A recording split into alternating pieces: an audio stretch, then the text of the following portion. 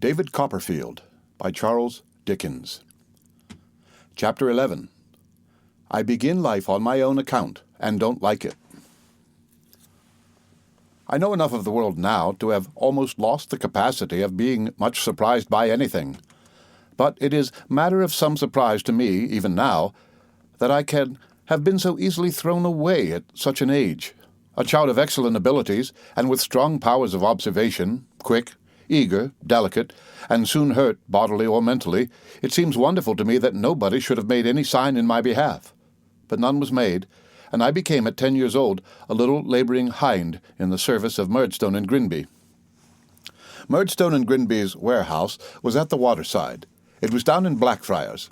Modern improvements have altered the place, but it was the last house at the bottom of a narrow street curving downhill to the river with some stairs at the end where people took boat.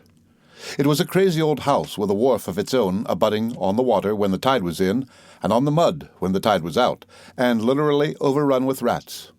Its panelled rooms discoloured with the dirt and smoke of 100 years, I dare say, its decaying floors and staircase, the squeaking and scuffling of the old grey rats down in the cellars, and the dirt and rottenness of the place, are things not of many years ago in my mind, but of the present instant. They are all before me, just as they were in the evil hour when I went among them for the first time with my trembling hand in Mr. Quinion's.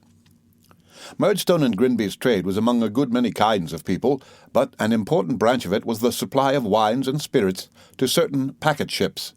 I forget now where they chiefly went, but I think there was some among them that made voyages both to the East and West Indies. I know that a great many empty bottles were one of the consequences of this traffic, and that certain men and boys were employed to examine them against the light, and reject those that were flawed, and to rinse and wash them. When the empty bottles ran short, there were labels to be pasted on full ones, or corks to be fitted to them, or seals to be put upon the corks, or finished bottles to be packed in casks. All this work was my work, and of the boys employed upon it I was one. There were 3 or 4 of us, counting me. My working place was established in a corner of the warehouse where Mr. Quinion could see me when he chose to stand up on the bottom rail of his stool in the counting-house and look at me through a window above the desk. Hither, on the first morning of my so auspiciously beginning life on my own account, the oldest of the regular boys was summoned to show me my business. His name was Micawber, and he wore a ragged apron and a paper cap. He informed me that his father was a bargeman, and walked in a black velvet headdress in the Lord Mayor's show. He also informed me that our principal associate would be another boy whom he introduced by the, to me, extraordinary name of Mealy Potatoes. I discovered, however, that this youth had not been christened by that name, but that it had been bestowed upon him in the warehouse on account of his complexion, which was pale or mealy. Mealy's father was a waterman who had the additional distinction of being a fireman, and was engaged as such at one of the large theatres where some young relation of Mealy's, I think his little sister, did imps in the pantomimes. No words can express the secret agony of my soul as I sunk into this companionship, compared these henceforth everyday associates with those of my happier childhood, not to say with Steerforth, Traddles, and the rest of those boys, and felt my hopes of growing up to be a learned and distinguished man crushed in my bosom.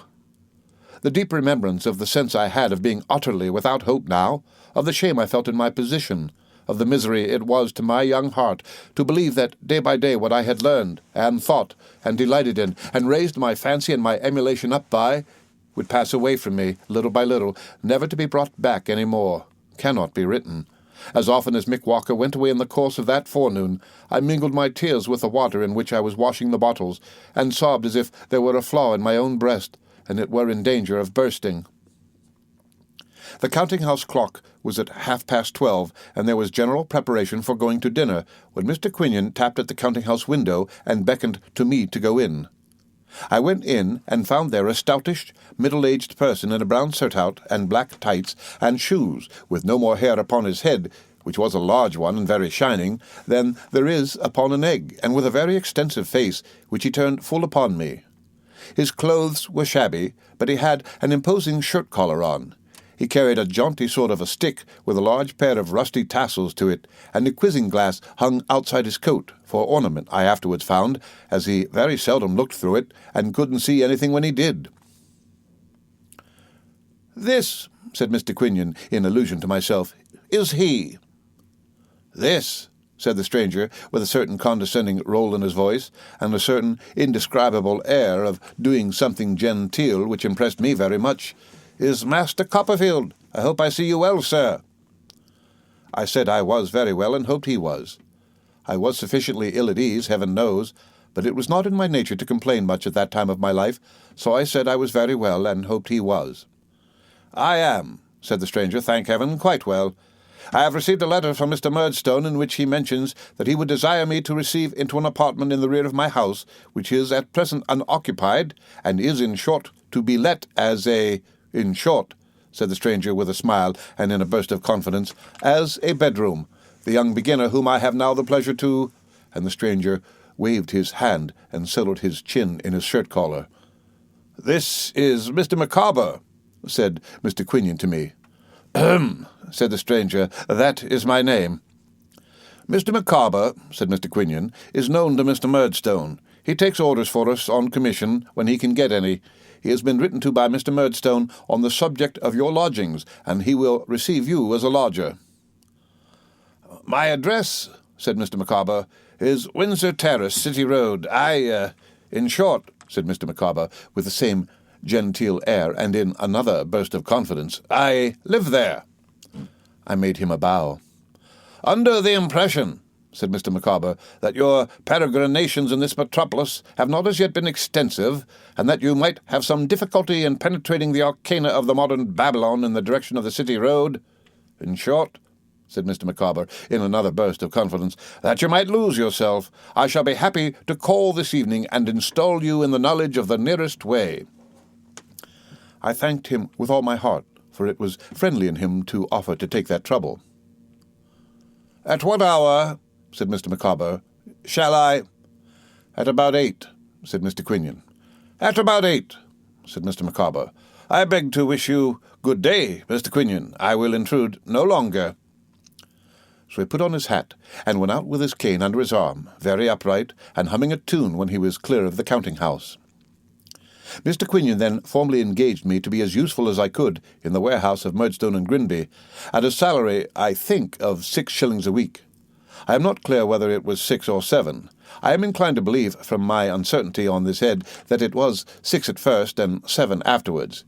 He paid me a week down, from his own pocket, I believe, and I gave merely 6pence out of it to get my trunk carried to Windsor Terrace that night, it being too heavy for my strength, small as it was.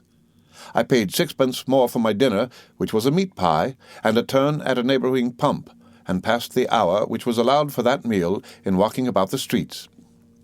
At the appointed time in the evening, Mr. Micawber reappeared. I washed my hands and face to do the greater honour to his gentility, and we walked to our house, as I suppose I must now call it, together.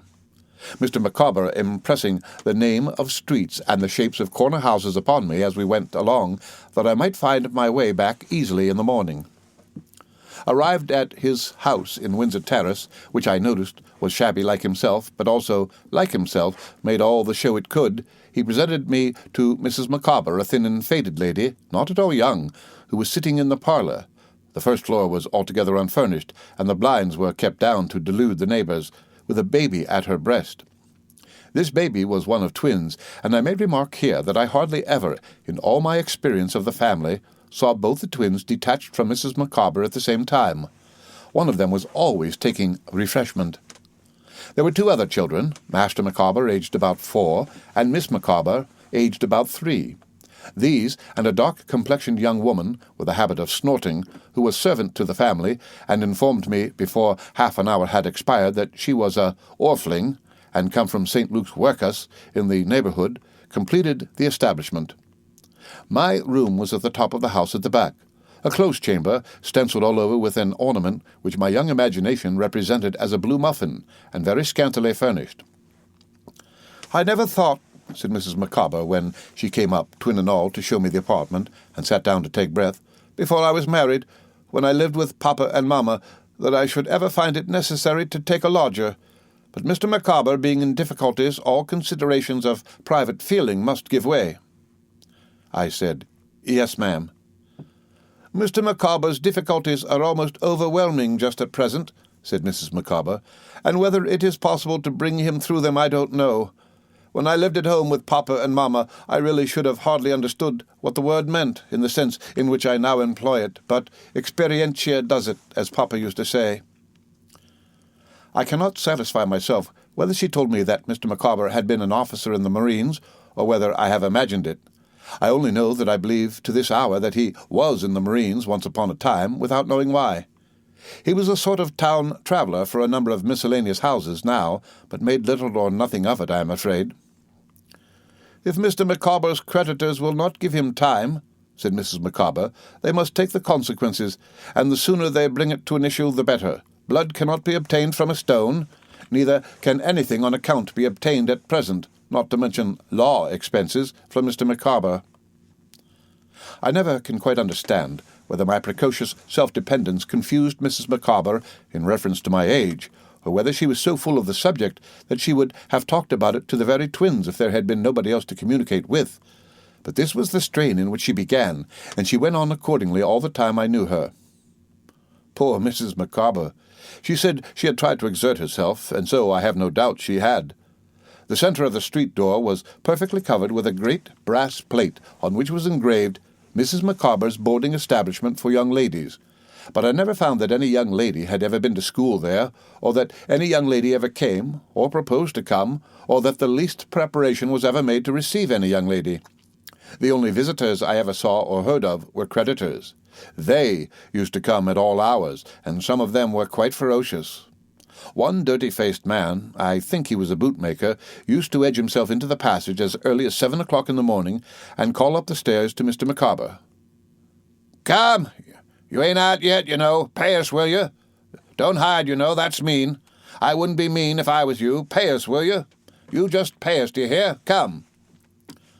Receiving no answer to these taunts, he would mount in his wrath to the words "swindlers" and "robbers," and these being ineffectual too, would sometimes go to the extremity of crossing the street and roaring up at the windows of the second floor where he knew Mr. Micawber was. At these times Mr. Micawber would be transported with grief and mortification, even to the length, as I was once made aware by a scream from his wife, of making motions at himself with a razor.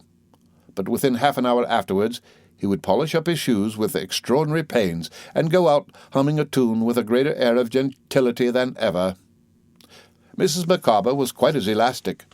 I have known her to be thrown into fainting fits by the King's taxes at 3 o'clock, and to eat lamb chops, breaded, and drink warm ale, paid for with 2 teaspoons that had gone to the pawnbrokers, at 4.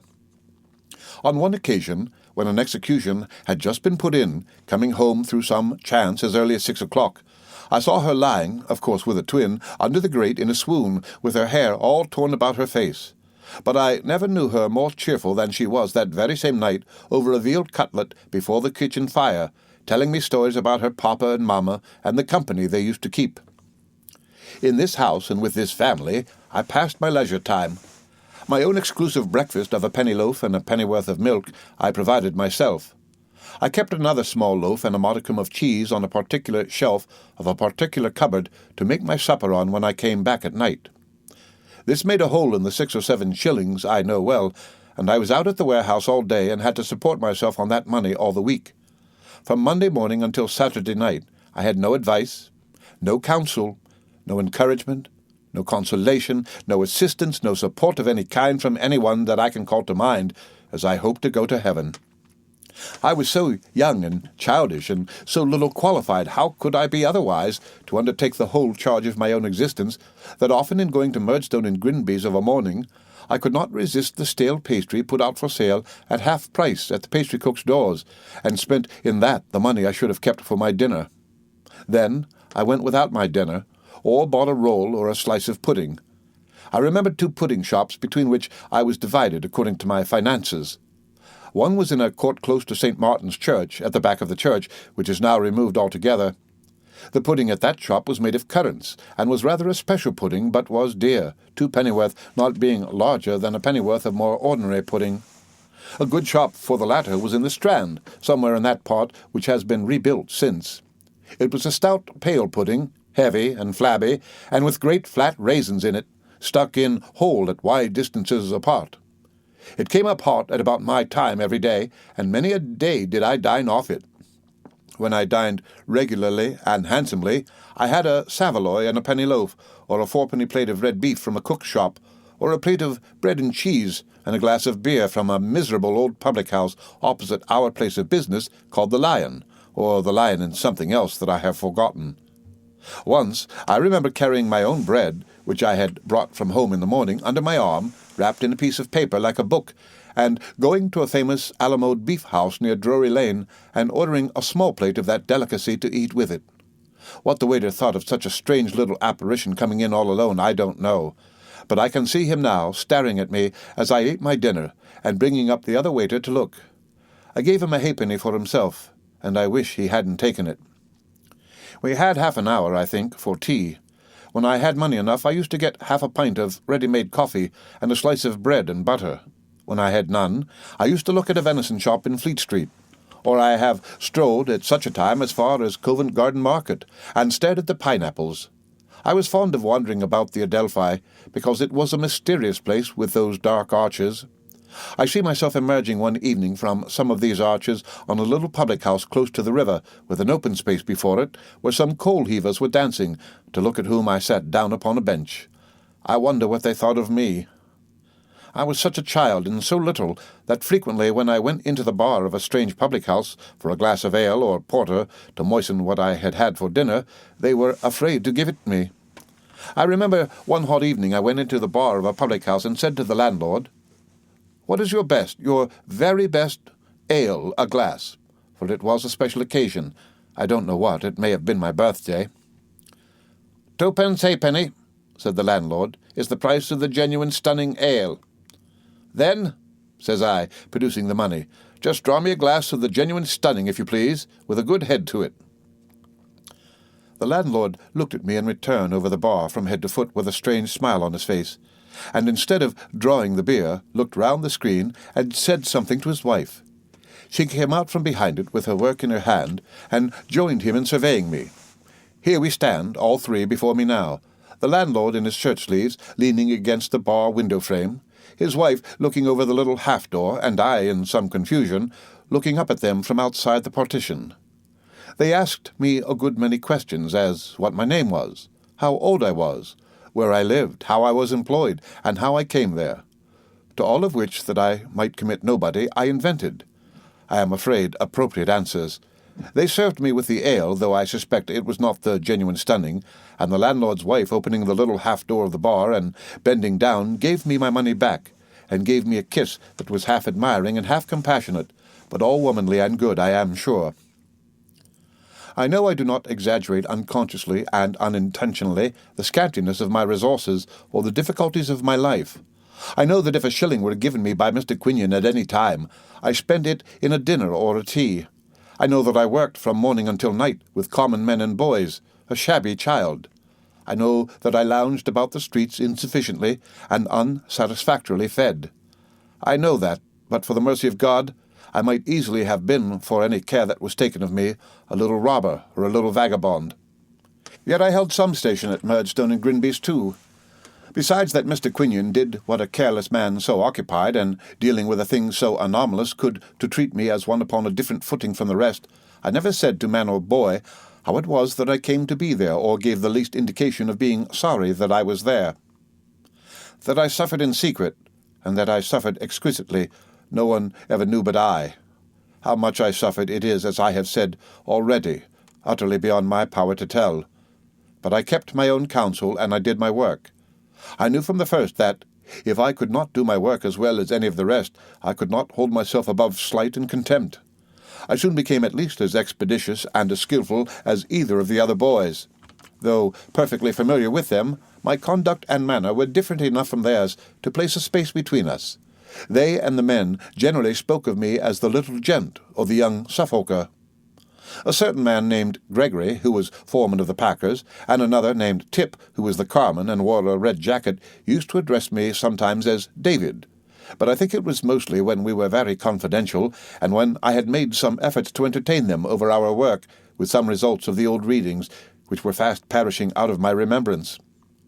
Merely Potatoes uprose once and rebelled against my being so distinguished, but Micawber settled him in no time.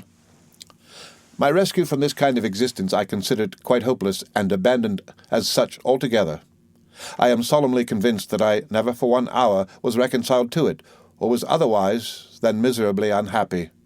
But I bore it, and even to Peggotty, partly for the love of her and partly for shame, never, in any letter, though many passed between us, revealed the truth.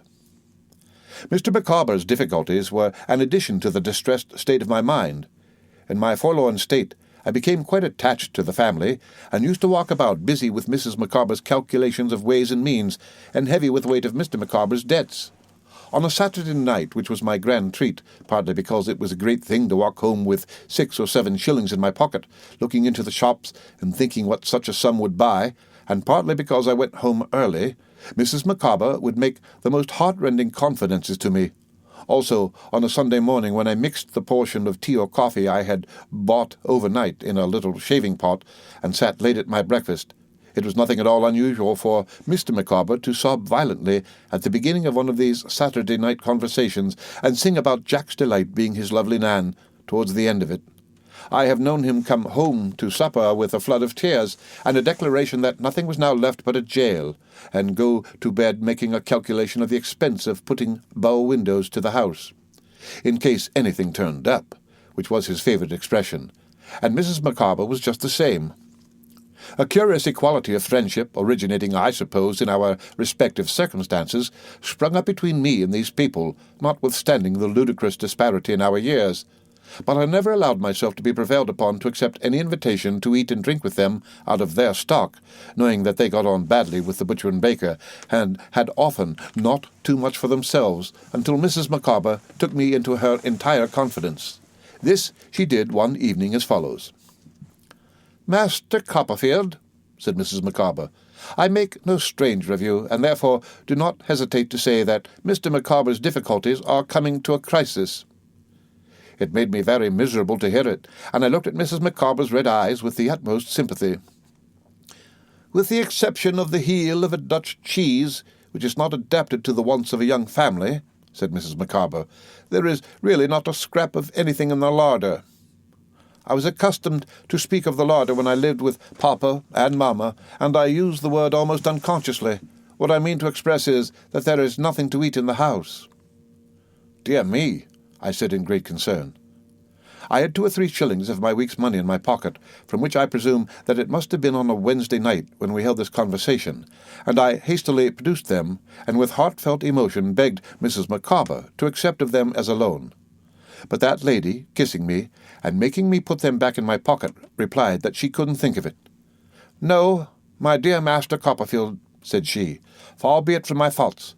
But you have a discretion beyond your years, and can render me another kind of service if you will, and a service I will thankfully accept of." I begged Mrs. Micawber to name it. "I have parted with the plate myself," said Mrs. Micawber. 6 tea, 2 salt, and a pair of sugars I have at different times borrowed money on in secret with my own hands. But the twins are a great tie, and to me, with my recollections of Papa and Mamma, these transactions are very painful. There are still a few trifles that we could part with. Mr. Micawber's feelings would never allow him to dispose of them, and Clickett," this was the girl from the workhouse, "being of a vulgar mind, would take painful liberties if so much confidence was reposed in her. Master Copperfield, if I might ask you—" I understood Mrs. Micawber now, and begged her to make use of me to any extent. I began to dispose of the more portable articles of property that very evening, and went out on a similar expedition almost every morning before I went to Murdstone and Grinby's. Mr. Micawber had a few books on a little chiffonier which he called the library, and those went first. I carried them, one after another, to a bookstall in the City Road, one part of which, near our house, was almost all bookstalls and bird-shops then, and sold them for whatever they would bring. The keeper of this bookstall, who lived in a little house behind it, used to get tipsy every night, and to be violently scolded by his wife every morning. More than once, when I went there early, I had audience of him in a turn-up bedstead, with a cut in his forehead or a black eye, bearing witness to his excesses overnight.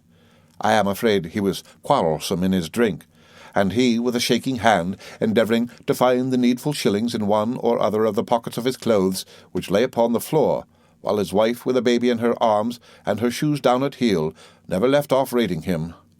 Sometimes he had lost his money, and then he would ask me to call again. But his wife had always got some, had taken his, I dare say, while he was drunk, and secretly completed the bargain on the stairs as we went down together. At the pawnbroker's shop, too, I began to be very well known. The principal gentleman who officiated behind the counter took a good deal of notice of me, and often got me, I recollect, to decline a Latin noun or adjective, or to conjugate a Latin verb in his ear while he transacted my business. After all these occasions, Mrs. Micawber made a little treat, which was generally a supper, and there was a peculiar relish in these meals which, well, I remember. At last, Mr. Micawber's difficulties came to a crisis, and he was arrested early one morning and carried over to the King's Bench prison in the Borough. He told me as he went out of the house that the god of day had now gone down upon him, and I really thought his heart was broken, and mine too. But I heard afterwards that he was seen to play a lively game at skittles before noon. On the first Sunday after he was taken there, I was to go and see him and have dinner with him. I was to ask my way to such a place, and just short of that place I should see such another place, and just short of that I should see a yard, which I was to cross and keep straight on until I saw a turnkey. All this I did, and when at last I did see a turnkey, poor little fellow that I was, and thought how, when Roderick Random was in a debtor's prison, there was a man there with nothing on him but an old rug, the turnkey swam before my dimmed eyes and my beating heart. Mr. Micawber was waiting for me within the gate, and we went up to his room, top story but one, and cried very much. He solemnly conjured me, I remember, to take warning by his fate, and to observe that if a man had £20 a year for his income, and spent £19, 19 shillings and sixpence, he would be happy, but that if he spent £20 one, he would be miserable. After which he borrowed a shilling of me for porter, gave me a written order on Mrs. Micawber for the amount, and put away his pocket-handkerchief and cheered up. We sat before a little fire, with 2 bricks put within the rusted grate, one on each side, to prevent its burning too many coals, until another debtor, who shared the room with Mr. Micawber, came in from the bakehouse with a loin of mutton, which was our joint stock repast. Then I was sent up to Captain Hopkins in the room overhead, with Mr. Micawber's compliments, and I was his young friend, and would Captain Hopkins lend me a knife and fork. Captain Hopkins lent me the knife and fork with his compliments to Mr. Micawber. There was a very dirty lady in his little room, and 2 wan girls, his daughters, with shock heads of hair. I thought it was better to borrow Captain Hopkins' knife and fork than Captain Hopkins' comb. The captain himself was in the last extremity of shabbiness, with large whiskers and an old brown grey coat, with no other coat below it. I saw his bed rolled up in a corner, and what plates and dishes and pots he had on a shelf. And I divined, God knows how, that though the 2 girls with the shock heads of hair were Captain Hopkins' children, the dirty lady was not married to Captain Hopkins. My timid station on his threshold was not occupied more than a couple of minutes at most, but I came down again with all this in my knowledge, as surely as the knife and fork were in my hand. There was something gipsy-like and agreeable in the dinner after all. I took back Captain Hopkins' knife and fork early in the afternoon, and went home to comfort Mrs. Micawber with an account of my visit. She fainted when she saw me return, and made a little jug of egg-hot afterwards to console us while we talked it over. I don't know how the household furniture came to be sold for the family benefit, or who sold it, except that I did not. Sold it was, however, and carried away in a van, except the bed, a few chairs, and the kitchen table. With these possessions we encamped, as it were, in the 2 parlours of the emptied house in Windsor Terrace. Mrs. Micawber, the children, the orpling, and myself, and lived in those rooms night and day. I have no idea for how long, though it seems to me for a long time. At last Mrs. Micawber resolved to move into the prison, where Mr. Micawber had now secured a room to himself. So I took the key of the house to the landlord, who was very glad to get it, and the beds were sent over to the King's Bench, except mine, for which a little room was hired outside the walls in the neighbourhood of that institution, very much to my satisfaction, since the Micawbers and I had become too used to one another in our troubles to part. The orpling was likewise accommodated with an inexpensive lodging in the same neighbourhood. Mine was a quiet back garret with a sloping roof, commanding a pleasant prospect of a timber yard, and when I took possession of it, with the reflection that Mr. Micawber's troubles had come to a crisis at last, I thought it quite a paradise. All this time I was working at Murdstone and Grinby's in the same common way, and with the same common companions, and with the same sense of unmerited degradation as at first. But I never, happily for me no doubt, made a single acquaintance, or spoke to any of the many boys whom I saw daily in going to the warehouse and coming from it, and in prowling about the streets at meal-times. I led the same secretly unhappy life, but I led it in the same lonely, self-reliant manner. The only changes I am conscious of are, firstly, that I had grown more shabby, and secondly, that I was now relieved of much of the weight of Mr. and Mrs. Micawber's cares, for some relatives or friends had engaged to help them at their present pass, and they lived more comfortably in the prison than they had lived for a long while out of it. I used to breakfast with them now, in virtue of some arrangement, of which I have forgotten the details. I forget, too, at what hour the gates were opened in the morning, admitting of my going in. But I know that I was often up at 6 o'clock, and that my favourite lounging place in the interval was Old London Bridge, where I was wont to sit in one of the stone recesses, watching the people going by, or to look over the balustrades at the sun shining in the water, and lighting up the golden flame on the top of the monument. The Orfling met me here sometimes, to be told some astonishing fictions respecting the wharves and the tower, of which I can say no more than that I hope I believed them myself. In the evening I used to go back to the prison, and walk up and down the parade with Mr. Micawber, or play casino with Mrs. Micawber, and hear reminiscences of her papa and mamma. Whether Mr. Murdstone knew where I was, I am unable to say. I never told them at Murdstone and Grinby's. Mr. Micawber's affairs, although past their crisis, were very much involved by reason of a certain deed, of which I used to hear a great deal, and which I suppose now to have been some former composition with his creditors, though I was so far from being clear about it then, that I am conscious of having confounded it with those demoniacal parchments which are held to have, once upon a time, obtained to a great extent in Germany. At last this document appeared to be got out of the way somehow. At all events, it ceased to be the rock ahead it had been, and Mrs. Micawber informed me that her family had decided that Mr. Micawber should apply for his release under the Insolvent Debtors Act, which would set him free, she expected, in about 6 weeks. "And then," said Mr. Micawber, who was present, "I have no doubt at all, I shall, please heaven, begin to be beforehand with the world, and to live in a perfectly new manner, if anything turns up." By way of going in for anything that might be on the cards, I call to mind that Mr. Micawber, about this time, composed a petition to the House of Commons, praying for an alteration in the law of imprisonment for debt. I set down this remembrance here because it is an instance to myself of the manner in which I fitted my old books to my altered life, and made stories for myself out of the streets, and out of men and women, and how some main points in the character I shall unconsciously develop, I suppose, in writing my life, were gradually forming all this while. There was a club in the prison in which Mr. Micawber, as a gentleman, was a great authority. Mr. Micawber had stated his idea of this petition to the club, and the club had strongly approved of the same.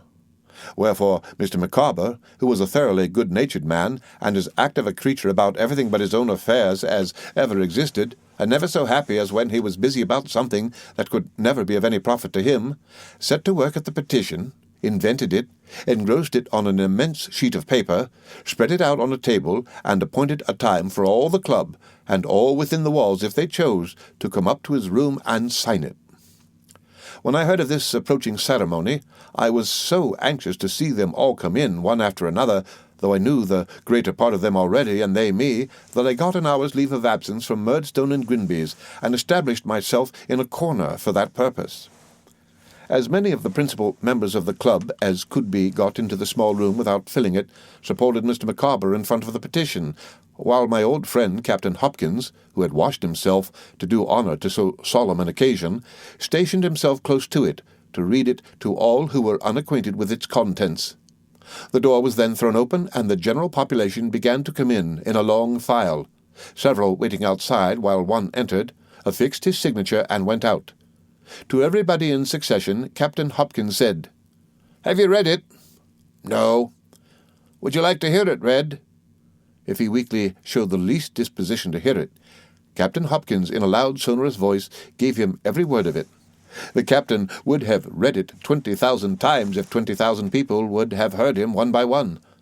I remember a certain luscious roll he gave to such phrases as, "The people's representatives in Parliament assembled," Your petitioners, therefore, humbly approach your honourable house.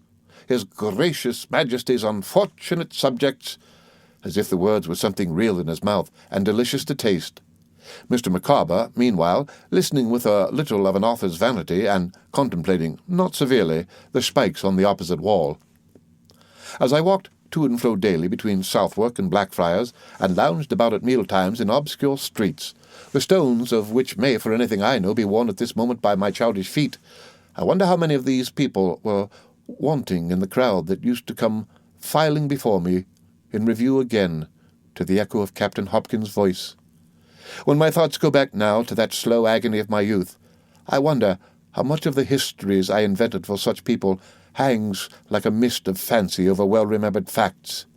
When I tread the old ground, I do not wonder that I seem to see and pity, going on before me, an innocent romantic boy making his imaginative world out of such strange experiences and sordid things. The end of Chapter 11 of David Copperfield by Charles Dickens. Read by Rick Kishner for Lit to Go on the web at fcit.usf.edu.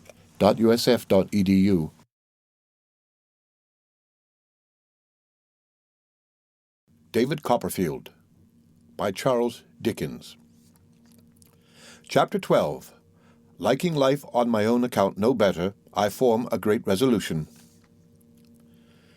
In due time Mr. Micawber's petition was ripe for hearing, and that gentleman was ordered to be discharged under the Act, to my great joy.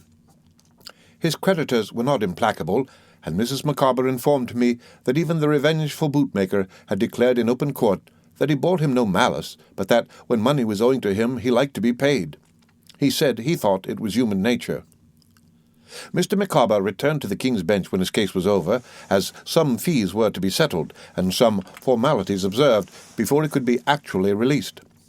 The club received him with transport, and held an harmonic meeting that evening in his honour, while Mrs. Micawber and I had a lamb's fry in private, surrounded by the sleeping family. "On such an occasion I will give you, Mr. Copperfield," said Mrs. Micawber, "in a little more flip," for we had been having some already, the memory of my papa and mamma. "Are they dead, ma'am?" I inquired, after drinking the toast in a wine-glass. "My mamma departed this life," said Mrs. Micawber, "before Mr. Micawber's difficulties commenced, or at least before they became pressing. My papa lived to bail Mr. Micawber several times, and then expired, regretted by a numerous circle." Mrs. Micawber shook her head, and dropped a pious tear upon the twin who happened to be in hand. As I could hardly hope for a more favourable opportunity of putting a question in which I had a near interest, I said to Mrs. Micawber, "May I ask, ma'am, what you and Mr. Micawber intend to do, now that Mr. Micawber is out of his difficulties and at liberty? Have you settled yet?"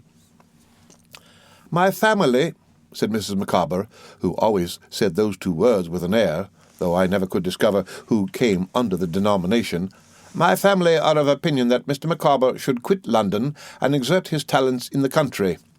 Mr. Micawber is a man of great talent, Master Copperfield." I said I was sure of that. "Of great talent," repeated Mrs. Micawber. "My family are of opinion that, with a little interest, something might be done for a man of his ability in the custom-house. The influence of my family being local, it is their wish that Mr. Micawber should go down to Plymouth. They think it indispensable that he should be upon that spot." "That he may be ready?" I suggested. "Exactly," returned Mrs. Micawber. "That he may be ready in case of anything turning up." "And you go too, ma'am?" The events of the day, in combination with the twins, if not with the flip, had made Mrs. Micawber hysterical, and she shed tears as she replied, "I never will desert Mr. Micawber. Mr. Micawber may have concealed his difficulties from me in the first instance, but his sanguine temper may have led him to expect that he would overcome them. The pearl necklace and bracelets which I inherited from mamma have been disposed of for less than half their value, and the set of coral which was the wedding gift of my papa has been actually thrown away for nothing. But I will never desert Mr. Micawber. No," cried Mrs. Micawber, more affected than before. "I never will do it. It's of no use asking me." I felt quite uncomfortable, as if Mrs. Micawber supposed I had asked her to do anything of the sort, and sat looking at her in alarm.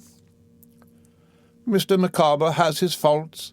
I do not deny that he is improvident. I do not deny that he has kept me in the dark as to his resources and his liabilities both," she went on, looking at the wall. "But I never will desert Mr. Micawber." Mrs. Micawber, having now raised her voice into a perfect scream, I was so frightened that I ran off to the club-room and disturbed Mr. Micawber in the act of presiding at a long table and leading the chorus of "Gee up, Dobbin! Gee o, Dobbin! Gee up, Dobbin! Gee up and gee ho!" with the tidings that Mrs. Micawber was in an alarming state, upon which he immediately burst into tears and came away with me with his waistcoat full of the heads and tails of shrimps of which he had been partaking. "Emma, my angel!" cried Mr. Micawber, running into the room. "What is the matter?" "I never will desert you, Micawber," she exclaimed. "My life," said Mr. Micawber, taking her in his arms. "I am perfectly aware of it." "He is the parent of my children. He is the father of my twins. He is the husband of my affections," cried Mrs. Micawber, struggling, "and I never will desert Mr. Micawber." Mr. Micawber was so deeply affected by this proof of her devotion, as to me I was dissolved in tears, that he hung over her in a passionate manner, imploring her to look up and to be calm. But the more he asked Mrs. Micawber to look up, the more she fixed her eyes on nothing, and the more he asked her to compose herself, the more she wouldn't. Consequently, Mr. Micawber was soon so overcome that he mingled his tears with hers and mine, until he begged me to do him the favour of taking a chair on the staircase while he got her into bed. I would have taken my leave for the night, but he would not hear of my doing that until the stranger's bell should ring. So I sat at the staircase window until he came out with another chair and joined me. "How is Mrs. Micawber now, sir?" I asked. "Very low," said Mr. Micawber, shaking his head. "Reaction. Oh, this has been a dreadful day. We stand alone now. Everything is gone from us." Mr. Micawber pressed my hand and groaned, and afterwards shed tears. I was greatly touched, and disappointed too, for I had expected that we should be quite gay on this happy and long-looked-for occasion. But Mr. and Mrs. Micawber were so used to their old difficulties, I think, that they felt quite shipwrecked when they came to consider that they were released from them.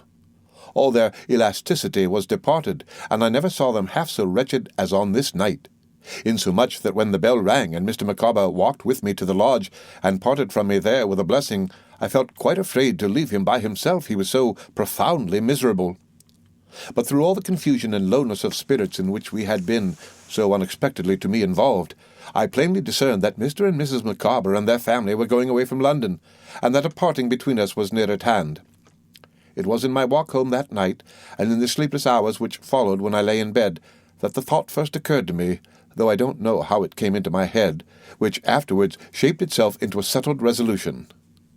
I had grown to be so accustomed to the Micawbers, and had been so intimate with them in their distresses, and was so utterly friendless without them, that the prospect of being thrown upon some new shift for a lodging, and going once more among unknown people, was like being that moment turned adrift into my present life, with such a knowledge of it ready-made as experience had given me. All the sensitive feelings it wounded so cruelly, all the shame and misery it kept alive within my breast, became more poignant as I thought of this, and I determined that the life was unendurable. That there was no hope of escape from it, unless the escape was my own act, I knew quite well. I rarely heard from Miss Murdstone, and never from Mr. Murdstone, but 2 or 3 parcels of made or mended clothes had come up for me, consigned to Mr. Quinion, and in each there was a scrap of paper to the effect that J.M. trusted D.C. was applying himself to business, and devoting himself wholly to his duties, not the least hint of my ever being anything else than the common drudge into which I was fast settling down. The very next day showed me, while my mind was in the first agitation of what it had conceived, that Mrs. Micawber had not spoken of their going away without warrant. They took a lodging in the house where I lived for a week, at the expiration of which time they were to start for Plymouth. Mr. Micawber himself came down to the counting-house in the afternoon to tell Mr. Quinion that he must relinquish me on the day of his departure, and to give me a high character which I am sure I deserved. And Mr. Quinion, calling in Tip the carman, who was a married man and had a room to let, quartered me prospectively on him, by our mutual consent, as he had every reason to think, for I had said nothing, though my resolution was now taken.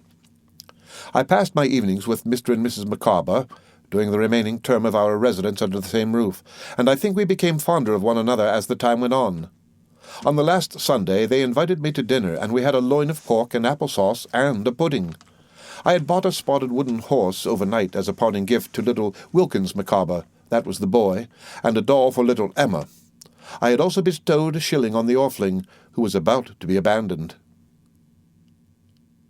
We had a very pleasant day, though we were all in a tender state about our approaching separation. "I shall never, Master Copperfield," said Mrs. Micawber, "revert to the period when Mr. Micawber was in difficulties without thinking of you. Your conduct has always been of the most delicate and obliging description. You have never been a lodger, you have been a friend." "My dear," said Mr. Micawber, "Copperfield," for so he had been accustomed to call me of late, "has a heart to feel for the distresses of his fellow creatures when they are behind a cloud, and a head to plan, and a hand to, in short, a general ability to dispose of such available property as could be made away with." I expressed my sense of this commendation, and said I was very sorry we were going to lose one another. "My dear young friend," said Mr. Micawber, "I am older than you, a man of some experience in life, and of some experience, in short, in difficulties, generally speaking. At present, and until something turns up, which I am, I may say, hourly expecting, I have nothing to bestow but advice. Still, my advice is so far worth taking that, in short, that I have never taken it myself, and am the—" Here Mr. Micawber, who had been beaming and smiling all over his head and face up to the present moment, checked himself and frowned. "The miserable wretch you behold." "My dear Micawber," urged his wife. "I say," returned Mr. Micawber, quite forgetting himself and smiling again, "the miserable wretch you behold. My advice is never do tomorrow what you can do today. Procrastination is the thief of time. Collar him." "My poor papa's maxim," Mrs. Micawber observed. "My dear," said Mr. Micawber, "your papa was very well in his way, and heaven forbid that I should disparage him. Take him for all in all. We ne'er shall, in short, make the acquaintance, probably, of anybody else possessing at his time of life the same legs for gaiters, and able to read the same description of print without spectacles. But he applied that maxim to our marriage, my dear, and that was so far prematurely entered into in consequence that I never recovered the expense." Mr. Micawber looked aside at Mrs. Micawber and added, "Not that I am sorry for it. Quite the contrary, my love," after which he was grave for a minute or so. "My other piece of advice, Copperfield," said Mr. Micawber, "you know. Annual income £20, annual expenditure 19, 19 and 6, result happiness. Annual income £20, annual expenditure £20, ought and 6, result misery. The blossom is blighted, the leaf is withered, the god of day goes down upon the dreary scene, and in short you are forever flawed, as I am." To make his example the more impressive, Mr. Micawber drank a glass of punch with an air of great enjoyment and satisfaction, and whistled the college hornpipe. I did not fail to assure him that I would store these precepts in my mind, though indeed I had no need to do so, for at the time they affected me visibly. Next morning I met the whole family at the coach office, and saw them with a desolate heart take their places outside at the back. "Master Copperfield," said Mrs. Micawber, "God bless you. I never can forget all that, you know, and I never would if I could." "Copperfield," said Mr. Micawber, "farewell. Every happiness and prosperity. If in the progress of revolving years I could persuade myself that my blighted destiny had been a warning to you, I should feel that I had not occupied another man's place in existence altogether in vain. In case of anything turning up, of which I am rather confident, I shall be extremely happy if it should be in my power to improve your prospects." I think, as Mrs. Micawber sat at the back of the coach with the children, and I stood in the road looking wistfully at them, a mist cleared from her eyes, and she saw what a little creature I really was. I think so because she beckoned to me to climb up, with quite a new and motherly expression in her face, and put her arm around my neck, and gave me just such a kiss as she might have given to her own boy. I had barely time to get down again before the coach started, and I could hardly see the family for the handkerchiefs they waved. It was gone in a minute. The orphan and I stood looking vacantly at each other in the middle of the road, and then shook hands and said good-bye, she going back, I suppose, to St. Luke's Workus, as I went to begin my weary day at Murdstone and Grinby's. But with no intention of passing many more weary days there. No, I had resolved to run away, to go by some means or other down into the country to the only relation I had in the world, and tell my story to my aunt, Miss Betsey.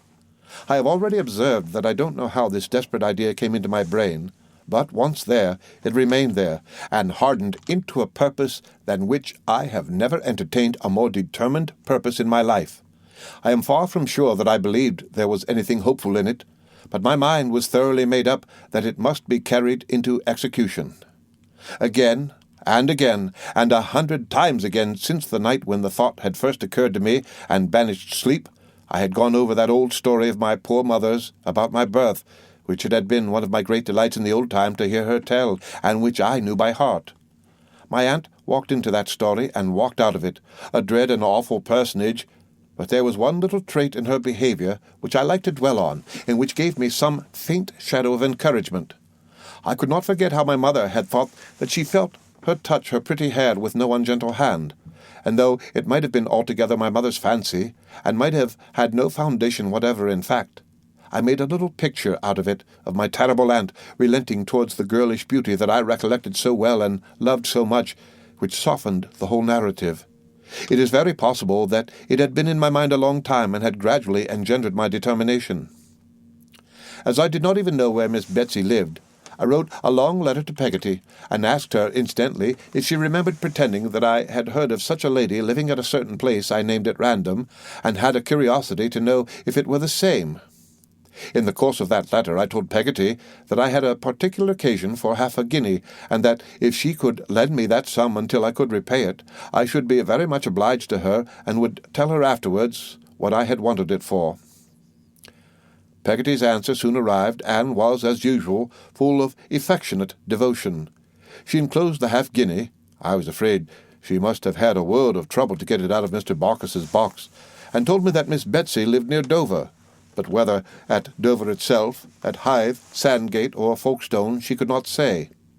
One of our men, however, informing me on my asking him about these places that they were all close together, I deemed this enough for my object, and resolved to set out at the end of that week. Being a very honest little creature, and unwilling to disgrace the memory I was going to leave behind me at Murdstone and Grinby's, I considered myself bound to remain until Saturday night, and, as I had been paid a week's wages in advance when I first came there, not to present myself in the counting-house at the usual hour to receive my stipend. For this express reason I had borrowed the half-guinea, that I might not be without a fund for my travelling expenses. Accordingly, when the Saturday night came, and we were all waiting in the warehouse to be paid, and Tip the carman, who always took precedence, went in first to draw his money, I shook Micawber by the hand, asked him, when it came to his turn to be paid, to say to Mr. Quinion that I had gone to move my box to Tip's, and bidding a last good night to Mealy Potatoes, ran away. My box was at my old lodging over the water, and I had written a direction for it on the back of one of our address cards that we nailed on the casks. Master David, to be left till called for at the coach office, Dover. This I had in my pocket after I should have got it out of the house, and as I went towards my lodging, I looked about me for someone who would help me to carry it to the booking office. There was a long-legged young man with a very little empty donkey-cart standing near the obelisk in the Blackfriars Road, whose eye I caught as I was going by, and who, addressing me as sixpennyworth of bad halfpence, hoped I should know him again to swear to in allusion. I have no doubt to my staring at him. I stopped to assure him that I had not done so in bad manners, but uncertain whether he might or might not like a job. "What job?" said the long-legged young man. "To move a box," I answered. "What box?" said the long-legged young man. I told him mine, which was down that street there, and which I wanted him to take to the Dover coach office for sixpence. "Down with you for a tanner," said the long-legged young man, and directly got upon his cart, which was nothing but a large wooden tray on wheels, and rattled away at such a rate that it was as much as I could do to keep pace with the donkey. There was a defiant manner about this young man, and particularly about the way in which he chewed straw as he spoke to me, that I did not much like. As the bargain was made, however, I took him upstairs to the room I was leaving, and we brought the box down and put it on his cart. Now, I was unwilling to put the direction card on there, lest any of my landlord's family should fathom what I was doing and detain me. So I said to the young man that I would be glad if he would stop for a minute when he came to the dead wall of the King's Bench prison. The words were no sooner out of my mouth than he rattled away as if he, my box, the cart, and the donkey were all equally mad, and I was quite out of breath with running and calling after him when I caught him at the place appointed. Being much flushed and excited, I tumbled my half-guinea out of my pocket in pulling the card out. I put it in my mouth for safety, and though my hands trembled a good deal, had just tied the card on very much to my satisfaction, when I felt myself violently chucked under the chin by the long-legged young man, and saw my half-guinea fly out of my mouth into his hand. "What?" said the young man, seizing me by my jacket collar with a frightful grin. "This is a polis case, ain't it? You're a-going to bolt, are you? Come to the polis, you young woman, come to the polis." "You give me my money back, if you please," said I, very much frightened, "and leave me alone."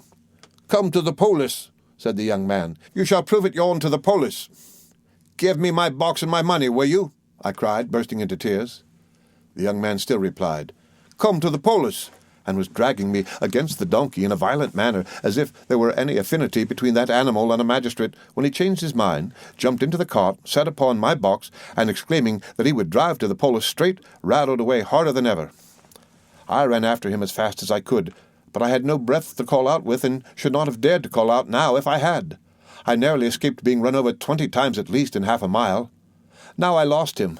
Now I saw him, now I lost him, now I was cut at with a whip, now shouted at, now down in the mud, now up again, now running into somebody's arms, now running headlong at a post. At length, confused by fright and heat, and doubting whether half London might not by this time be turning out for my apprehension, I left the young man to go where he would with my box and money, and panting and crying but never stopping, faced about for Greenwich, which I had understood was on the Dover road, taking very little more out of the world, towards the retreat of my Aunt Betsey, than I had brought into it on the night when my arrival gave her so much umbrage. The end of Chapter 12 of David Copperfield by Charles Dickens. Read by Rick Kistner, forwarded to go on the web at fcit.usf.edu.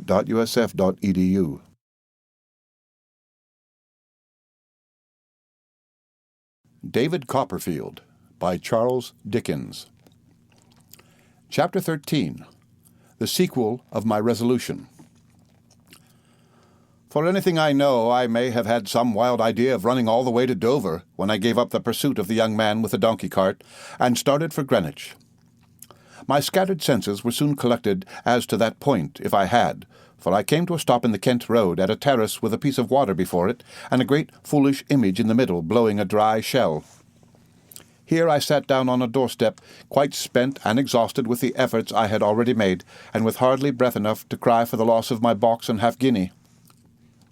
It was by this time dark. I heard the clock strike 10 as I sat resting, but it was a summer night, fortunately, and fine weather. When I had recovered my breath and had got rid of a stifling sensation in my throat, I rose up and went on. In the midst of my distress I had no notion of going back. I doubt if I should have had any, though there had been a Swiss snowdrift in the Kent Road. But my standing possessed of only 3 halfpence in the world, and I am sure I wonder how they came to be left in my pocket on a Saturday night, troubled me none the less because I went on. I began to picture to myself, as a scrap of newspaper intelligence, my being found dead in a day or two under some hedge. And I trudged on miserably, though as fast as I could, until I happened to pass a little shop where it was written up that ladies' and gentlemen's wardrobes were bought, and that the best price was given for rags, bones, and kitchen stuff. The master of this shop was sitting at the door in his shirt-sleeves smoking, and as there were a great many coats and pairs of trousers dangling from the low ceiling, and only 2 feeble candles burning inside to show what they were, I fancied that he looked like a man of a revengeful disposition who had hung all his enemies and was enjoying himself. My late experiences with Mr. and Mrs. Micawber suggested to me that here might be a means of keeping off the wolf for a little while. I went up the next by-street, took off my waistcoat, rolled it neatly under my arm, and came back to the shop door. "If you please, sir," I said, "I am to sell this for a fair price." Mr. Dolloby was the name over the shop door, at least, took the waistcoat, stood his pipe on its head against the door-post, went into the shop, followed by me, snuffed the 2 candles with his fingers, spread the waistcoat on the counter, and looked at it there, held it up against the light, and looked at it there, and ultimately said, "What do you call a price now for this here little waistcoat?" "Oh, you know best, sir," I returned modestly. "I can't be a buyer and seller too," said Mr. Dolby. "Put a price on this here little waistcoat." "Would 18 pence be—" I hinted after some hesitation. Mr. Dolby rolled it up again and gave it to me back. "I should rob my family," he said, "if I was to offer 9 pence for it." This was a disagreeable way of putting the business, because it imposed upon me, a perfect stranger, the unpleasantness of asking Mr. Dolby to rob his family on my account. My circumstances being so very pressing, however, I said I would take 9 pence for it if he pleased. Mr. Dolby, not without some grumbling, gave 9 pence. I wished him good night, and walked out of the shop the richer by that sum and the poorer by a waistcoat. But when I buttoned my jacket, that was not much. Indeed, I foresaw pretty clearly that my jacket would go next, and that I should have to make the best of my way to Dover in a shirt and a pair of trousers, and might deem myself lucky if I got there even in that trim. But my mind did not run so much on this as might be supposed. Beyond a general impression of the distance before me, and of the young man with the donkey-cart having used me cruelly, I think I had no very urgent sense of my difficulties when I once again set off with my 9 pence in my pocket. A plan had occurred to me for passing the night, which I was going to carry into execution. This was to lie behind the wall at the back of my old school, in a corner where there used to be a haystack. I imagined it would be a kind of company to have the boys and the bedroom where I used to tell the story so near me, although the boys would know nothing of my being there, and the bedroom would yield me no shelter. I had had a hard day's work, and was pretty well jaded when I came climbing out at last upon the level of Blackheath. It cost me some trouble to find out Salem House, but I found it, and I found a haystack in the corner, and I lay down by it, having first walked round the wall and looked up at the windows, and seen that all was dark and silent within. Never shall I forget the lonely sensation of first lying down without a roof above my head. Sleep came upon me as it came on many other outcasts, against whom house doors were locked and house dogs barked, that night, and I dreamed of lying on my old school-bed talking to the boys in my room, and found myself sitting upright with Steelforth's name upon my lips, looking wildly at the stars that were glistening and glimmering above me. When I remembered where I was at that untimely hour, a feeling stole upon me that made me get up, afraid of I don't know what, and walk about.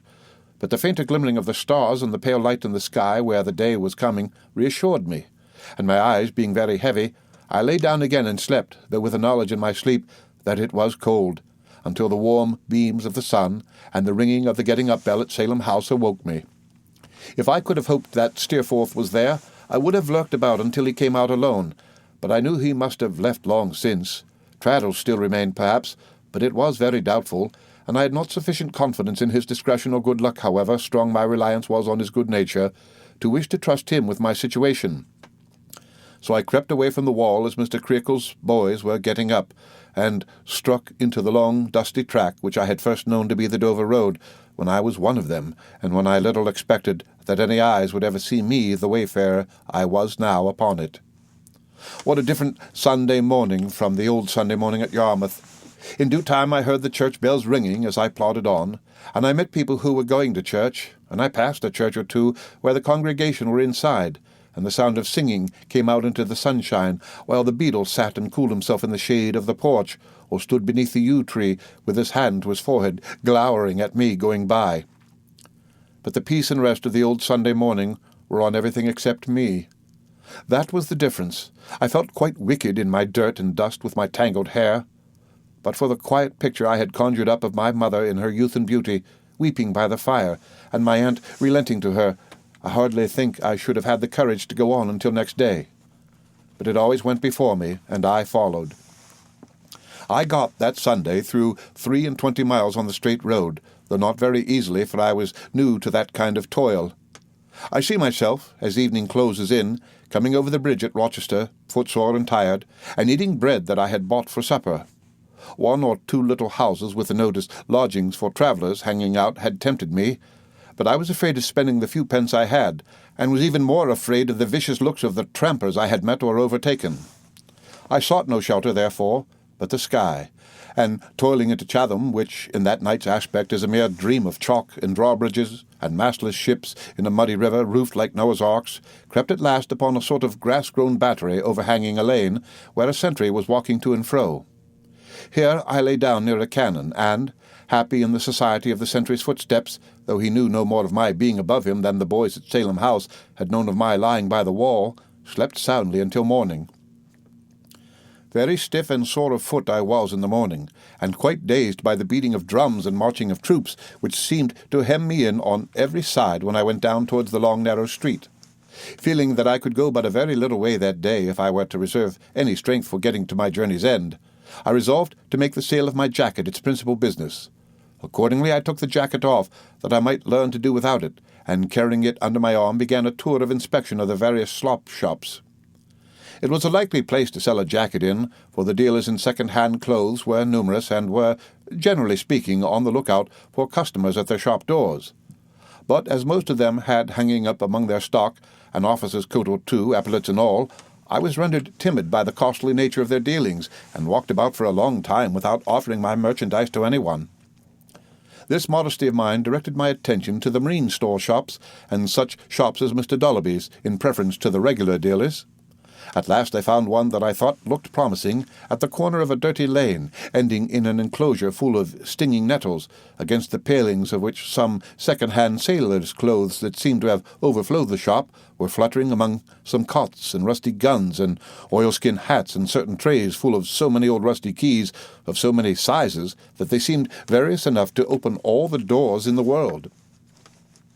Into this shop, which was low and small, and which was darkened rather than lighted by a little window overhung with clothes, and was descended into by some steps, I went with a palpitating heart, which was not relieved when an ugly old man, with the lower part of his face all covered with a stubbly grey beard, rushed out of a dirty den behind it, and seized me by the hair of my head. He was a dreadful old man to look at in a filthy flannel waistcoat, and smelling terribly of rum. His bedstead, covered with a tumbled and ragged piece of patchwork, was in the den he had come from, where another little window showed a prospect of more stinging nettles and a lame donkey. What do you want?" grinned this old man in a fierce, monotonous whine. "Oh, my eyes and limbs, what do you want? Oh, my lungs and liver, what do you want? Oh, garoo, garoo!" I was so much dismayed by these words, and particularly by the repetition of the last unknown one, which is a kind of rattle in his throat, that I could make no answer. Hereupon the old man, still holding me by the hair, repeated, "Oh, what do you want? Oh, my eyes and limbs, what do you want? Oh, my lungs and liver, what do you want? Oh, caroo!" which he screwed out of himself with an energy that made his eyes start in his head. "I wanted to know," I said, trembling, "if you would buy a jacket." Let's see the jacket," cried the old man. "Oh, my heart on fire, show the jacket to us. Oh, my eyes and limbs, bring the jacket out." With that he took his trembling hands, which were like the claws of a great bird, out of my hair, and put on a pair of spectacles not at all ornamental to his inflamed eyes. "Oh, how much for the jacket?" cried the old man, after examining it. "Oh, grue! How much for the jacket?" "half a crown," I answered, recovering myself. "Oh, my lungs and liver!" cried the old man. "Oh, no! Oh, my eyes, no! Oh, my limbs, no! 18 pence, caroo!" Every time he uttered this ejaculation, his eyes seemed to be in danger of starting out, and every sentence he spoke he delivered in a sort of tune, always exactly the same, and more like a gust of wind, which begins low, mounts up high, and falls again, than any other comparison I can find for it. "Well," said I, glad to have closed the bargain, "I'll take 18 pence. "Oh, my liver!" cried the old man, throwing the jacket on a shelf. "Get out of the shop! Oh, my lungs, get out of the shop! Oh, my eyes and limbs, crew! Don't ask for money, make it an exchange." I never was so frightened in my life, before or since, but I told him humbly that I wanted money, and that nothing else was of any use to me, but that I would wait for it, as he desired outside, and had no wish to hurry him. So I went outside and sat down in the shade in a corner, and I sat there so many hours that the shade became sunlight, and the sunlight became shade again, and still I sat there waiting for the money. There never was such another drunken madman in that line of business, I hope. That he was well known in the neighbourhood, and enjoyed the reputation of having sold himself to the devil, I soon understood from the visits he received from the boys, who continually came skirmishing about the shop, shouting that legend, and calling to him to bring out his gold. "You ain't poor, you know, Charlie, as you pretend. Bring out your gold. Bring out some of the gold you sold yourself to the devil for. Come. It's in the lining of the mattress, Charlie. Rip it open and let's have some." This, and many offers to lend him a knife for the purpose, exasperated him to such a degree that the whole day was a succession of rushes on his part and flights on the parts of the boys. Sometimes in his rage he would take me for one of them and come at me, mouthing as if he were going to tear me in pieces, then, remembering me, just in time, would dive into the shop and lie upon his bed, as I thought from the sound of his voice, yelling in a frantic way to his own windy tune the death of Nelson, with an "oh" before every line, and innumerable "crews" interspersed. As if this were not bad enough for me, the boys, connecting me with the establishment on account of the patience and perseverance with which I sat outside, half-dressed, pelted me, and used me very ill that day. He made many attempts to induce me to consent to an exchange, at one time coming out with a fishing rod, at another with a fiddle, at another with a cocked hat, at another with a flute. But I resisted all these overtures and sat there in desperation, each time asking him with tears in my eyes for my money or my jacket. At last he began to pay me in halfpence at a time, and was for 2 hours getting by easy stages to a shilling. "Oh, my eyes and limbs!" he then cried, peeping hideously out of the shop after a long pause. "Will you go for 2pence more?" "I can't," I said. "I shall be starved." "Oh, my lungs and silver! Will you go for 3pence?" "I would go for nothing if I could," I said, "but I want the money badly." "Oh, Corru!" It is really impossible to express how he twisted this ejaculation out of himself as he peeped round the doorpost at me, showing nothing but his crafty old head. "Will you go for 4pence?" I was so faint and weary that I closed with this offer, and taking the money out of his claw, not without trembling, went away more hungry and thirsty than I had ever been a little before sunset. But at an expense of 3pence I soon refreshed myself completely, and being in better spirits then, limped 7 miles upon my road. My bed at night was under another haystack, where I rested comfortably after having washed my blistered feet in a stream and dressed them as well as I was able with some cool leaves. When I took the road again next morning, I found that it lay through a succession of hop grounds and orchards. It was sufficiently late in the year for the orchards to be ruddy with ripe apples, and in a few places the hop pickers were already at work. I thought it all extremely beautiful, and made up my mind to sleep among the hops that night, imagining some cheerful companionship in the long perspective of poles, with the graceful leaves twining around them. The trampers were worse than ever that day, and inspired me with a dread that is yet quite fresh in my mind. Some of them were most ferocious-looking ruffians, who stared at me as I went by, and stopped, perhaps, and called after me to come back and speak to them, and when I took to my heels stoned me. I recall one young fellow, a tinker I suppose from his wallet and brazier, who had a woman with him, and who faced about and stared at me thus, and then roared to me in such a tremendous voice to come back that I halted and looked round. "Come here when you're called," said the tinker, "or I'll rip your young body open." I thought it best to go back. As I drew nearer to them, trying to propitiate the tinker by my looks, I observed that the woman had a black eye. "Where are you going?" said the tinker, gripping the bosom of my shirt with his blackened hand. "I'm going to Dover," I said. "Where do you come from?" asked the tinker, giving his hand another turn in my shirt to hold me more securely. "I come from London," I said. "What lay are you upon?" asked the tinker. "Are you a prig?" "No," I said. "Ain't you? By gor! If you make a brag of your honesty to me," said the tinker, "I'll knock your brains out." With his disengaged hand he made a menace of striking me, and then looked at me from head to foot.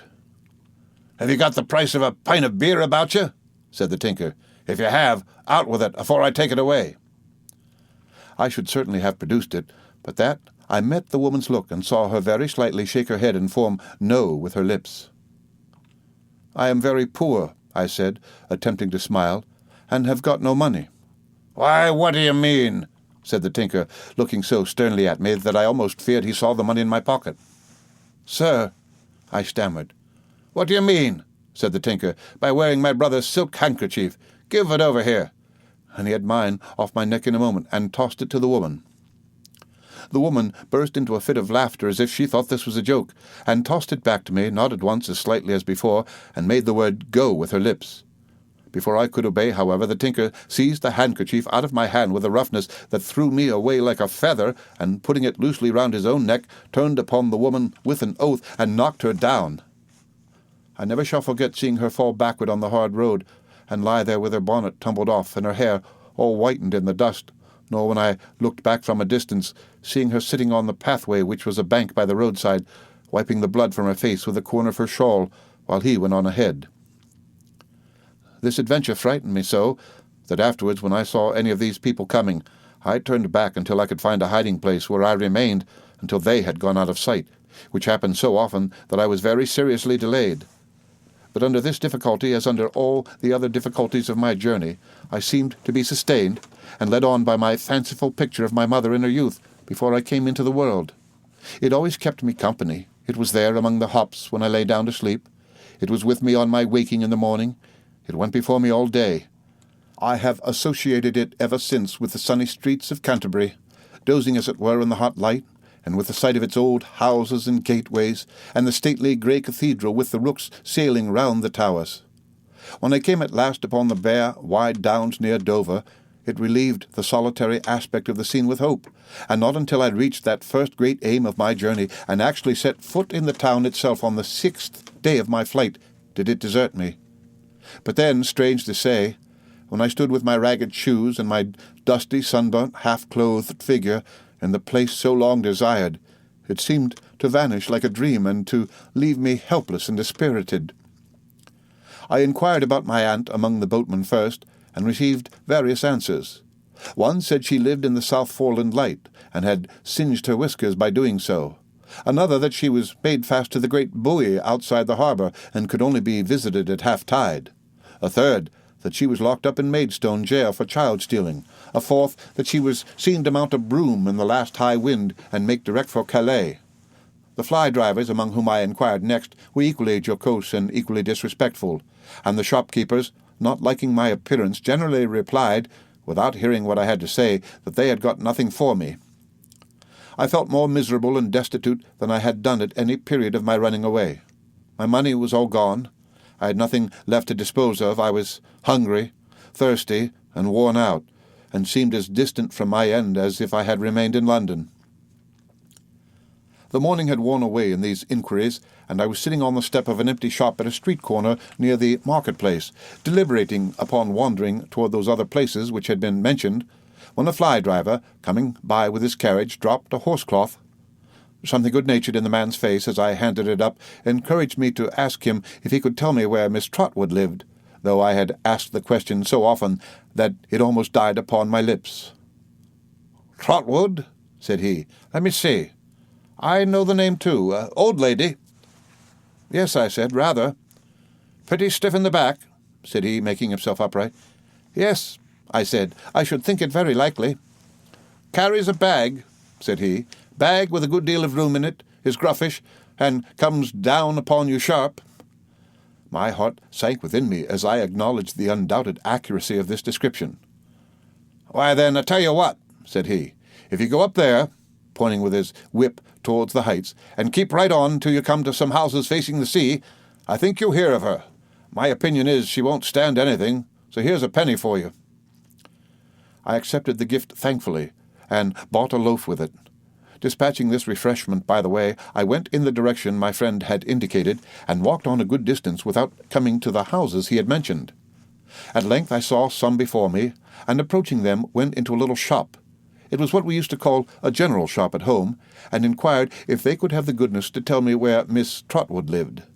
I addressed myself to a man behind the counter, who was weighing some rice for a young woman, but the latter, taking the inquiry to herself, turned round quickly. "My mistress," she said. "What do you want with her, boy?" "I want," I replied, "to speak to her, if you please." "To beg of her, you mean," retorted the damsel. "No," I said, "indeed." But suddenly remembering that in truth I came for no other purpose, I held my peace in confusion, and felt my face burn. My aunt's handmaid, as I suppose she was from what she had said, put her rice in a little basket, and walked out of the shop, telling me that I could follow her if I wanted to know where Miss Trotwood lived. I needed no second permission, though I was by this time in such a state of consternation and agitation that my legs shook under me. I followed the young woman, and we soon came to a very bow window in front of it, a small square gravelled court or garden full of flowers carefully tended and smelling deliciously. "This is Miss Trotwood's," said the young woman. "Now you know, and that's all I have got to say." With which words she hurried into the house, as if to shake off the responsibility of my appearance, and left me standing at the garden gate, looking disconsolately over the top of it towards the parlour window, where a muslin curtain partly undrawn in the middle, a large round green screen or fan fastened onto the window-sill, a small table and a great chair, suggested to me that my aunt might be at that moment seated in awful state. My shoes were by this time in a woeful condition. The soles had shed themselves bit by bit, and the upper leathers had broken and burst until the very shape and form of shoes had departed from them. My hat, which had served me for a nightcap too, was so crushed and bent that no old battered handless saucepan on a dunghill need have been ashamed to vie with it. My shirt and trousers, stained with heat, dew, grass, and the Kentish soil on which I had slept, and torn besides, might have frightened the birds from my aunt's garden as I stood at the gate. My hair had known no comb or brush since I left London. My face, neck, and hands, from unaccustomed exposure to the air and sun, were burnt to a berry brown.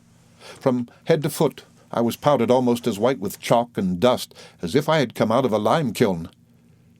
In this plight, and with a strong consciousness of it, I waited to introduce myself to and make my first impression on my formidable aunt.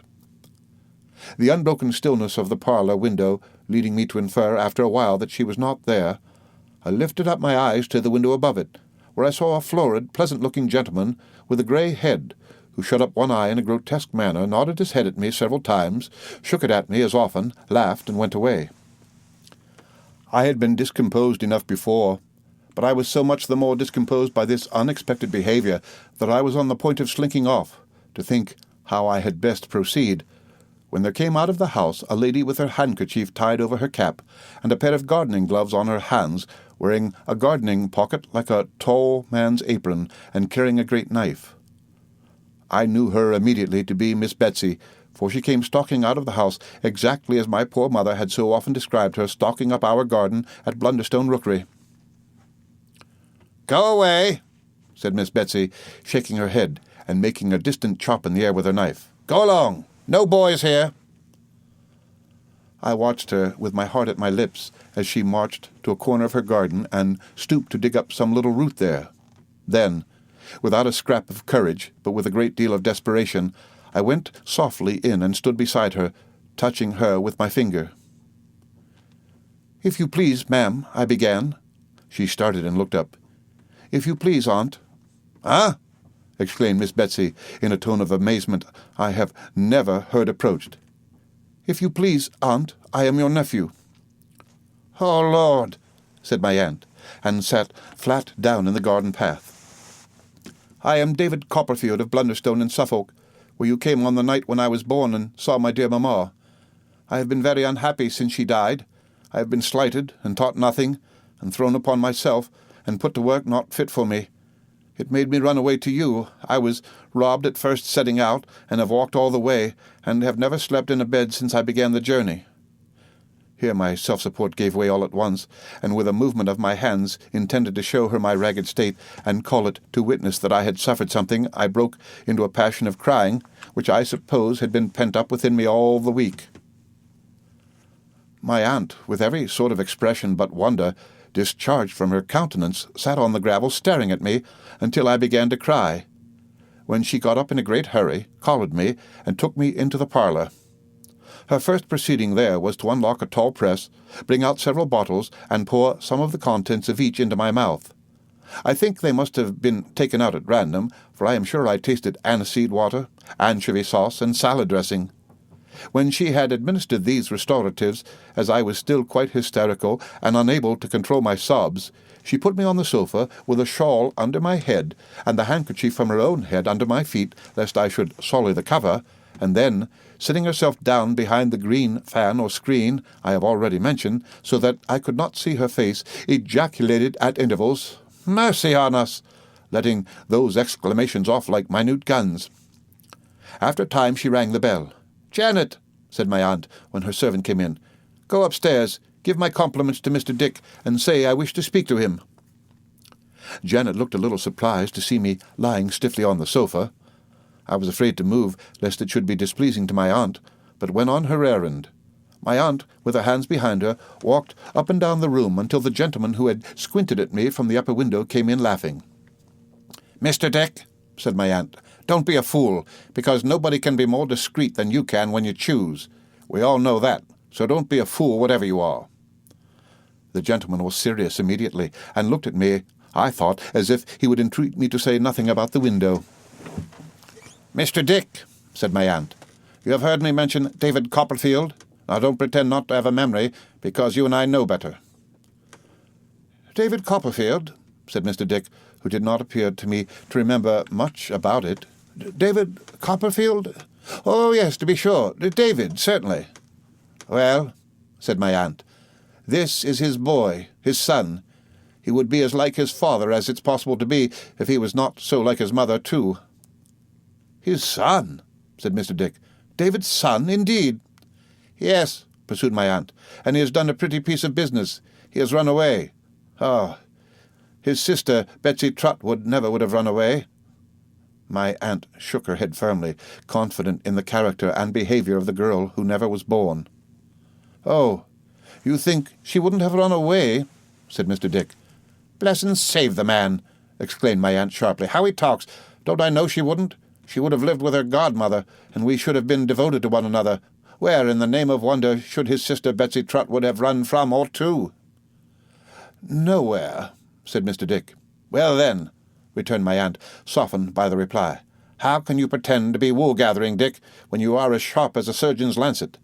Now here you see young David Copperfield, and the question I put to you is, what shall I do with him?" "What shall you do with him?" said Mr. Dick, feebly, scratching his head. "Oh, do with him?" "Yes," said my aunt with a grave look, and her forefinger held up. "Come, I want some very sound advice." "Why, if I was you," said Mr. Dick, considering and looking vacantly at me, "I should—" The contemplation of me seemed to inspire him with a sudden idea, and he added briskly, "I should wash him." "Janet!" said my aunt, turning round with a quiet triumph, which I did not then understand. "Mr. Dick sets us all right. Heat the bath." Although I was deeply interested in this dialogue, I could not help observing my aunt, Mr. Dick, and Janet while it was in progress, and completing a survey I had already been engaged in making of the room. My aunt was a tall, hard-featured lady, but by no means ill-looking. There was an inflexibility in her voice, in her face, in her gait and carriage, amply sufficient to account for the effect she had made upon a gentle creature like my mother. But her features were rather handsome than otherwise, though unbending and austere. I particularly noticed that she had a very quick, bright eye. Her hair, which was grey, was arranged in two plain divisions under what I believe would be called a mob cap. I mean a cap much more common then than now, with side pieces fastening under the chin. Her dress was of a lavender colour and perfectly neat, but scantily made, as if she desired to be as little encumbered as possible. I remember that I thought it in form more like a riding habit with the superfluous skirt cut off than anything else. She wore at her side a gentleman's gold watch, if I might judge from its size and make, with an appropriate chain and seals. She had some linen at her throat, not unlike a shirt-collar, and things at her wrists like little shirt wristbands. Mr. Dick, as I have already said, was grey-headed and florid. I should have said all about him in saying so, had not his head been curiously bowed, not by age. It reminded me of one of Mr. Creakle's boys' heads after a beating, and his grey eyes, prominent and large, with a strange kind of watery brightness in them that made me, in combination with his vacant manner, his submission to my aunt, and his childish delight when she praised him, suspect him of being a little mad, though, if he were mad, how he came to be there puzzled me extremely. He was dressed like any other ordinary gentleman in a loose grey morning coat and waistcoat, and white trousers, and had his watch in his fob, and his money in his pockets, which he rattled as if he were very proud of it. Janet was a pretty blooming girl of about 19 or 20, and a perfect picture of neatness. Though I made no further observation of her at the moment, I may mention here what I did not discover until afterwards, namely, that she was one of a series of protégés whom my aunt had taken into her service expressly to educate in a renouncement of mankind, and who had generally completed their abjuration by marrying the baker. The room was as neat as Janet or my aunt. As I laid down my pen a moment since to think of it, the air from the sea came blowing in again, mixed with the perfume of the flowers, and I saw the old-fashioned furniture brightly rubbed and polished, my aunt's inviolable chair and table by the round green fan in the bow window, the drugget-covered carpet, the cat, the kettle-holder, the 2 canaries, the old china, the punch-bowl full of dried rose-leaves, the tall press guarding all sorts of bottles and pots, and, wonderfully out of keeping with the rest, my dusty self upon the sofa, taking note of everything. Janet had gone away to get the bath ready when my aunt, to my great alarm, became in one moment rigid with indignation, and had hardly voice to cry out, "Janet! Donkeys!" Upon which Janet came running up the stairs as if the house were in flames, darted out on a little piece of green in front, and warned off 2 saddle-donkeys, lady-ridden, that had presumed to set hoof upon it, while my aunt, rushing out of the house, seized the bridle of a 3rd animal laden with a bestriding child, turned him, led him forth from those sacred precincts, and boxed the ears of this unlucky urchin in attendance who had dared to profane that hallowed ground. To this hour I don't know whether my aunt had any lawful right-of-way over that patch of green, but she had settled it in her own mind that she had, and it was all the same to her. The one great outrage of her life, demanding to be constantly avenged, was the passage of a donkey over that immaculate spot. In whatever occupation she was engaged, however interesting to her the conversation in which she was taking part, a donkey turned the current of her ideas in a moment, and she was upon him straight. Jugs of water and watering pots were kept in secret places, ready to be discharged on the offending boys. Sticks were laid in ambush behind the door.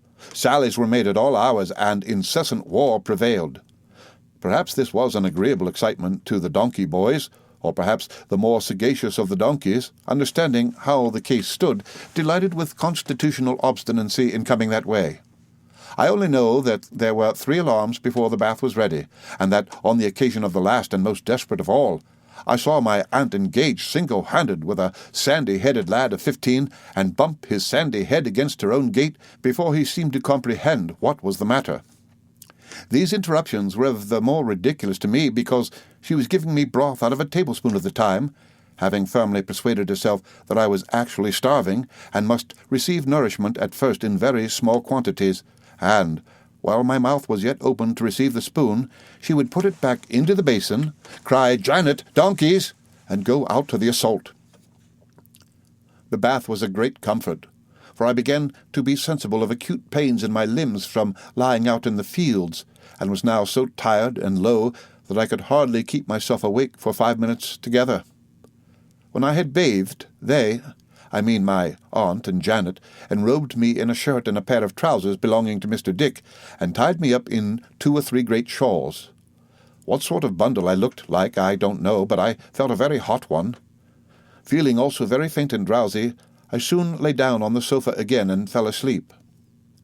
It might have been a dream originating in the fancy which had occupied my mind so long, but I awoke with the impression that my aunt had come and bent over me, and had put my hair away from my face, and laid my head more comfortably, and had then stood looking at me.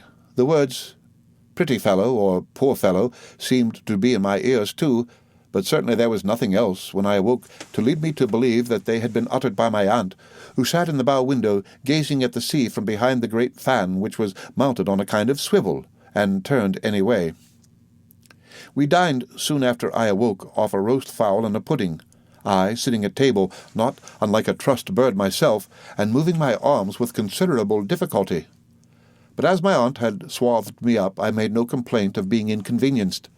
All this time I was deeply anxious to know what she was going to do with me, but she took her dinner in profound silence, except when she occasionally fixed her eyes on me sitting opposite and said, "Mercy upon us," which did not by any means relieve my anxiety.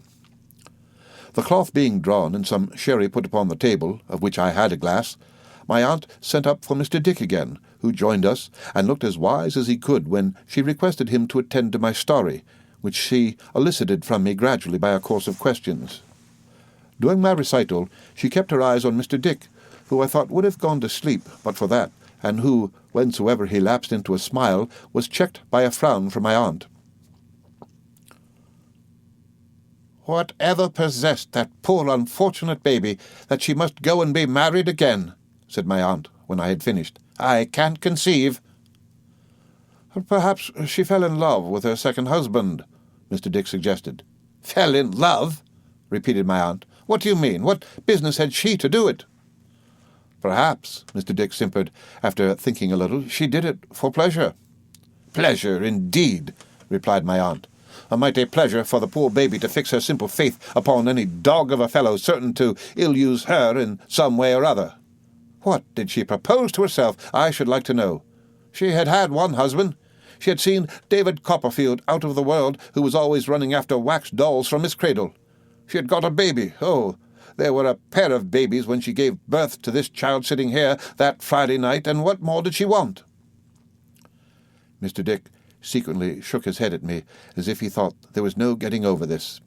"She couldn't even have a baby like anybody else," said my aunt. "Where was this child's sister, Betsey Trotwood? Not forthcoming, don't tell me." Mr. Dick seemed quite frightened. "That little man of a doctor with his head on one side," said my aunt. "Jellops, or whatever his name was, what was he about? All he could do was to say to me, like a robin redbreast as he is, 'It's a boy, a boy!' Ah, the imbecility of the whole set of 'em." The heartiness of the ejaculation startled Mr. Dick exceedingly, and me too, if I am to tell the truth.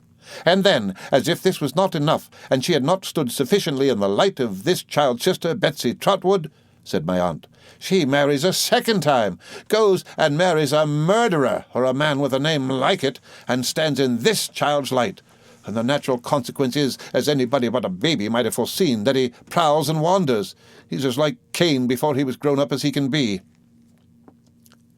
Mr. Dick looked hard at me, as if to identify me in this character.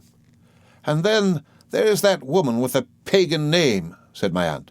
"That Peggotty, she goes and gets married next, because she has not seen enough of the evil attending such things. She goes and gets married next, as the child relates. I only hope," said my aunt, shaking her head, "that her husband is one of those poker husbands who abound in the newspapers and will beat her well with one." I could not bear to hear my old nurse so decried, and made the subject of such a wish. I told my aunt that indeed she was mistaken, that Peggotty was the best, the truest, the most faithful, most devoted, and most self-denying friend and servant in the world, who had ever loved me dearly, who had ever loved my mother dearly, who had held my mother's dying head upon her arm, on whose face my mother had imprinted her last grateful kiss. And my remembrance of them both choking me, I broke down as I was trying to say that her home was my home, and that all she had was mine, and that I would have gone to her for shelter but for her humble station, which made me fear that I might bring some trouble on her. I broke down, I say, as I was trying to say so, and laid my face in my hands upon the table. "Well, well," said my aunt, "the child is right to stand by those who have stood by him." "Janet, donkeys!"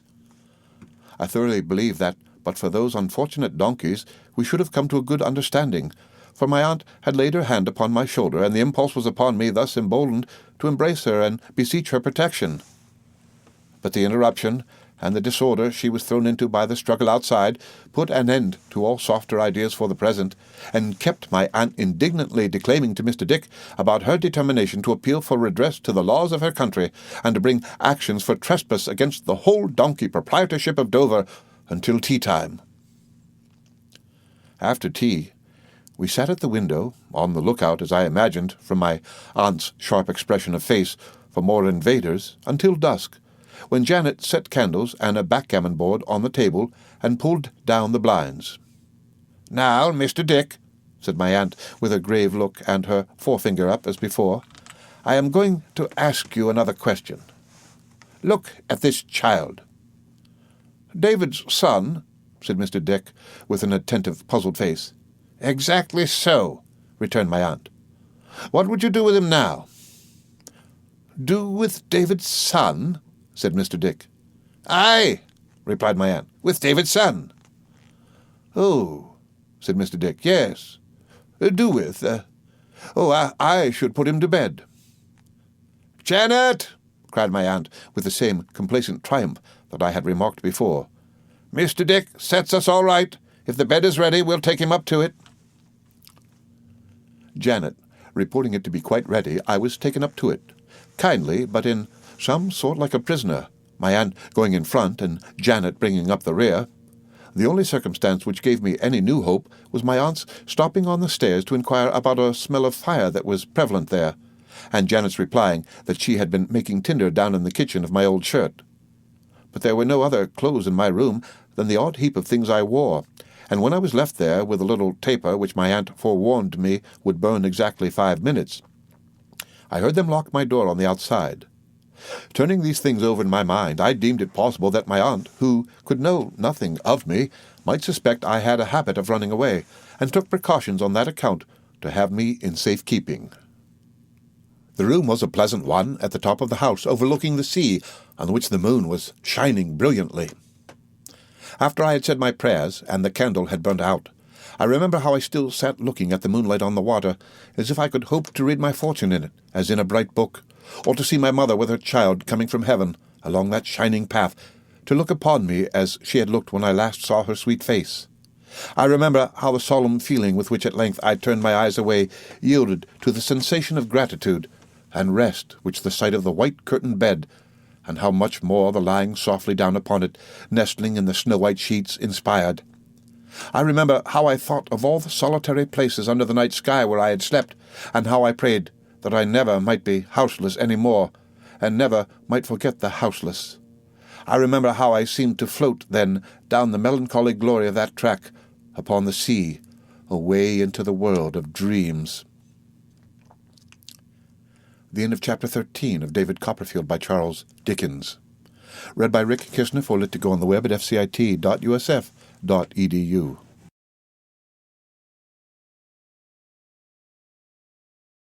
David Copperfield by Charles Dickens.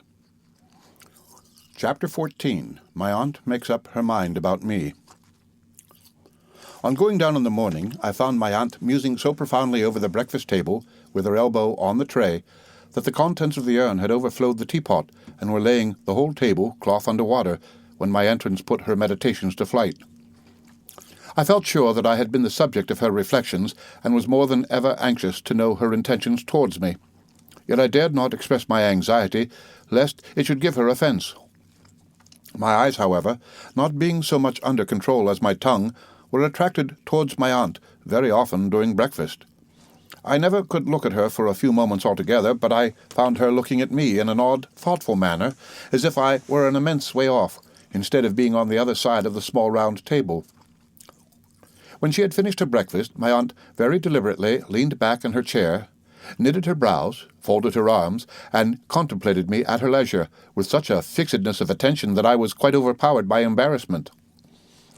Not having as yet finished my own breakfast, I attempted to hide my confusion by proceeding with it, but my knife tumbled over my fork tripped up my knife, I chipped bits of bacon a surprising height into the air, instead of cutting them for my own eating, and choked myself with my tea, which persisted in going the wrong way, instead of the right one, until I gave in altogether and sat blushing under my aunt's close scrutiny.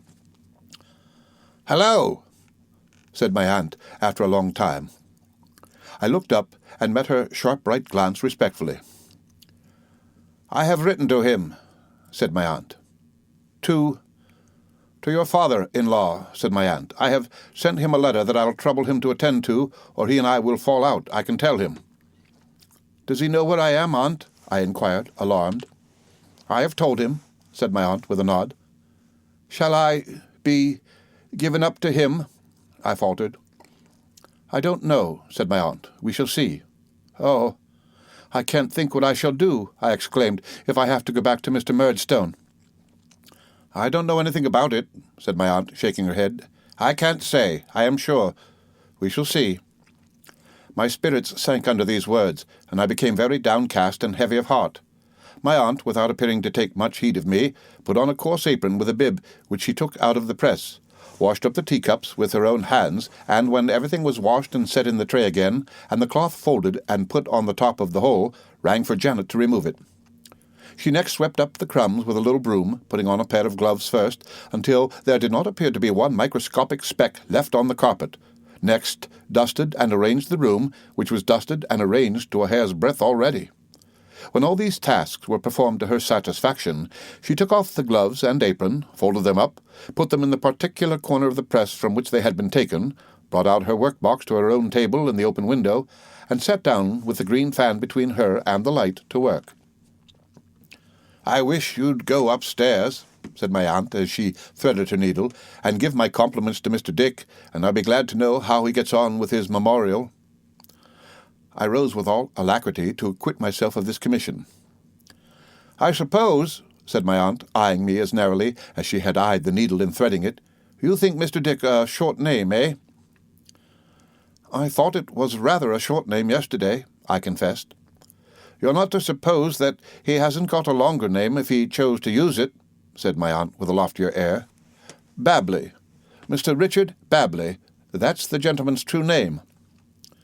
I was going to suggest, with a modest sense of my youth, and the familiarity I had been already guilty of, that I had better give him the full benefit of that name when my aunt went on to say, "But don't you call him by it, whatever you do. He can't bear his name. That's a peculiarity of his, though I don't know that it's much of a peculiarity either, for he has been ill-used enough by some that bear it to have a mortal antipathy for it. Heaven knows. Mr. Dick is his name here and everywhere else now, if he ever went anywhere else, which he don't. So take care, child, you don't call him anything but Mr. Dick." I promised to obey and went upstairs with my message, thinking as I went that if Mr. Dick had been working at his memorial long at the same rate as I had seen him working at it through the open door when I came down, he was probably getting on very well indeed. I found him still driving at it with a long pen, and his head almost laid upon the paper.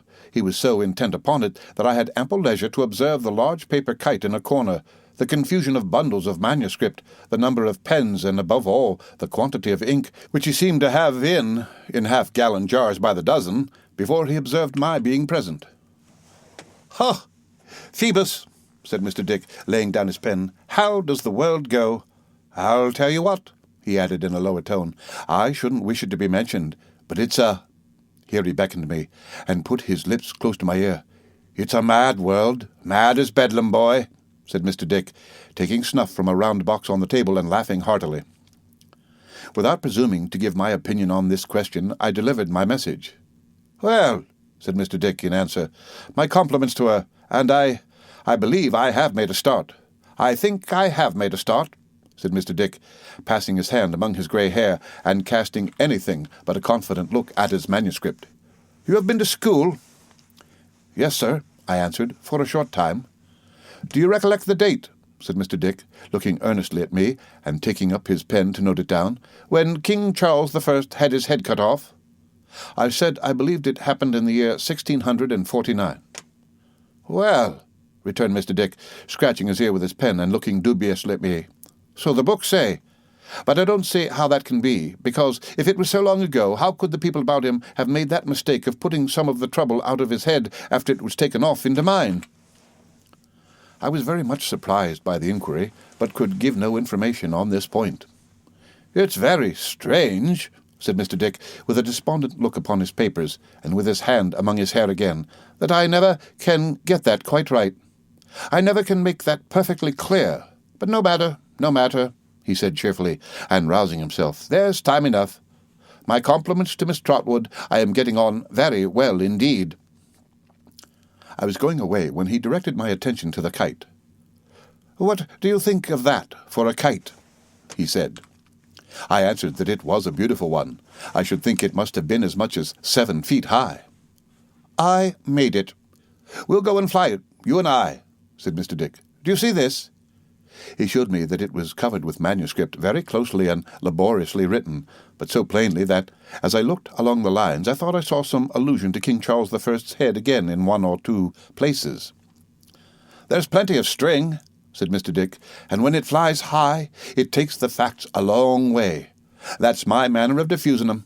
I don't know where they may come down. It's according to circumstances, and the wind and so forth, but I take my chance of that." His face was so very mild and pleasant, and had something so revered in it, though it was hale and hearty, that I was not sure but that he was having a good-humoured jest with me. So I laughed, and he laughed, and we parted the best friends possible. "Well, child," said my aunt when I went downstairs, "and what of Mr. Dick this morning?" I informed her that he sent his compliments, and was getting on very well indeed. "What do you think of him?" said my aunt. I had some shadowy idea of endeavouring to evade the question by replying that I thought him a very nice gentleman, but my aunt was not to be so put off, for she laid her work down in her lap, and said, folding her hands upon it, "Come, your sister Betsey Trotwood would have told me what she thought of anyone directly. Be as like your sister as you can, and speak out." Is Mr. Dick...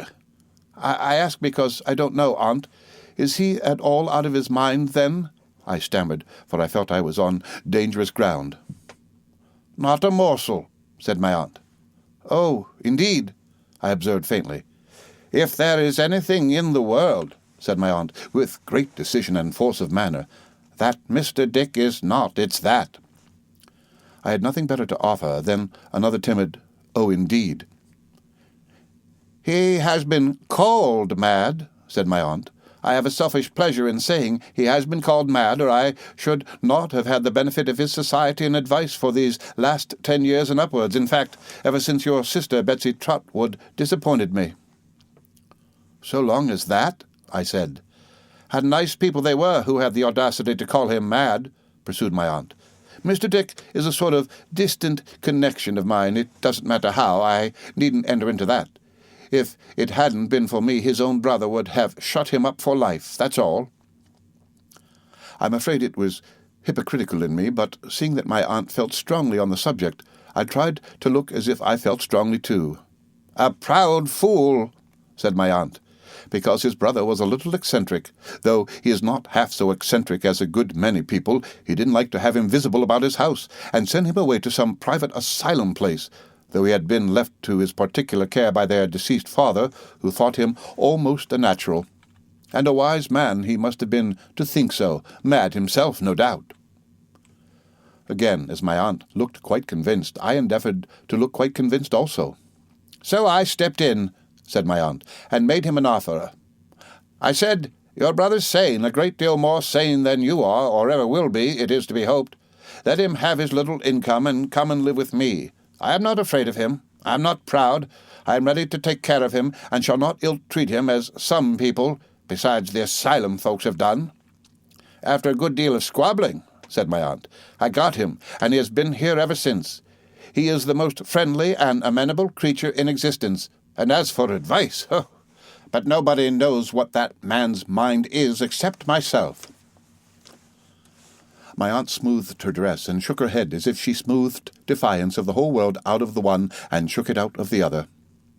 "He had a favourite sister," said my aunt, "a good creature, and very kind to him. But she did what they all do, took a husband, and he did what they all do, made her wretched. It had such an effect upon the mind of Mr. Dick. That's not madness, I hope, that combined with his fear of his brother and his sense of his unkindness, it threw him into a fever. That was before he came to me, but the recollection of it is oppressive to him even now. Did he say anything to you about King Charles I, child?" "Yes, aunt." "Aha!" said my aunt, rubbing her nose as if she were a little vexed. "That's his allegorical way of expressing it. He connects his illness with great disturbance and agitation naturally, and that's the figure, or the simile, or whatever it's called, which he chooses to use. And why shouldn't he, if he thinks proper?" I said, "Certainly, aunt." "It's not a business-like way of speaking," said my aunt, "nor a worldly way. I am aware of that, and that's the reason why I insist upon it that there shan't be a word about it in his memorial." "Is it a memorial about his own history that he is writing, aunt?" "Yes, child," said my aunt, rubbing her nose again. "He is memorializing the Lord Chancellor, or the Lord Somebody or other, one of those people, at all events, who are paid to be memorialized, about his affairs. I suppose it will go in, one of these days. He hasn't been able to draw it up yet, without introducing that mode of expressing himself, but it don't signify, it keeps him employed." In fact, I found out afterwards that Mr. Dick had been for upwards of 10 years endeavouring to keep King Charles I out of the memorial, but he had been constantly getting into it, and was there now. "I say again," said my aunt, "nobody knows what that man's mind is except myself, and he's the most amenable and friendly creature in existence. If he likes to fly a kite sometimes, what of that? Franklin used to fly a kite. He was a Quaker or something of that sort, if I am not mistaken, and a Quaker flying a kite is a much more ridiculous object than anybody else." If I could have supposed that my aunt had recounted these particulars for my especial behoof, and as a piece of confidence in me, I should have felt very much distinguished, and should have augured favourably from such a mark of her good opinion. But I could hardly help observing that she had launched into them chiefly because the question was raised in her own mind, and with very little reference to me, though she had addressed herself to me in the absence of anybody else. At the same time, I must say that the generosity of her championship of poor harmless Mr. Dick not only inspired my young breast with some selfish hope for myself, but warmed it unselfishly towards her.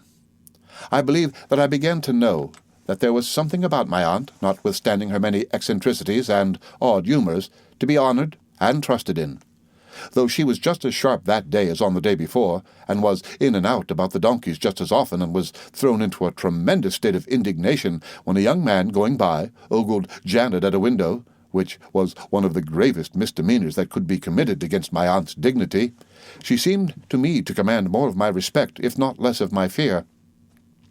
The anxiety I underwent in the interval which necessarily elapsed before a reply could be received to her letter to Mr. Murdstone was extreme, but I made an endeavour to suppress it, and to be as agreeable as I could in a quiet way both to my aunt and Mr. Dick. The latter and I would have gone out to fly the great kite, but that I had still no other clothes than the anything but ornamental garments with which I had been decorated on the first day, and which confined me to the house, except for an hour after dark, when my aunt, for my health's sake, paraded me up and down on the cliff outside before going to bed. At length the reply from Mr. Murdstone came, and my aunt informed me, to my infinite terror, that he was coming to speak to her herself on the next day. On the next day, still bundled up in my curious habiliments, I sat counting the time, flushed and heated by the conflict of sinking hopes and rising fears within me, and waiting to be startled by the sight of the gloomy face whose non-arrival startled me every minute. My aunt was a little more imperious and stern than usual, but I observed no other token of her preparing herself to receive the visitor so much dreaded by me. She sat at work in the window, and I sat by, with my thoughts running astray on all possible and impossible results of Mr. Murdstone's visit, until pretty late in the afternoon. Our dinner had been indefinitely postponed, but it was growing so late that my aunt had ordered it to be got ready, when she gave a sudden alarm of donkeys, and to my consternation and amazement I beheld Miss Murdstone on a side-saddle ride deliberately over the sacred piece of green, and stop in front of the house looking about her. "Go along with you!" cried my aunt, shaking her head and her fist at the window. "You have no business there. How dare you trespass? Go along! Oh, you bold-faced thing!" My aunt was so exasperated by the coolness with which Miss Murdstone looked about her, that I really believe she was motionless, and unable for the moment to dart out according to custom. I seized the opportunity to inform her who it was, and that the gentleman now coming near the offender, for the way up was very steep, and he had dropped behind, was Mr. Murdstone himself. "I don't care who it is!" cried my aunt, still shaking her head and gesticulating anything but welcome from the bow window. "I won't be trespassed upon. I won't allow it. Go away! Janet, turn him round. Lead him off." And I saw from behind my aunt a sort of hurried battle-piece in which the donkey stood resisting everybody with all his forelegs planted different ways, while Janet tried to pull him round by the bridle. Mr. Murdstone tried to lead him on. Miss Murdstone struck at Janet with a parasol, and several boys who had come to see the engagement shouted vigorously. But my aunt, suddenly descrying among them the young malefactor who was the donkey's guardian, and who was one of the most inveterate offenders against her, though hardly in his teens, rushed out to the scene of action, pounced upon him, captured him, dragged him with his jacket over his head and his heels grinding the ground into the garden, and calling upon Janet to fetch the constables and justices that he might be taken, tried, and executed on the spot, held him at bay there. This part of the business, however, did not last long, for the young rascal being expert at a variety of feints and dodges of which my aunt had no conception, soon went whooping away, leaving some deep impressions of his nailed boots in the flower-beds and taking his donkey in triumph with him. Miss Murdstone, during the latter portion of the contest, had dismounted, and was now waiting with her brother at the bottom of the steps until my aunt should be at leisure to receive them. My aunt, a little ruffled by the combat, marched past them into the house with great dignity, and took no notice of their presence until they were announced by Janet. "Shall I go away, aunt?" I asked, trembling. "No, sir," said my aunt. "Certainly not," with which she pushed me into a corner near her, and fenced me in with a chair as if it were a prison or a bar of justice.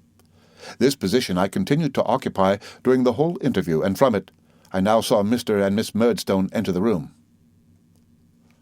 "Oh," said my aunt, "I was not aware at first to whom I had the pleasure of objecting. But I don't allow anybody to ride over that turf. I make no exceptions. I don't allow anybody to do it." "Your regulation is rather awkward to strangers," said Miss Murdstone. "Is it?" said my aunt. Mr. Murdstone seemed afraid of a renewal of hostilities, and interposing began, "Miss Trotwood." "I beg your pardon," observed my aunt with a keen look. "You are the Mr. Murdstone who married the widow of my late nephew, David Copperfield of Blunderstone Rookery, though why Rookery I don't know." "I am," said Mr. Murdstone. "You'll excuse me saying, sir," returned my aunt, "that I think it would have been a much better and happier thing if you had left that poor child alone." "I so far agree with what Miss Trotwood has remarked," observed Miss Murdstone, bridling, "that I consider our lamented Clara to have been, in all essential respects, a mere child." "It is a comfort to you and me, ma'am," said my aunt, "who are getting on in life and are not likely to be made unhappy by our personal attractions, that nobody can say the same of us."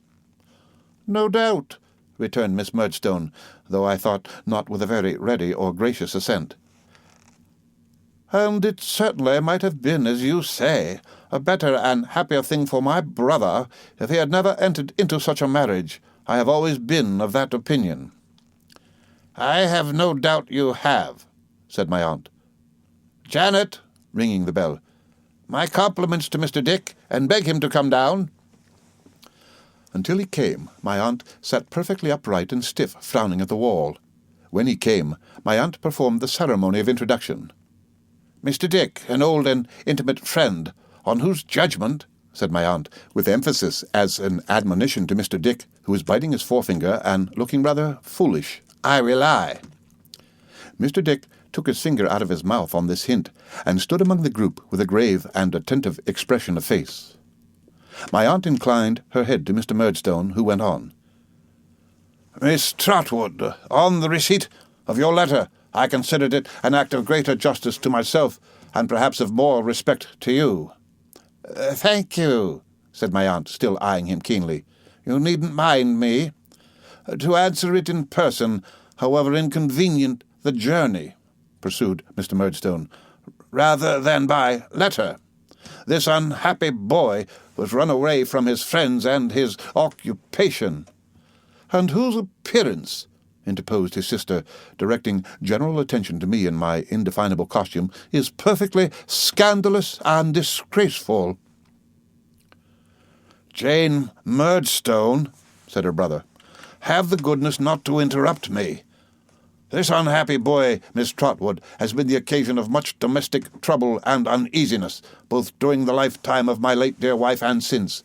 He has a sullen, rebellious spirit, a violent temper, and an untoward, intractable disposition. Both my sister and myself have endeavoured to correct his vices, but ineffectually, and we both have felt, I may say, my sister being full in my confidence, that it is right you should receive this grave and dispassionate assurance from our lips." "It can hardly be necessary for me to confirm anything stated by my brother," said Miss Murdstone, "but I beg to observe that, of all the boys in the world, I believe this is the worst boy." "Strong," said my aunt shortly. "But not at all too strong for the facts," returned Miss Murdstone. "Ha!" said my aunt. "Well, sir?" "I have my own opinions," resumed Mr. Murdstone, whose face darkened more and more the more he and my aunt observed each other, which they did very narrowly. "As to the best mode of bringing him up, they are founded in part on my knowledge of him, and in part on my knowledge of my own means and resources. I am responsible for them to myself. I act upon them, and I say no more about them. It is enough that I place this boy under the eye of a friend of my own in a respectable business, that it does not please him, that he runs away from it, makes himself a common vagabond about the country, and comes here in rags to appeal to you, Miss Trotwood. I wish to set before you honourably the exact consequences so far as they are within my knowledge of your abetting him in this appeal." "But about the respectable business first," said my aunt. "If he had been your own boy, you would have put him to it just the same, I suppose?" "If he had been my brother's own boy," returned Miss Murdstone, striking in, "his character, I trust, would have been altogether different." "Or, if the poor child, his mother, had been alive, he would still have gone into the respectable business, would he?" said my aunt. "I believe," said Mr. Murdstone, with an inclination of his head, "that Clara would have disputed nothing which myself and my sister Jane Murdstone were agreed was for the best." Miss Murdstone confirmed this with an audible murmur. "Humph!" said my aunt. "Unfortunate baby." Mr. Dick, who had been rattling his money all this time, was rattling it so loudly now that my aunt felt it necessary to check him with a look before saying, "The poor child's annuity died with her?" "Died with her," replied Mr. Murdstone. "And there was no settlement of the little property, the house and garden, the, rookery, without any rooks in it, upon her boy?" "It had been left to her unconditionally by her first husband," Mr. Murdstone began, when my aunt caught him up with the greatest irascibility and impatience. "Good Lord, man, there's no occasion to say that. Left to her unconditionally. I think I see David Copperfield looking forward to any condition of any sort or kind, though it stared him point-blank in the face. Of course it was left to her unconditionally. But when she married again, when she took that most disastrous step of marrying you, in short," said my aunt, "to be plain, did no one put in a word for the boy at that time?" "My late wife loved her second husband, ma'am," said Mr. Murdstone, "and trusted implicitly in him." "Your late wife, sir, was a most unworldly, most unhappy, most unfortunate baby," returned my aunt, shaking her head at him. "That's what she was. And now, what have you got to say next?" "Merely this, Miss Trotwood," he returned. "I am here to take David back, to take him back unconditionally, to dispose of him as I think proper, and to deal with him as I think right.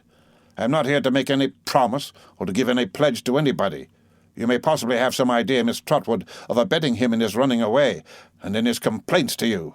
Your manner, which I must say does not seem intended to propitiate, induces me to think it possible. Now, I must caution you that if you abet him once, you abet him for good and all. If you step in between him and me now, you must step in, Miss Trotwood, for ever. I cannot trifle or be trifled with. I am here for the first and last time to take him away. Is he ready to go? If he is not, and you tell me he is not on any pretence, it is indifferent to me what. My doors are shut against him henceforth, and yours, I take it for granted, are open to him." To this address my aunt had listened with the closest attention, sitting perfectly upright with her hands folded on one knee, and looking grimly on the speaker. When he had finished, she turned her eyes so as to command Miss Murdstone, without otherwise disturbing her attitude, and said, "Well, ma'am, have you got anything to remark?" "Indeed, Miss Trotwood," said Miss Murdstone, "all that I could say has been so well said by my brother, and all that I know to be the fact has been so plainly stated by him, that I have nothing to politeness, for your very great politeness, I am sure," said Miss Murdstone, with an irony which no more affected my aunt than it discomposed the cannon I had slept by at Chatham. "And what does the boy say?" said my aunt. "Are you ready to go, David?" I answered no, and entreated her not to let me go. I said that neither Mr. nor Miss Murdstone had ever liked me, or had ever been kind to me, that they had made my mamma, who had always loved me dearly, unhappy about me, and that I knew it well, and that Peggotty knew it.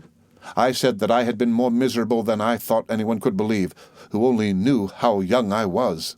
And I begged and prayed my aunt, I forget in what terms now, but I remember that they affected me very much then, to befriend and protect me for my father's sake. "Mr. Dick," said my aunt, "what shall I do with this child?" Mr. Dick considered, hesitated, brightened, and rejoined, "Have him measured for a suit of clothes directly." "Mr. Dick," said my aunt triumphantly, "give me your hand, for your common sense is invaluable." Having shaken it with great cordiality, she pulled me towards her and said to Mr. Murdstone, "You can go when you like. I'll take my chance with the boy. If he's all you say he is, at least I can do as much for him then as you have done, but I don't believe a word of it." "Miss Trotwood," rejoined Mr. Murdstone, shrugging his shoulders as he rose, "if you were a gentleman—" "Pah! Stuff and nonsense," said my aunt. "Don't talk to me." "How exquisitely polite!" exclaimed Miss Murdstone, rising. "Overpowering, really." "Do you think I don't know?" said my aunt, turning a deaf ear to the sister, and continuing to address the brother, and to shake her head at him with infinite expression. "What kind of life you must have led that poor, unhappy, misdirected baby? Do you think I don't know what a woeful day it was for the soft little creature when you first came in her way, smirking and making great eyes at her, I'll be bound, as if you couldn't say boo to a goose?" "I never heard anything so elegant," said Miss Murdstone. "Do you think I can understand you as well as if I had seen you?" pursued my aunt. "Now that I do see and hear you, which I tell you candidly is anything but a pleasure to me. Oh, yes, bless us, who so smooth and silky as Mr. Murdstone at first? The poor benighted innocent had never seen such a man. He was made of sweetness. He worshipped her. He doted on her boy, tenderly doted on him. He was to be another father to him, and they were all to live together in a garden of roses, weren't they? Oh, get along with you, do," said my aunt. "I never heard anything like this person in my life," exclaimed Miss Murdstone. "And when you had made sure of the poor little fool," said my aunt, "God forgive me that I should call her so, and she gone where you won't go in a hurry, because you had not done wrong enough to her and hers, you must begin to train her, must you? Begin to break her like a poor caged bird, and wear her deluded life away in teaching her to sing your notes?" "This is either insanity or intoxication," said Miss Murdstone, in a perfect agony at not being able to turn the current of my aunt's address toward herself. "And my suspicious is that it's intoxication." Miss Betsey, without taking the least notice of the interruption, continued to address herself to Mr. Murdstone as if there had been no such thing. "Mr. Murdstone," she said, shaking her finger at him, "you were a tyrant to the simple baby, and you broke her heart. She was a loving baby, I know that. I knew it years before you ever saw her, and through the best part of her weakness you gave her the wound she died of. There is the truth for your comfort, however you like it, and you and your instruments may make the most of it." "Allow me to inquire, Miss Trotwood," interposed Miss Murdstone, "whom you are pleased to call, in a choice of words in which I am not experienced, my brother's instruments." "It was clear enough, as I have told you years before you ever saw her, and why in the mysterious dispensations of Providence you ever did see her is more than humanity can comprehend. It was clear enough that the poor soft little thing would marry somebody at some time or other, but I did hope it wouldn't have been as bad as it has turned out. That was the time, Mr. Murdstone, when she gave birth to her boy here," said my aunt. "To the poor child you sometimes tormented her through afterwards, which is a disagreeable remembrance, and makes the sight of him odious now. Aye, you needn't wince," said my aunt. "I know it's true without that." He had stood by the door all this while, observant of her with a smile upon his face, though his black eyebrows were heavily contracted. I remarked now that, though the smile was on his face still, his colour had gone in a moment, and he seemed to breathe as if he had been running. "Good day, sir," said my aunt, "and good-bye." "Good day to you too, ma'am," said my aunt, turning suddenly upon his sister. Let me see you ride a donkey over my green again, and as sure as you have a head upon your shoulders, I'll knock your bonnet off and tread upon it." It would require a painter, and no common painter too, to depict my aunt's face as she delivered herself of this very unexpected sentiment, and Miss Murdstone's face as she heard it.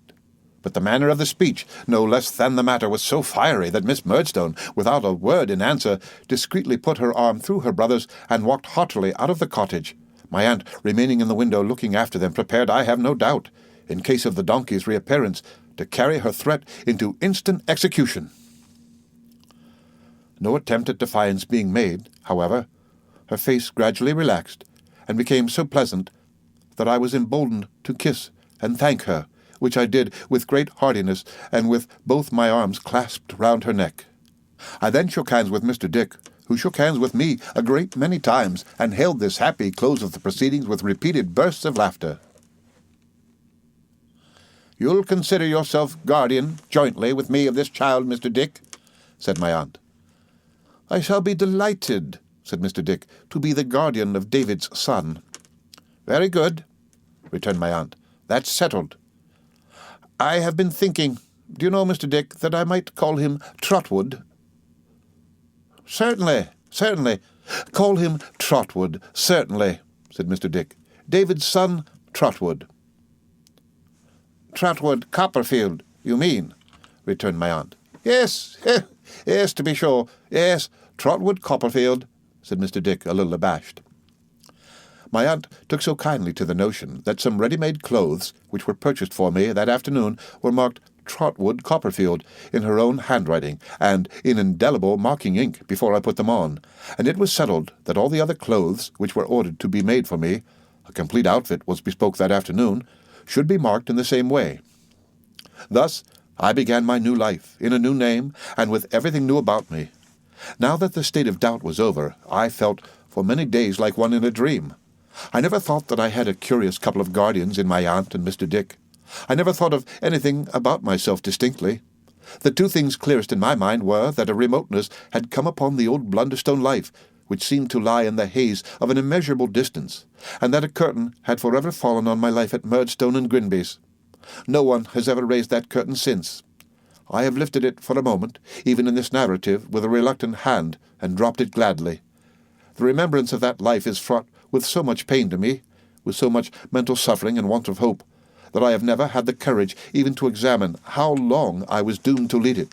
Whether it lasted for a year or more or less, I do not know. I only know that it was, and ceased to be, and that I have written, and there I leave it. The end of Chapter 14 of David Copperfield by Charles Dickens. Read by Rick Kishner for Lit to Go on the web at fcit.usf.edu.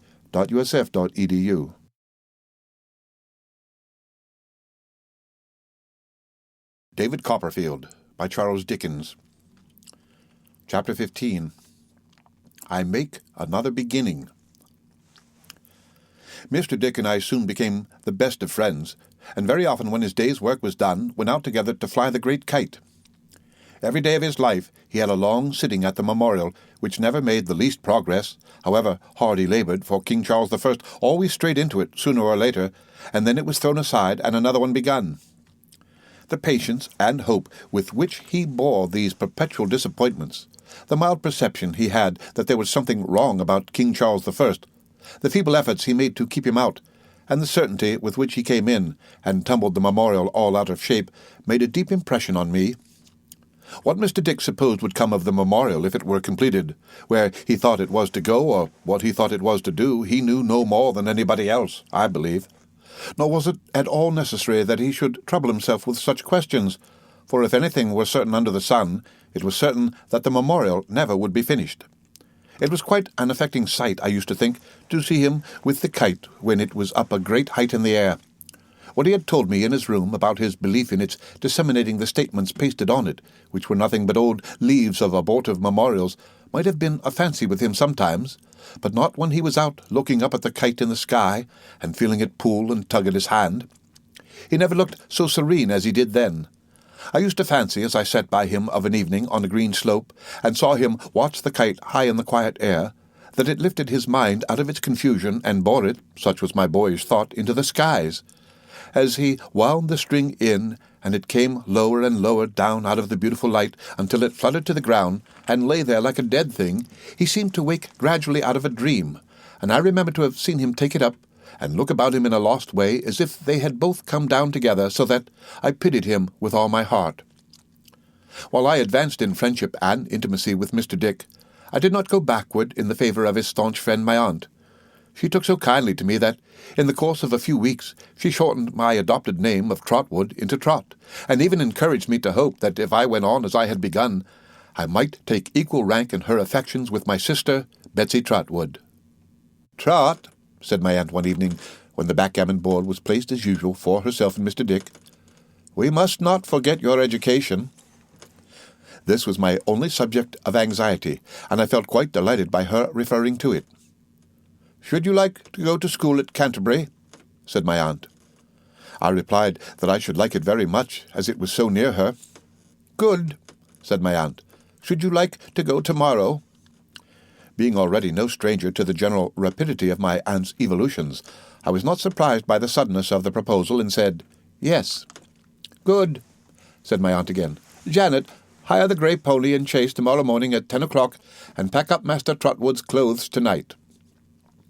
I was greatly elated by these orders, but my heart smote me for my selfishness when I witnessed their effect on Mr. Dick, who was so low-spirited at the prospect of our separation, and played so ill in consequence that my aunt, after giving him several admonitory raps on the knuckles with her dice-box, shut up the board and declined to play with him any more.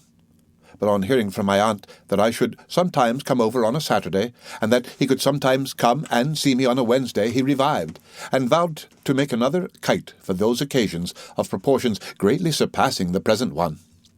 In the morning he was downhearted again, and would have sustained himself by giving me all the money he had in his possession, gold and silver too, if my aunt had not interposed and limited the gift to 5 shillings, which, at his earnest petition, were afterwards increased to 10. We parted at the garden gate in a most affectionate manner, and Mr. Dick did not go into the house until my aunt had driven me out of sight of it.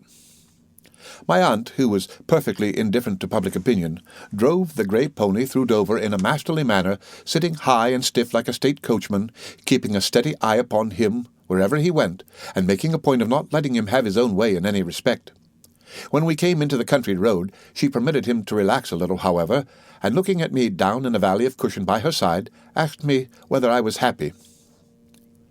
"Very happy indeed, thank you, aunt," I said. She was much gratified, and both her hands being occupied, patted me on the head with her whip.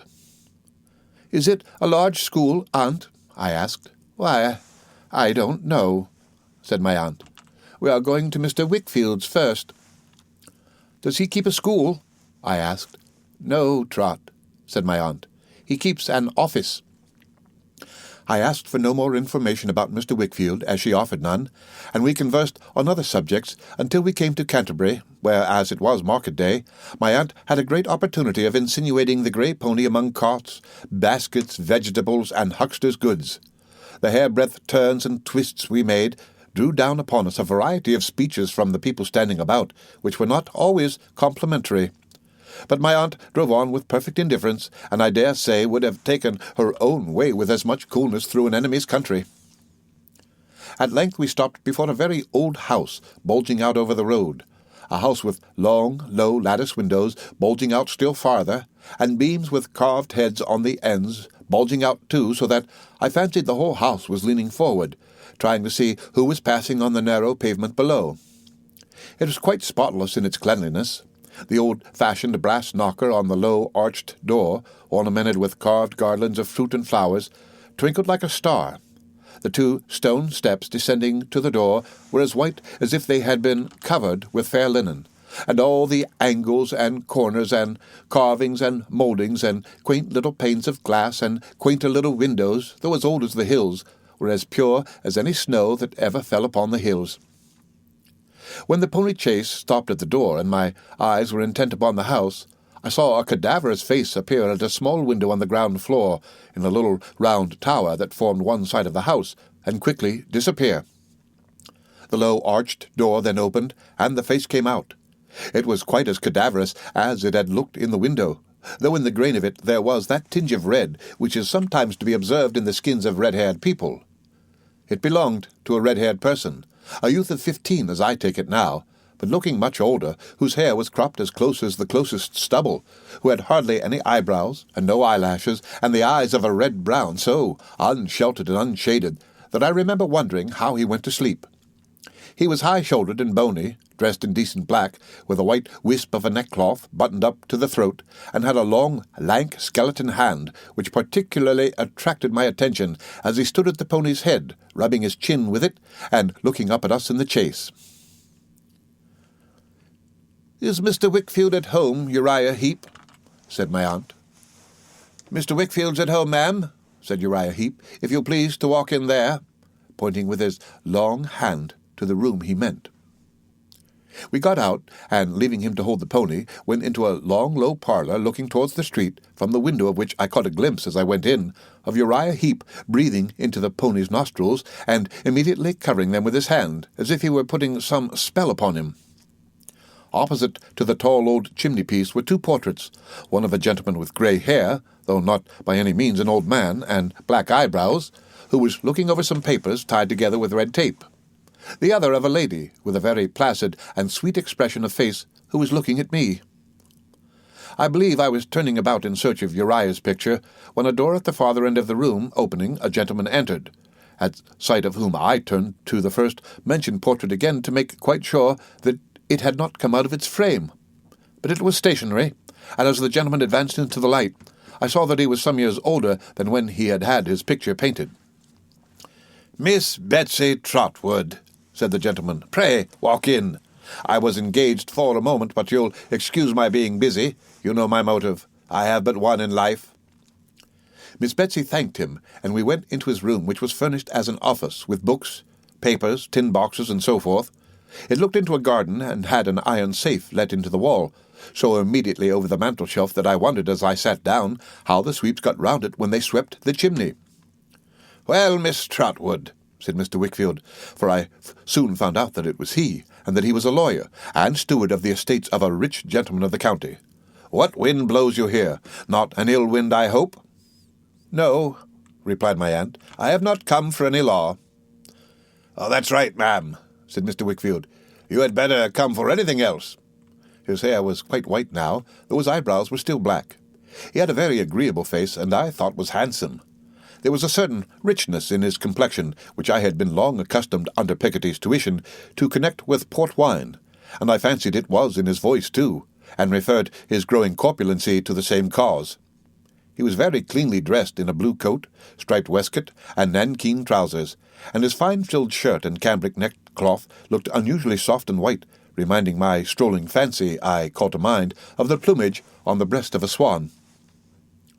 "This is my nephew," said my aunt. "Wasn't aware you had one, Miss Trotwood," said Mr. Wickfield. "My grand-nephew, that is to say," observed my aunt. "Wasn't aware that you had a grand-nephew, I'll give you my word," said Mr. Wickfield. "I have adopted him," said my aunt, with a wave of her hand, importing that his knowledge and his ignorance were all one to her, "and I have brought him here to put to a school where he may be thoroughly well taught and well treated. Now tell me where that school is, and what it is, and all about it." "Before I can advise you properly," said Mr. Wickfield, "the old question, you know, what's your motive in this?" "Oh, deuce take the man!" exclaimed my aunt. "Always fishing for motives when they're on the surface. Why, to make the child happy and useful." "It must be a mixed motive, I think," said Mr. Wickfield, shaking his head and smiling incredulously. "A mixed fiddlestick," returned my aunt. "You claim to have one plain motive in all you do yourself. You don't suppose, I hope, that you are the only plain dealer in the world?" "Aye, but I have only one motive in life, Miss Trotwood," he rejoined, smiling. "Other people have dozens, scores, hundreds. I have only one. There's the difference. However, that's beside the question. The best school, whatever the motive, you want the best?" My aunt nodded assent. "At the best we have," said Mr. Wickfield, considering. "Your nephew couldn't board just now." "But he could board somewhere else, I suppose?" suggested my aunt. Mr. Wickfield thought I could. After a little discussion, He proposed to take my aunt to the school, that she might see it and judge for herself. Also, to take her with the same object to 2 or 3 houses where he thought I could be boarded. My aunt embracing the proposal, we were all 3 going out together, when he stopped and said, "Our little friend here might have some motive, perhaps, for objecting to the arrangements. I think we had better leave him behind." My aunt seemed disposed to contest the point, but to facilitate matters, I said I would gladly remain behind if they pleased, and returned into Mr. Wickfield's office, where I sat down again in the chair I had first occupied to await their return. It so happened that this chair was opposite a narrow passage which ended in the little circular room where I had seen Uriah Heep's pale face looking out of the window. Uriah, having taken the pony to a neighbouring stable, was at work at a desk in this room, which had a brass frame on the top to hang paper upon, and on which the writing he was making a copy of was then hanging. Though his face was towards me, I thought for some time, the writing being between us, that he could not see me. But looking that way more attentively, it made me uncomfortable to observe that every now and then his sleepless eyes would come below the writing like 2 red suns, and stealthily stare at me, for I dare say a whole minute at a time, during which his pen went, or pretended to go, as cleverly as ever.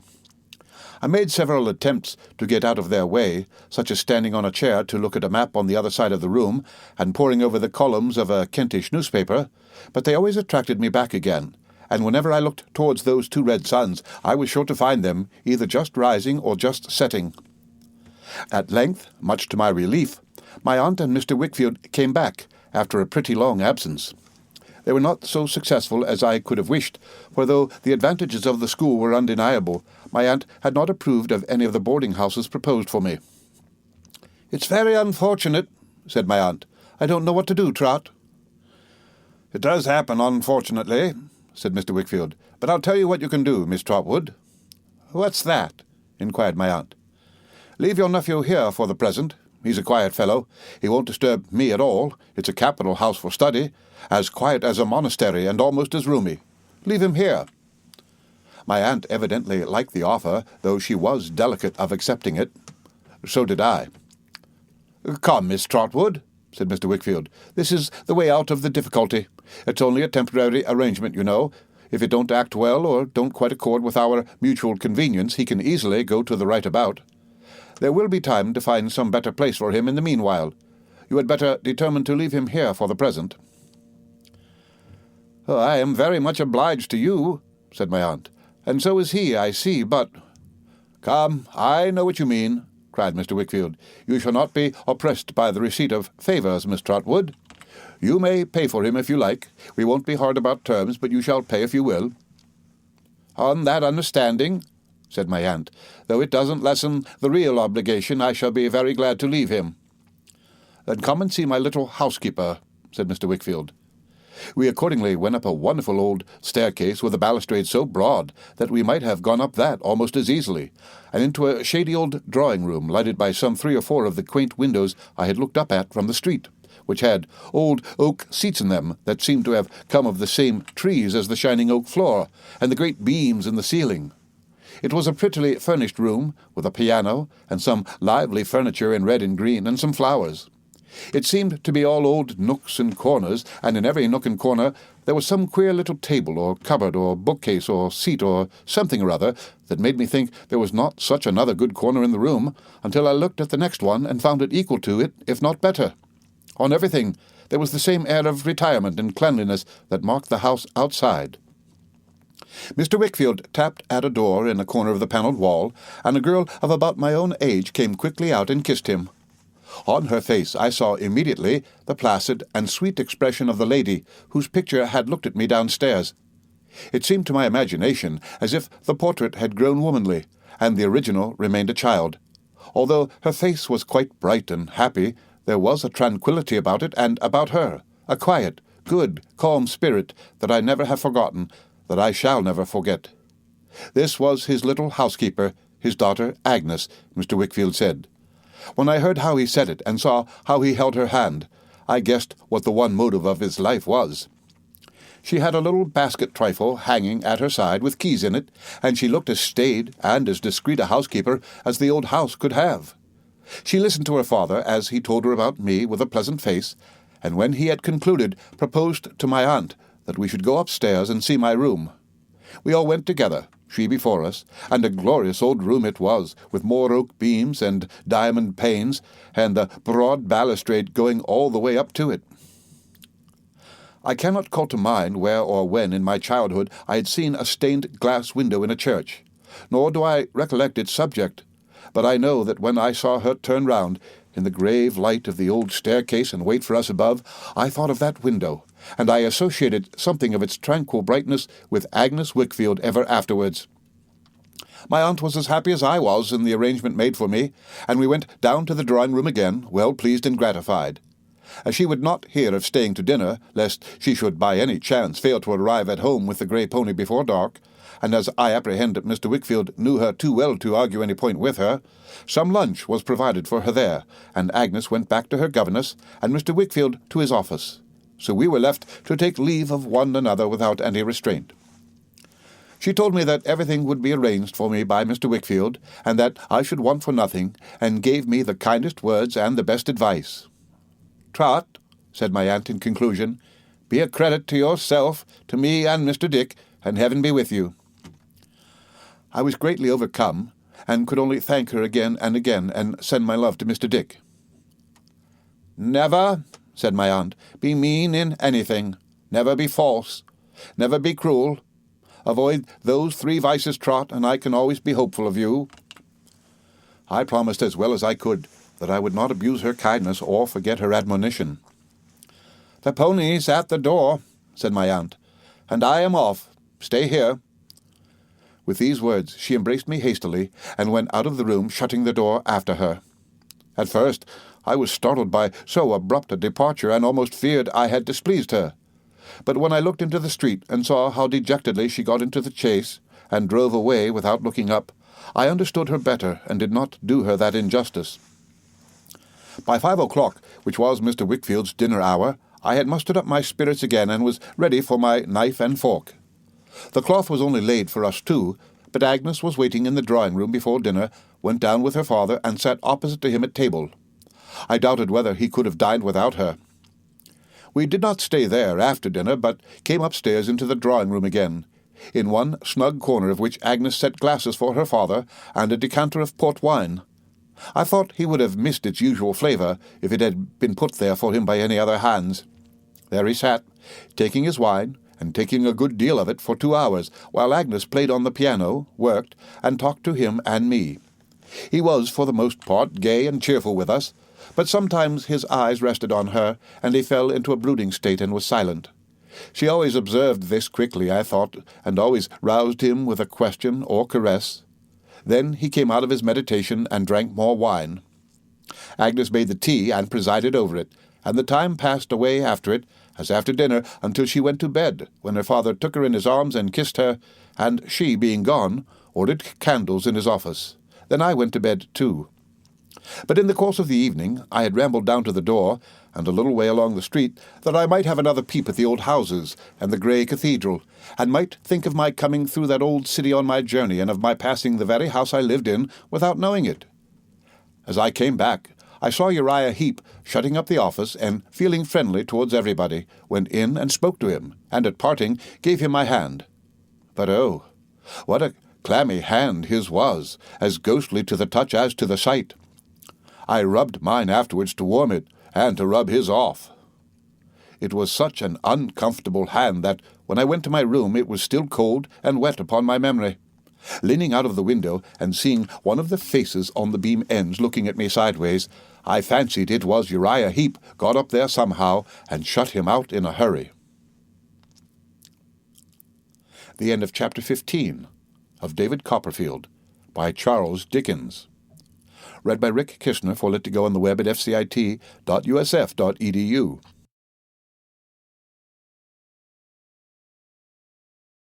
David Copperfield by Charles Dickens.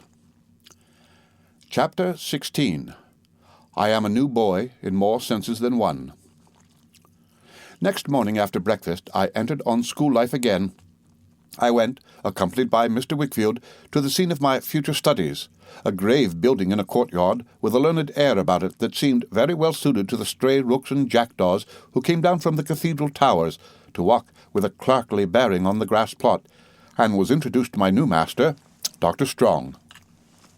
Dr. Strong looked almost as rusty, to my thinking, as the tall iron rails and gates outside the house, and almost as stiff and heavy as the great stone urns that flanked them, and was set up on the top of the red brick wall at regular distances all round the court like sublimated skittles, for time to play at. He was in his library, Dr. Strong was, with his clothes not particularly well brushed, and his hair not particularly well combed, his knee-smalls unbraced, his long black gaiters unbuttoned, and his shoes yawning like two caverns on the hearth-rug. Turning upon me a lustreless eye that reminded me of a long-forgotten blind old horse who once used to crop the grass and tumble over the graves in Blunderstone churchyard, he said he was glad to see me, and then he gave me his hand, which I didn't know what to do with, as it did nothing for itself. But sitting at work not far from Dr. Strong was a very pretty young lady whom he called Annie, and who was his daughter, I supposed, who got me out of my difficulty by kneeling down to put Dr. Strong's shoes on and button his gaiters, which she did with great cheerfulness and quickness. When she had finished, and we were going out to the schoolroom, I was much surprised to hear Mr. Wickfield, in bidding her good morning, address her as Mrs. Strong, and I was wondering, could she be Dr. Strong's son's wife, or could she be Mrs. Dr. Strong, when Dr. Strong himself unconsciously enlightened me. "By the way, Wickfield," he said, stopping in a passage with his hand on my shoulder, "you have not found any suitable provision for my wife's cousin yet?" "No," said Mr. Wickfield, "no, not yet."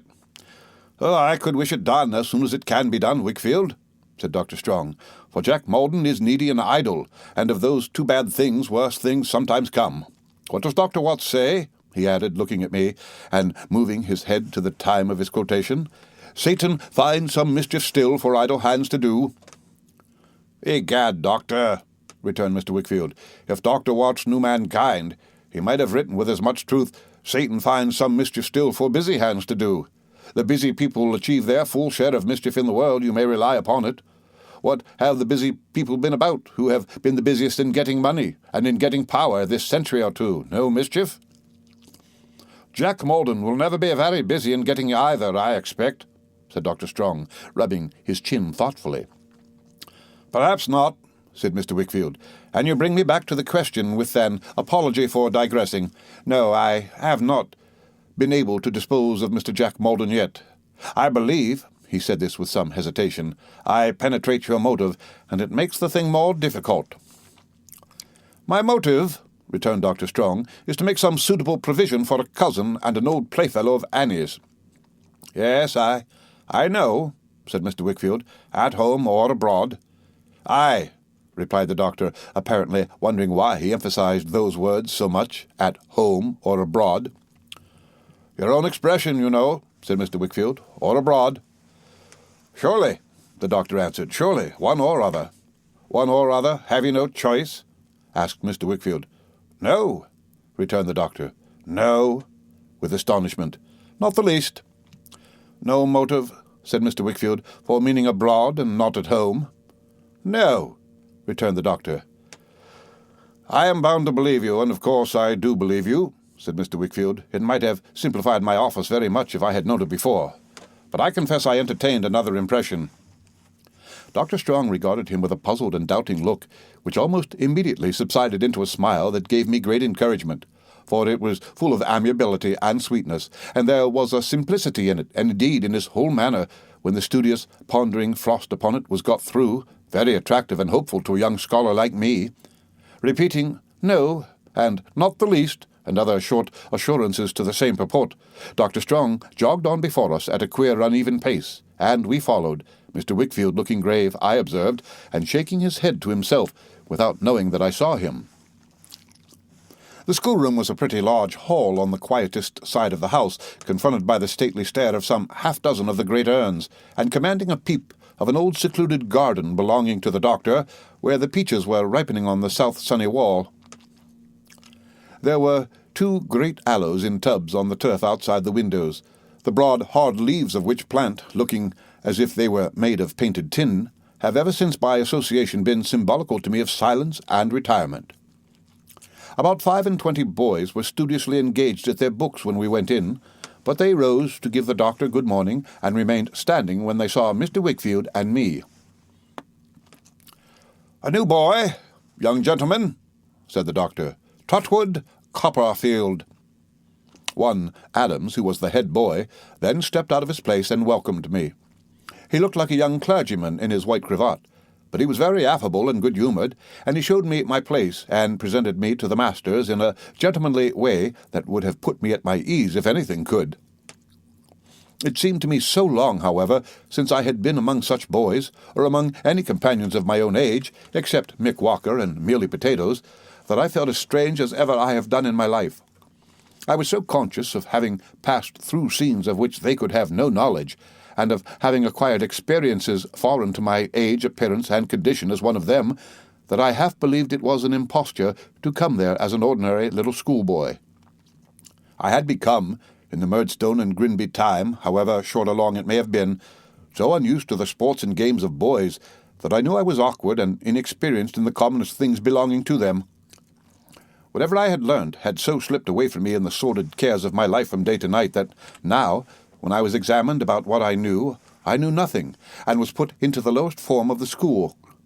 But, troubled as I was by my want of boyish skill, and of book-learning too, I was made infinitely more uncomfortable by the consideration that, in what I did know, I was much farther removed from my companions than in what I did not. My mind ran upon what they would think if they knew of my familiar acquaintance with the King's Bench prison. Was there anything about me which would reveal my proceedings in connection with the Micawber family, all those pawnings and sellings and suppers, in spite of myself? Suppose some of the boys had seen me coming through Canterbury, wayward and ragged, and should find me out.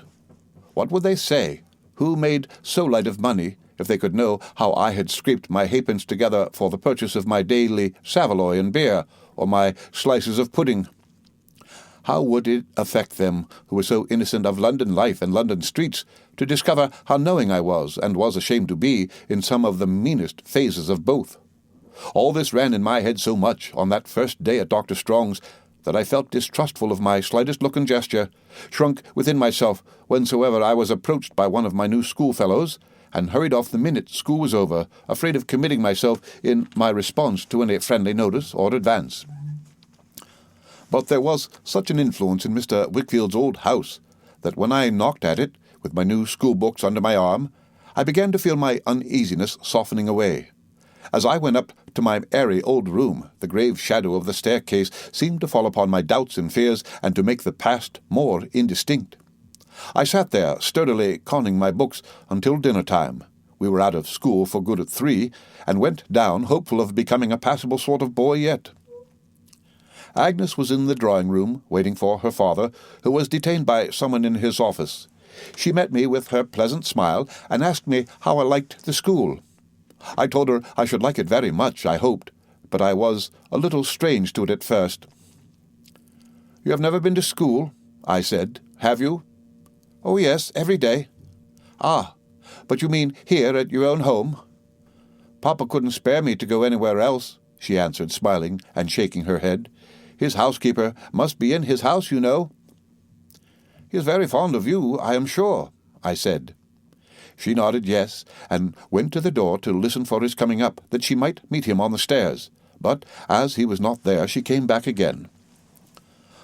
"Mamma has been dead ever since I was born," she said in her quiet way. "I only know her picture downstairs. I saw you looking at it yesterday. Did you think whose it was?" I told her yes, because it was so like herself. "Papa says so too," said Agnes, pleased. "Hark, that's Papa now." Her bright, calm face lighted up with pleasure as she went to meet him, and as they came in hand, he greeted me cordially, and told me I should certainly be happy under Dr. Strong, who was one of the gentlest of men. "There may be some, perhaps, I don't know that there are, who abuse his kindness," said Mr. Wickfield. "Never be one of those, Trotwood, in anything. He is the least suspicious of mankind, and whether that's a merit or whether it's a blemish, it deserves consideration in all dealings with the doctor, great or small." He spoke, I thought, as if he were weary or dissatisfied with something, but I did not pursue the question in my mind, for dinner was just then announced, and we went down and took the same seats as before.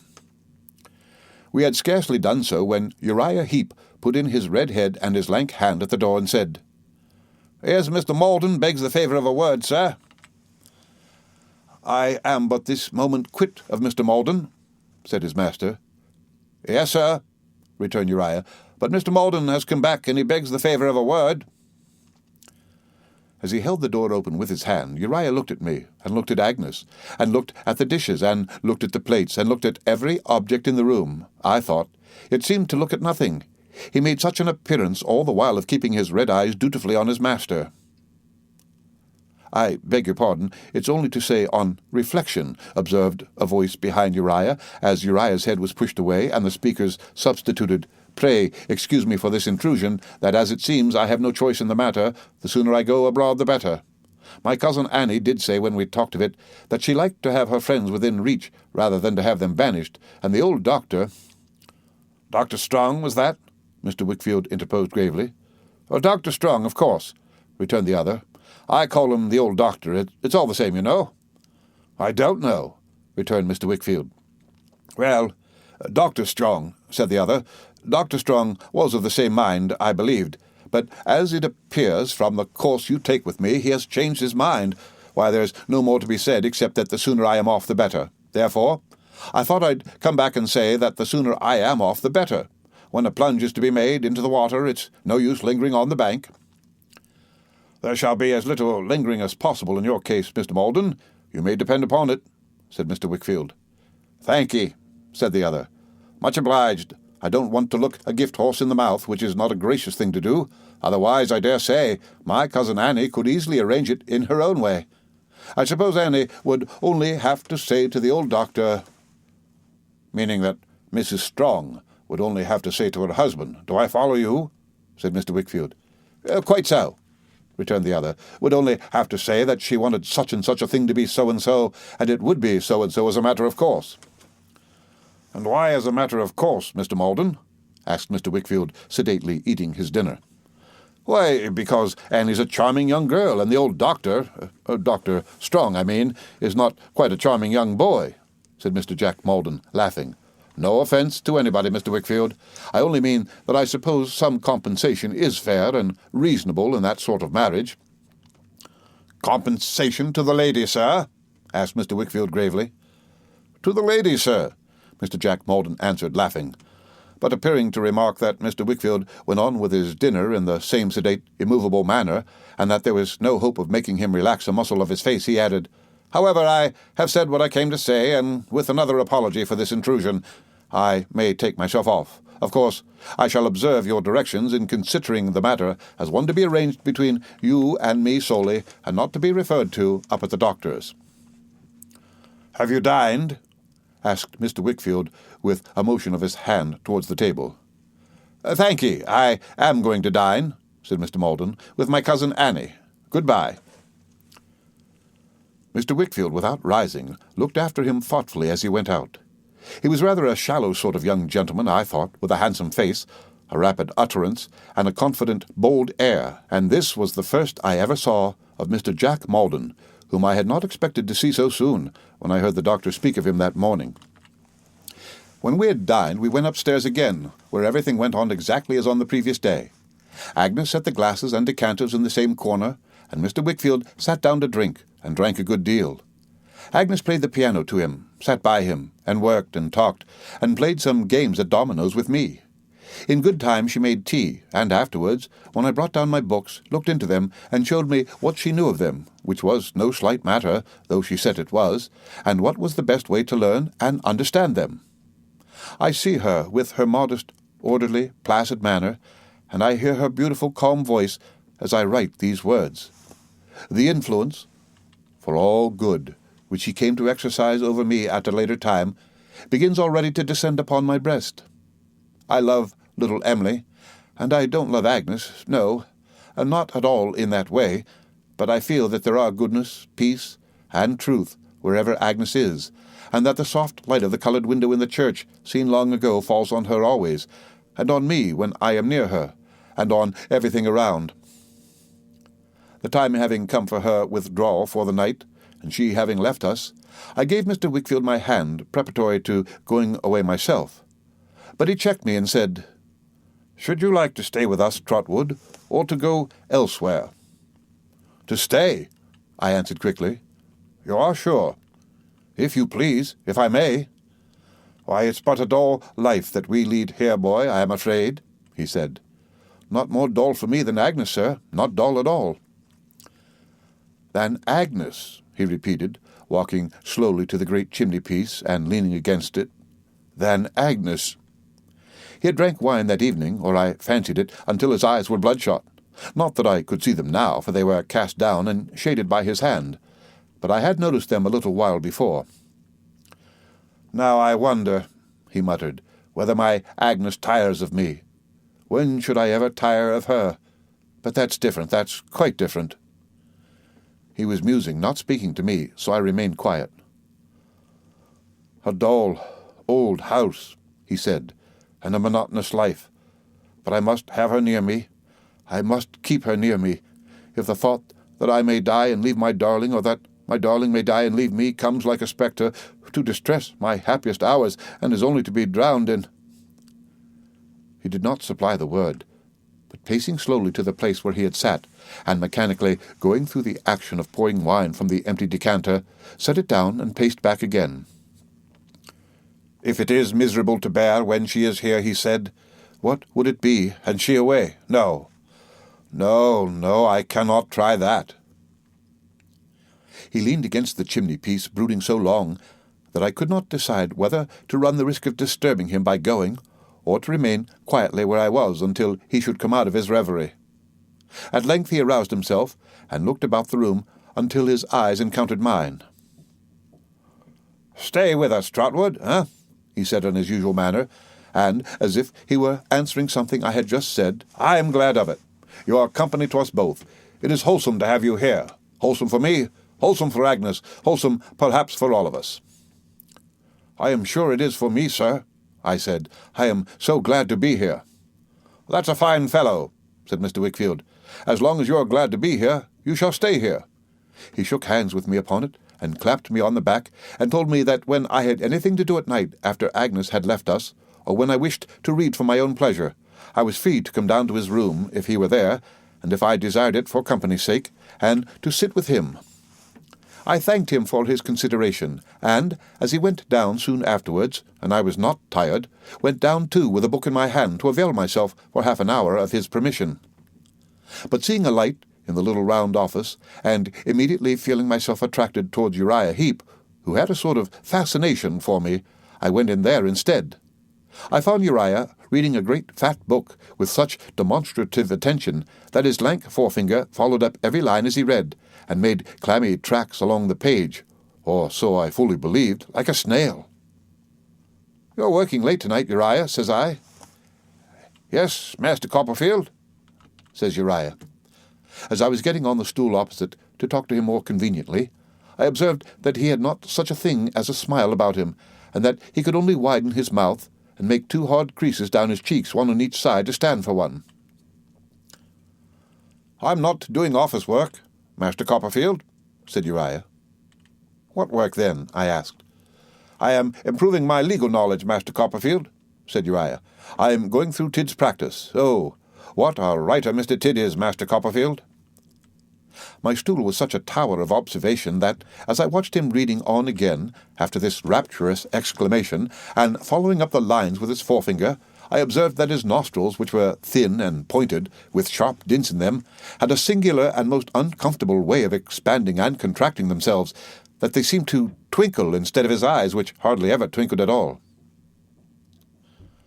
"I suppose you are quite a great lawyer," I said, after looking at him for some time. "Me, Master Copperfield?" said Uriah. "Oh, no, I'm a very humble person." It was no fancy of mine about his hands, I observed, for he frequently ground the palms against each other as if to squeeze them dry and warm, besides often wiping them in a stealthy way on his pocket-handkerchief. "I am well aware that I am the humblest person going," said Uriah Heep modestly. "Let the other be where he may. My mother is likewise a very humble person. We live in a humble abode, Mr. Copperfield, but have much to be thankful for. My father's former calling was humble. He was a sexton."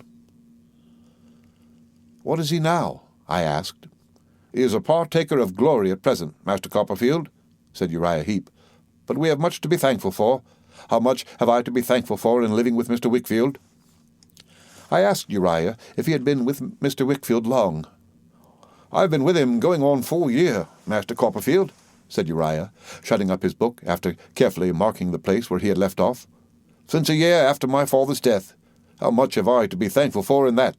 How much have I to be thankful for in Mr. Wickfield's kind intention to give me my articles, which would otherwise not lay within the humble means of mother and self." "Then, when your article time is over, you'll be a regular lawyer, I suppose?" said I. "With the blessing of Providence, Master Copperfield," returned Uriah. "Perhaps you'll be a partner in Mr. Wickfield's business one of these days," I said, to make myself agreeable, "and it will be Wickfield and Heep, or Heep late Wickfield." "Oh, no, Master Copperfield," returned Uriah, shaking his head. "I am much too humble for that." He certainly did look uncommonly like the carved face on the beam outside my window as he sat in his humility, eyeing me sideways with his mouth widened and the creases in his cheeks. "Mr. Wickfield is a most excellent man, Master Copperfield," said Uriah. "If you have known him long, you know it, I am sure, much better than I can inform you." I replied that I was certain he was, but that I had not known him long myself, though he was a friend of my aunt's. "Oh, indeed, Master Copperfield," said Uriah. "Your aunt is a sweet lady, Master Copperfield." He had a way of writhing when he wanted to express enthusiasm, which was very ugly, and which diverted my attention from the compliment he had paid my relation to the snaky twistings of his throat and body. "A sweet lady, Master Copperfield," said Uriah Heep. "She has a great admiration for Miss Agnes, Master Copperfield, I believe." I said yes, boldly, not that I knew anything about it, heaven forgive me.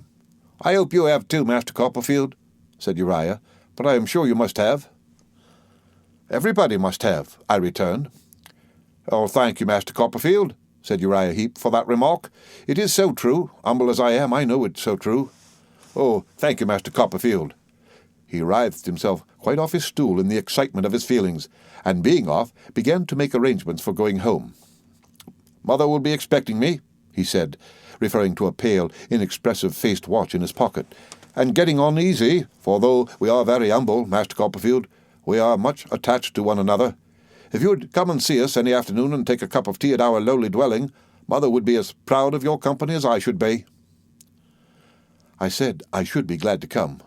"Thank you, Master Copperfield," returned Uriah, putting his book away upon the shelf. "I suppose you stop here some time, Master Copperfield?" I said I was going to be brought up there, I believed, as long as I remained at school. "Oh, indeed!" exclaimed Uriah. "I should think you would come into the business at last, Master Copperfield." I protested that I had no views of that sort, and that no such scheme was entertained in my behalf by anybody. But Uriah insisted on blandly replying to all my assurances. "Oh, yes, Master Copperfield, I think you would indeed." And, "Oh, indeed, Master Copperfield, I should think you would, certainly," over and over again. Being at last ready to leave the office for the night, he asked me if it would suit my convenience to have the light put out, and on my answering yes, instantly extinguished it. After shaking hands with me, his hand felt like a fish in the dark, he opened the door into the street a very little, and crept out and shut it, leaving me to grope my way back into the house, which cost me some trouble and a fall over his stool. This was the proximate cause, I suppose, of my dreaming about him, for what appeared to me to be half the night, and dreaming, among other things, that he had launched Mr. Peggotty's house on a piratical expedition with a black flag at the masthead, bearing the inscription, "Tid's Practice," under which diabolical ensign he was carrying me and little Emily to the Spanish Main to be drowned. I got a little the better of my uneasiness when I went to school next day, and a good deal the better next day, and so shook it off by degrees, that in less than a fortnight I was quite at home and happy among my new companions. I was awkward enough in their games, and backward enough in their studies, but custom would improve me in the first respect, I hoped, and hard work in the second. Accordingly I went to work very hard both in play and in earnest, and gained great commendation. and in a very little while the Murdstone and Grinby life became so strange to me that I hardly believed in it, while my present life grew so familiar that I seemed to have been leading it a long time. Dr. Strong's was an excellent school, as different from Mr. Creakle's as good as from evil. It was very gravely and decorously ordered, and on a sound system, with an appeal in everything to the honour and good faith of the boys, and an avowed intention to rely on their possession of those qualities, unless they proved themselves unworthy of it, which worked wonders. We all felt that we had a part in the management of the place, and in sustaining its character and dignity. Hence, we soon became warmly attached to it. I am sure I did for one, and I never knew in all my time of any other boy being otherwise, and learnt with a good will, desiring to do it credit.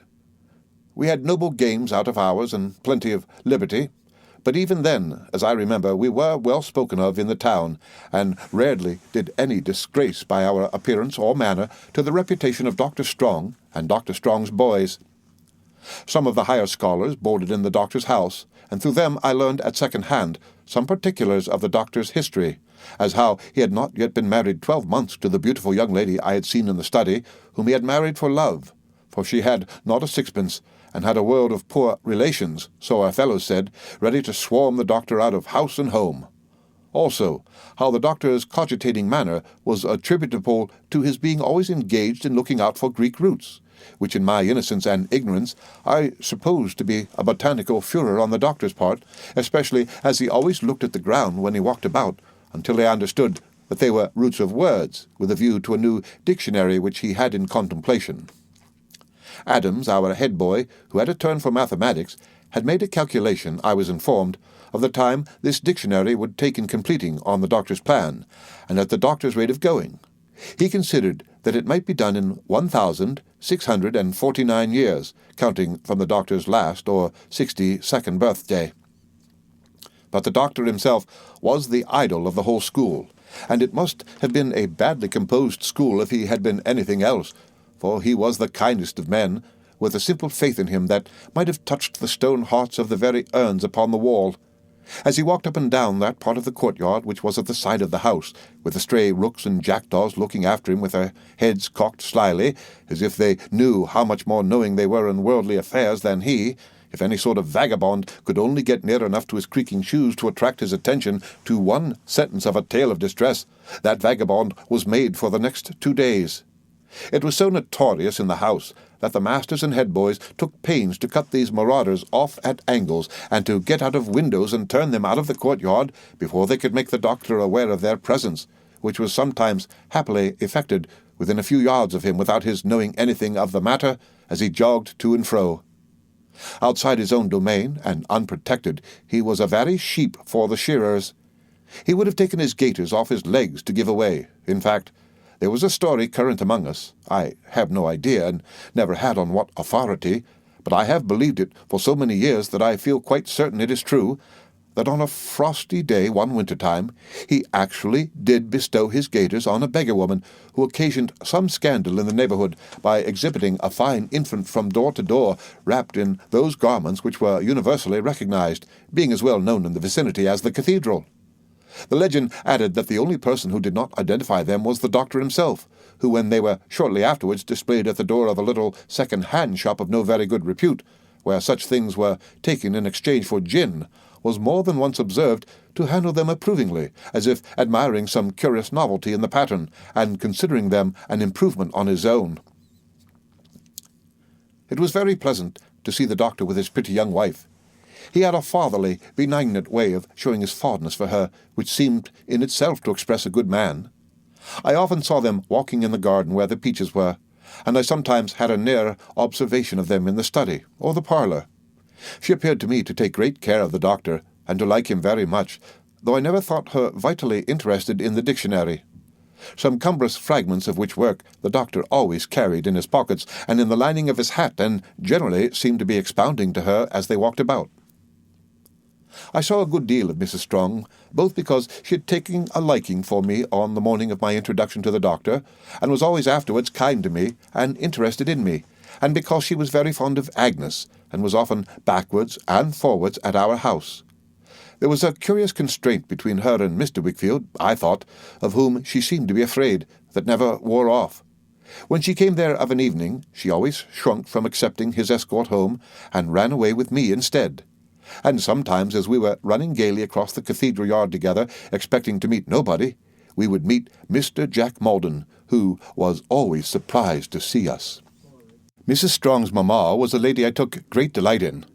Her name was Mrs. Markleum, but our boys used to call her the Old Soldier, on account of her generalship, and the skill with which she marshalled great forces of relations against the doctor. She was a little, sharp-eyed woman who used to wear, when she was dressed, one unchangeable cap ornamented with some artificial flowers, and two artificial butterflies supposed to be hovering above the flowers. There was a superstition among us that this cap had come from France, and could only originate in the workmanship of that ingenious nation, but all I certainly know about it is that it always made its appearance of an evening, wheresoever Mrs. Markleum made her appearance, that it was carried about to friendly meetings in a Hindu basket, that the butterflies had the gift of trembling constantly, and that they improved the shining hours at Dr. Strong's expense like busy bees. I observed the Old Soldier, not to adopt the name disrespectfully, to pretty good advantage, on a night which is made memorable to me by something else I shall relate. It was the night of a little party at the doctor's, which was given on the occasion of Mr. Jack Maldon's departure for India, whither he was going as a cadet, or something of that kind. Mr. Wickfield having at length arranged the business. It happened to be the doctor's birthday, too. We had had a holiday, had made presents to him in the morning, had made a speech to him through the head boy, and had cheered him until we were hoarse, and until he had shed tears. And now in the evening, Mr. Wickfield, Agnes, and I went to have tea with him in his private capacity. Mr. Jack Maldon was there before us. Mrs. Strong, dressed in white with cherry-coloured ribbons, was playing the piano when we went in, and he was leaning over her to turn the leaves. The clear red and white of her complexion was not so blooming and flower-like as usual, I thought, when she turned round, but she looked very pretty, wonderfully pretty. "I have forgotten, Doctor," said Mrs. Strong's mamma when we were seated, "to pay you the compliments of the day, though they are, as you may suppose, very far from being mere compliments in my case. Allow me to wish you many happy returns." "Thank you, ma'am," replied the doctor. "Many, many, many happy returns," said the Old Soldier, "not only for your own sake, but for Annie's, and John Maldon's, and many other people's.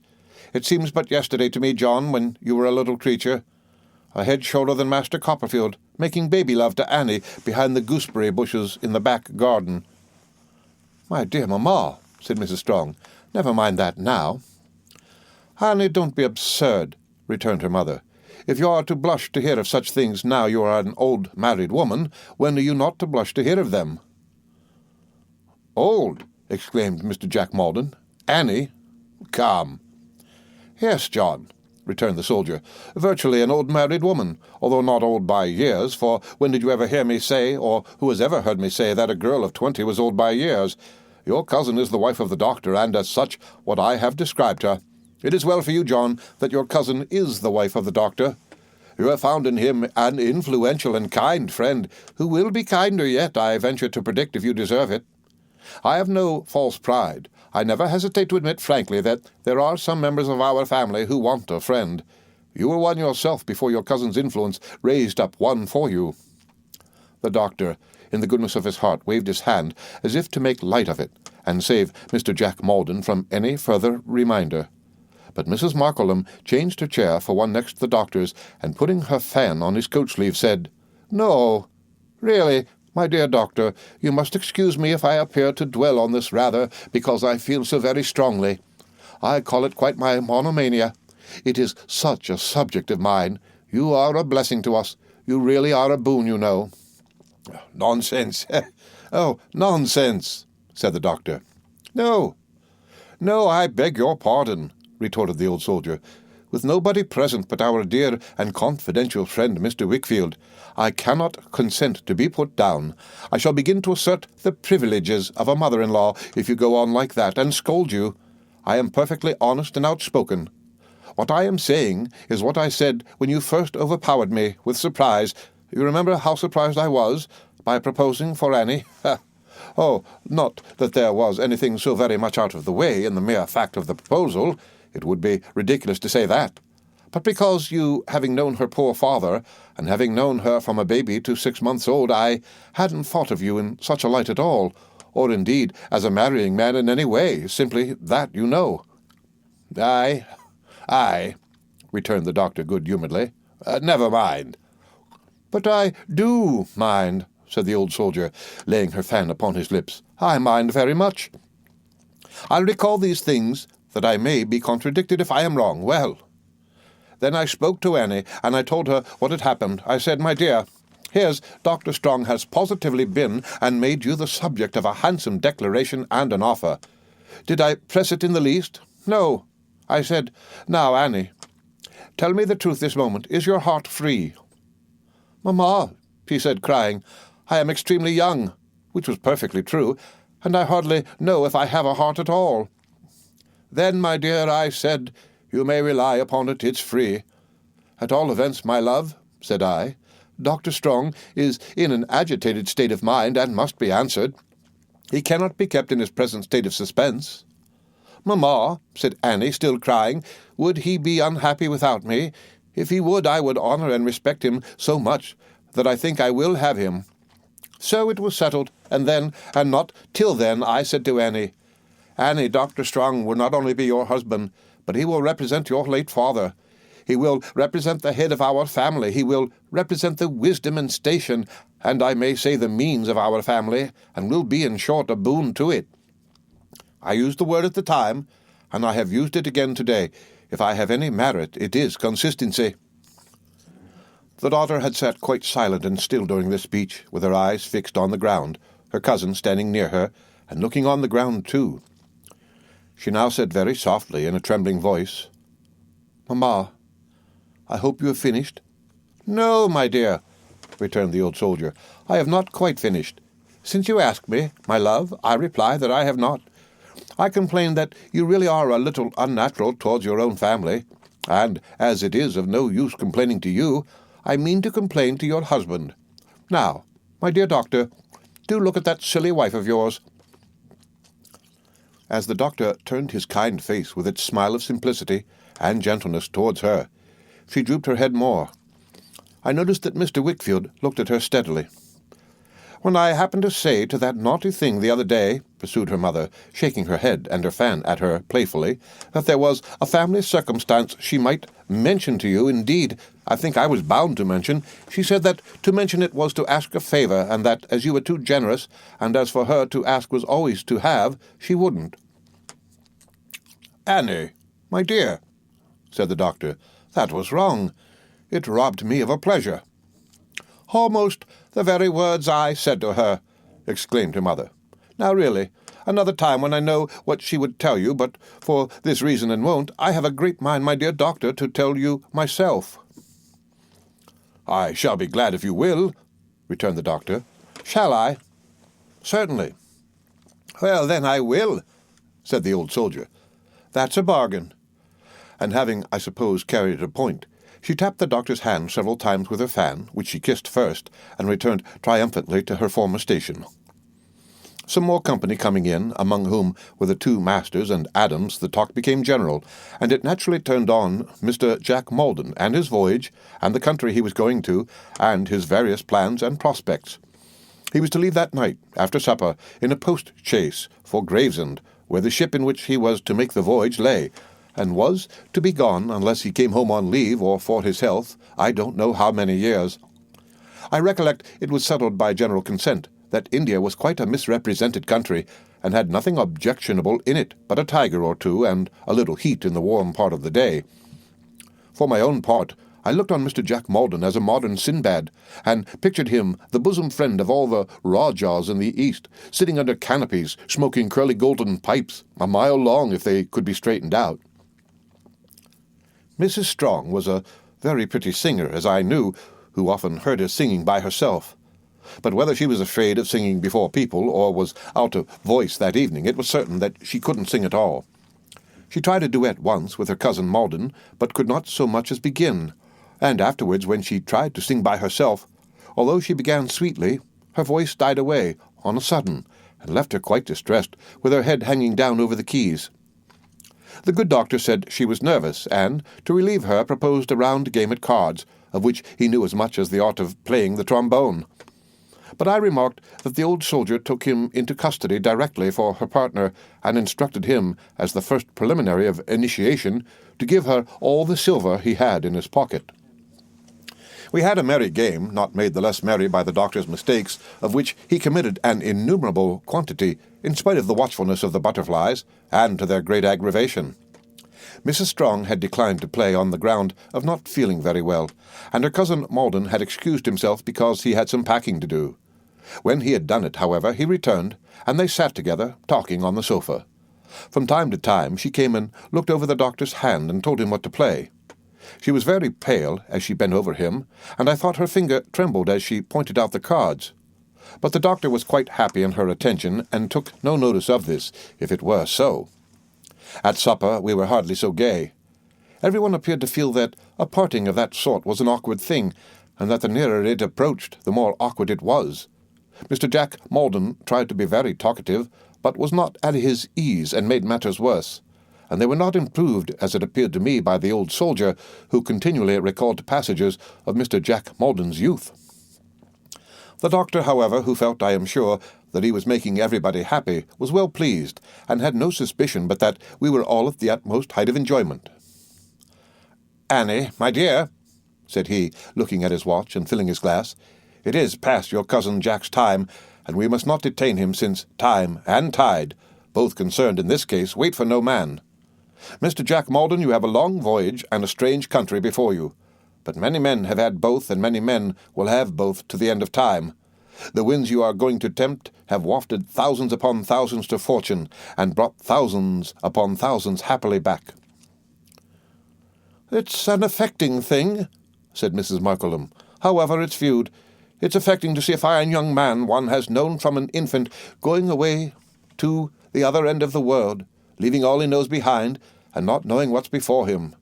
A young man really well deserves constant support and patronage," looking at the doctor, "who makes such sacrifices."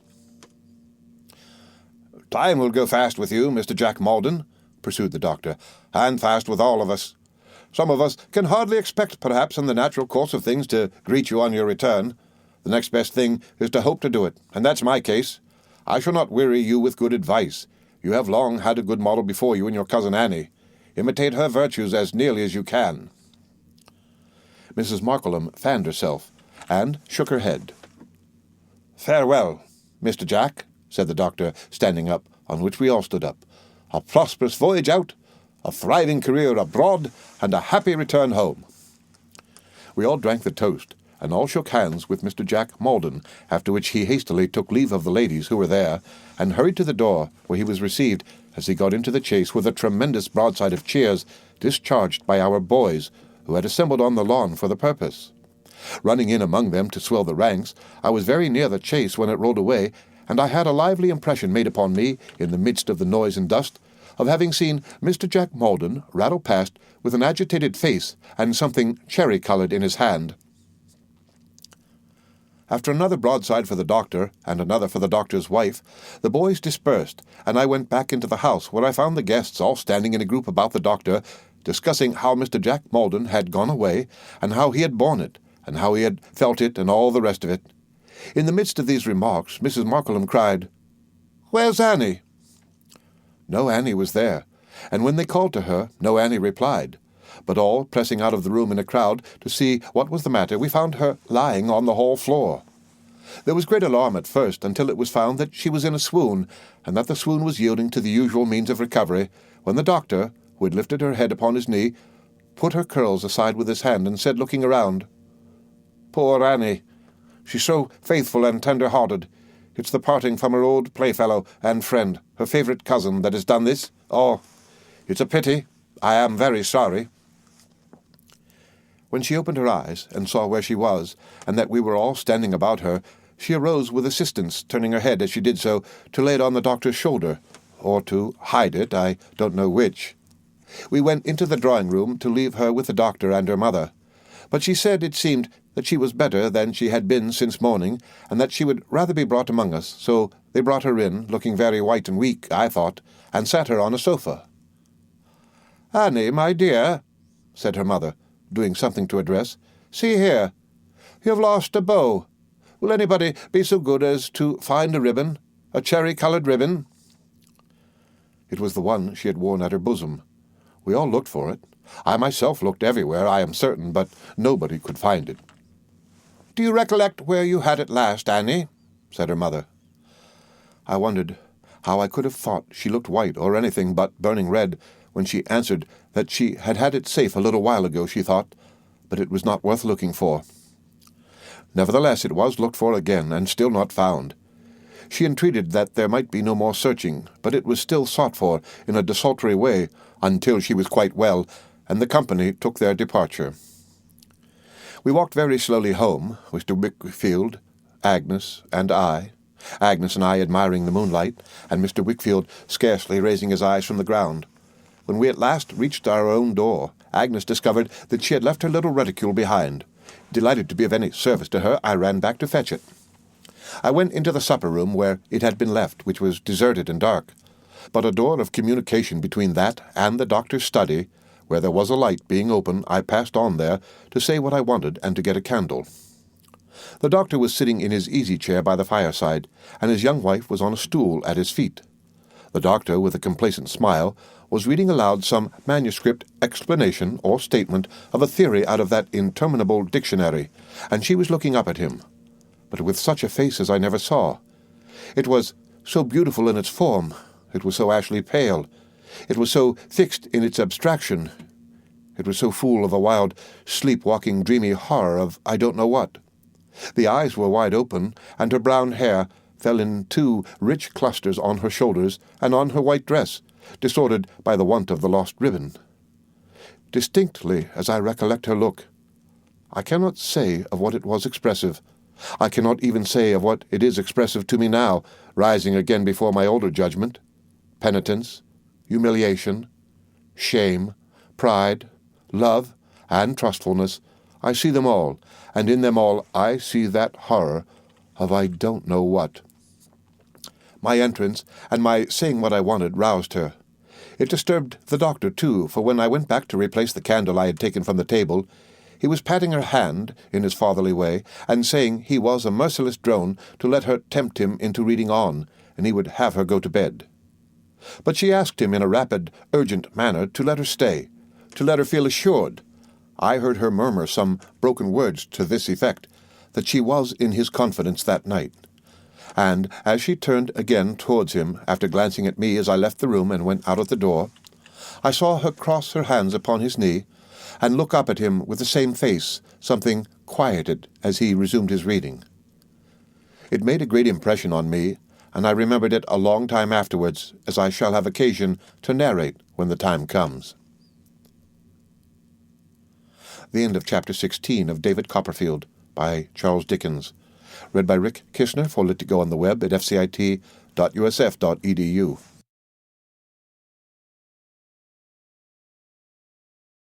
David Copperfield by Charles Dickens. Chapter 17. Somebody Turns Up.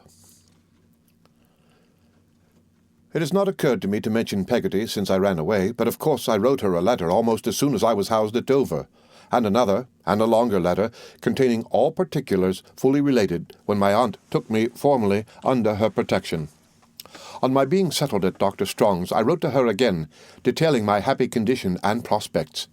I never could have derived anything like the pleasure from spending the money Mr. Dick had given me that I felt in sending a gold half-guinea to Peggotty per post, enclosed in this last letter, to discharge the sum I had borrowed of her, in which epistle not before I mentioned about the young man with the donkey-cart. To those communications Peggotty replied as promptly, if not as concisely, as a merchant's clerk. Her utmost powers of expression, which were certainly not great in ink, were exhausted in the attempt to write what she felt on the subject of my journey. 4 sides of incoherent and interjectional beginnings of sentences that had no end except blots were inadequate to afford her any relief. But the blots were more expressive to me than the best composition, for they showed me that Peggotty had been crying all over the paper, and what could I have desired more? I made out with much difficulty that she could not take quite kindly to my aunt yet, The notice was too short after so long a prepossession the other way. "We never knew a person," she wrote, "but to think that Miss Betsey should seem to be so different from what she had been thought to be was immoral." That was her word. She was evidently still afraid of Miss Betsey, for she sent her grateful duty to her but timidly, and she was evidently afraid of me too, and entertained the probability of my running away again soon, if I might judge from the repeated hints she threw out that the coach fare to Yarmouth was always to be had of her for the asking.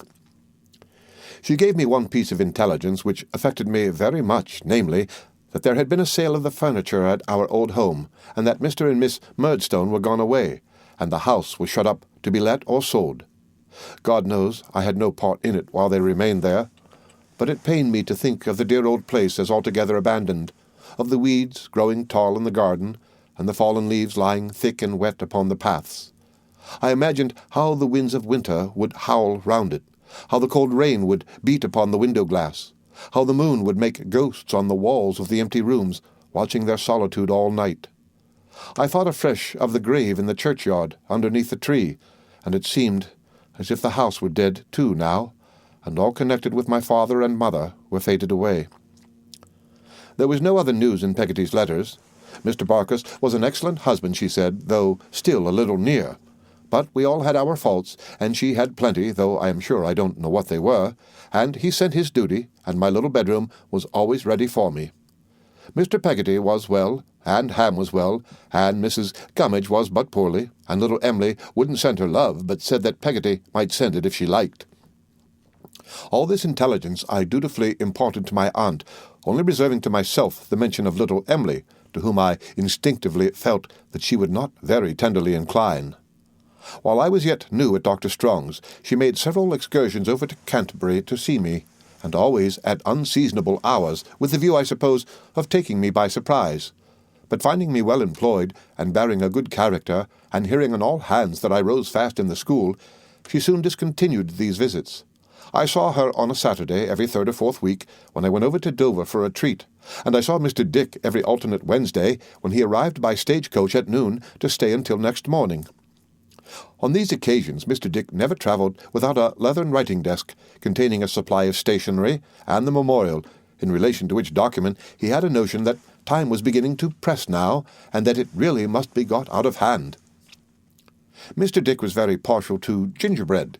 To render his visits the more agreeable, my aunt had instructed me to open a credit for him at a cake shop, which was hampered with the stipulation that he should not be served with more than 1 shilling's worth in the course of any one day.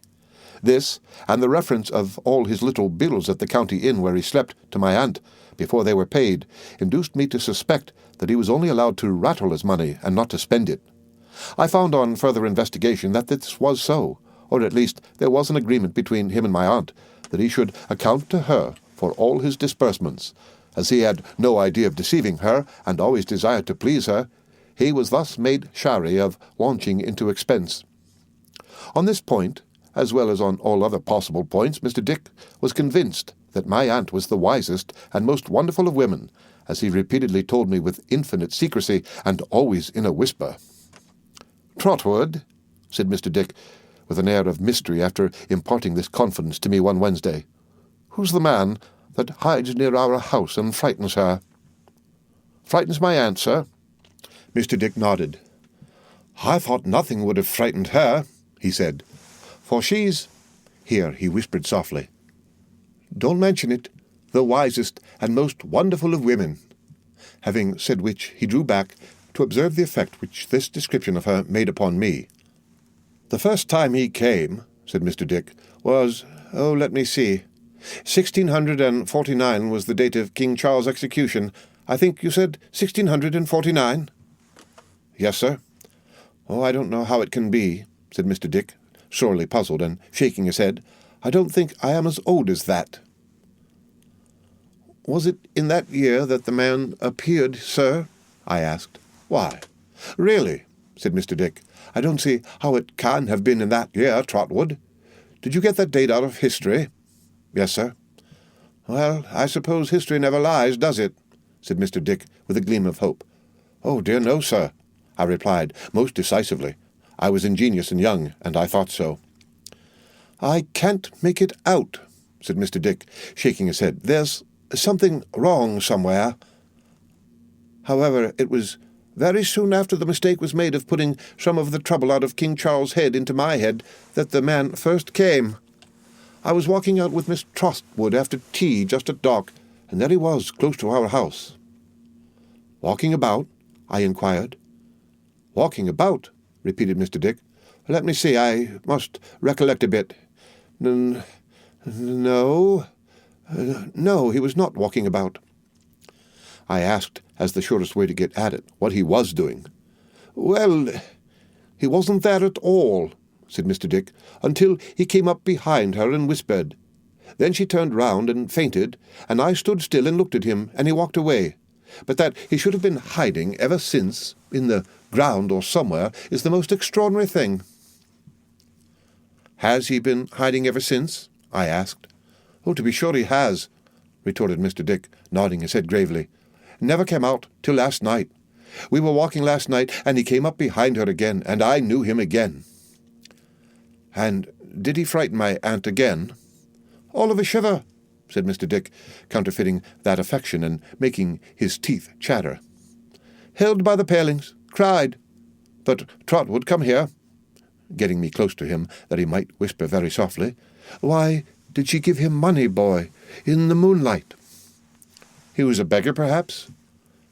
Mr. Dick shook his head, as utterly renouncing the suggestion, and having replied a great many times and with great confidence, "No beggar, no beggar, no beggar, sir," went on to say that from his window he had afterwards, and late at night, seen my aunt give this person money outside the garden rails in the moonlight, who then slunk away into the ground again, as he thought probable, and was seen no more, while my aunt came hurriedly and secretly back into the house, and had, even that morning, been quite different from her usual self, which preyed on Mr. Dick's mind. I had not the least belief, in the outset of this story, that the unknown was anything but a delusion of Mr. Dick's, and one of the line of that ill-fated prince who occasioned him so much difficulty. But after some reflection, I began to entertain the question whether an attempt, or threat of an attempt, might have been twice made to take Mr. Dick himself from under my aunt's protection, and whether my aunt, the strength of whose kind feeling towards him I knew from herself, might have been induced to pay a price for his peace and quiet. As I was already much attached to Mr. Dick, and very solicitous for his welfare, my fears favoured this supposition, and for a long time his Wednesday hardly ever came round without my entertaining a misgiving that he would not be on the coach-box as usual. There he always appeared, however, grey-headed, laughing and happy, and he never had anything more to tell of the man who could frighten my aunt. These Wednesdays were the happiest days of Mr. Dick's life. They were far from being the least happy of mine. He soon became known to every boy in the school, and though he never took an active part in any game but kite-flying, was as deeply interested in all our sports as anyone among us. How often have I seen him intent upon a match at marbles or peg-top, looking on with a face of unutterable interest, and hardly breathing at the critical times. How often at hare and hounds have I seen him mounted on a little knoll, cheering the whole field on to action, and waving his hat above his grey head, oblivious of King Charles the Martyr's head, and all belonging to it. How many a summer hour have I known to be but blissful minutes to him in the cricket field? How many winter days have I seen him standing blue-nosed in the snow and east wind, looking at the boys going down the long slide, and clapping his worsted gloves in rapture. He was a universal favourite, and his ingenuity in little things was transcendent. He could cut oranges into such devices as none of us had an idea of. He could make a boat out of anything, from a skewer upwards. He could turn cramp bones into chessmen, fashion Roman chariots from old court cards, make spoked wheels out of cotton reels and bird cages of old wire. But he was greatest of all, perhaps, in the articles of string and straw with which we were all persuaded he could do anything that could be done by hands. Mr. Dick's renown was not long confined to us. After a few Wednesdays, Dr. Strong himself made some inquiries of me about him, and I told him all my aunt had told me, which interested the doctor so much that he requested on the occasion of his next visit to be presented to him. This ceremony I performed, and the doctor, begging Mr. Dick, whensoever he could not find me at the coach office, to come on there, and rest himself until our morning's work was over, It soon passed into a custom for Mr. Dick to come on as a matter of course, and if we were a little late, as often happened on a Wednesday, to walk about the courtyard waiting for me. Here he made the acquaintance of the doctor's beautiful young wife, paler than formerly all this time, more rarely seen by me or anyone, I think, and not so gay, but not less beautiful, and so became more and more familiar by degrees until at last he would come into the school and wait. He always sat in a particular corner on a particular stool, which was called Dick, after him. Here he would sit with his grey head bent forward, attentively listening to whatever might be going on, with a profound veneration for the learning he had never been able to acquire. The veneration Mr. Dick extended to the doctor, whom he thought the most subtle and accomplished philosopher of any age. It was long before Mr. Dick ever spoke to him otherwise than bareheaded, and even when he and the doctor had struck up quite a friendship, and would walk together by the hour on that side of the courtyard which was known among us as the doctor's walk, Mr. Dick would pull off his hat at intervals to show his respect for wisdom and knowledge. How it ever came about that the doctor began to read out scraps of the famous dictionary in these walks, I never knew. Perhaps he felt it all the same at first as reading to himself. However, it passed into a custom too, and Mr. Dick, listening with a face shining with pride and pleasure, in his heart of hearts believed the dictionary to be the most delightful book in the world. As I think of them going up and down before those schoolroom windows, the doctor reading with his complacent smile, an occasional flourish of the manuscript or grave motion of his head, and Mr. Dick listening, and chained by interest with his poor wits calmly wandering God knows where, upon the wings of hard words, I think of it as one of the pleasantest things, in a quiet way, that I have ever seen. I feel as if they might go walking to and fro forever, and the world might somehow be the better for it, as if 1,000 things it makes a noise about were not one half so good for it or me.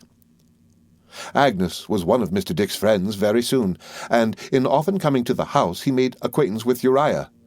The friendship between himself and me increased continually, and it was maintained on this odd footing that, while Mr. Dick came professedly to look after me as my guardian, he always consulted me in any little matter of doubt that arose, and invariably guided himself by my advice, not only having a high respect for my native sagacity, but considering that I inherited a good deal from my aunt.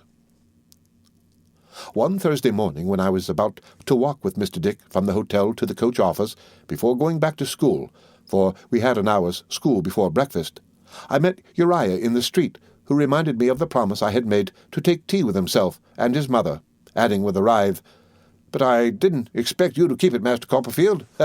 We're so very humble."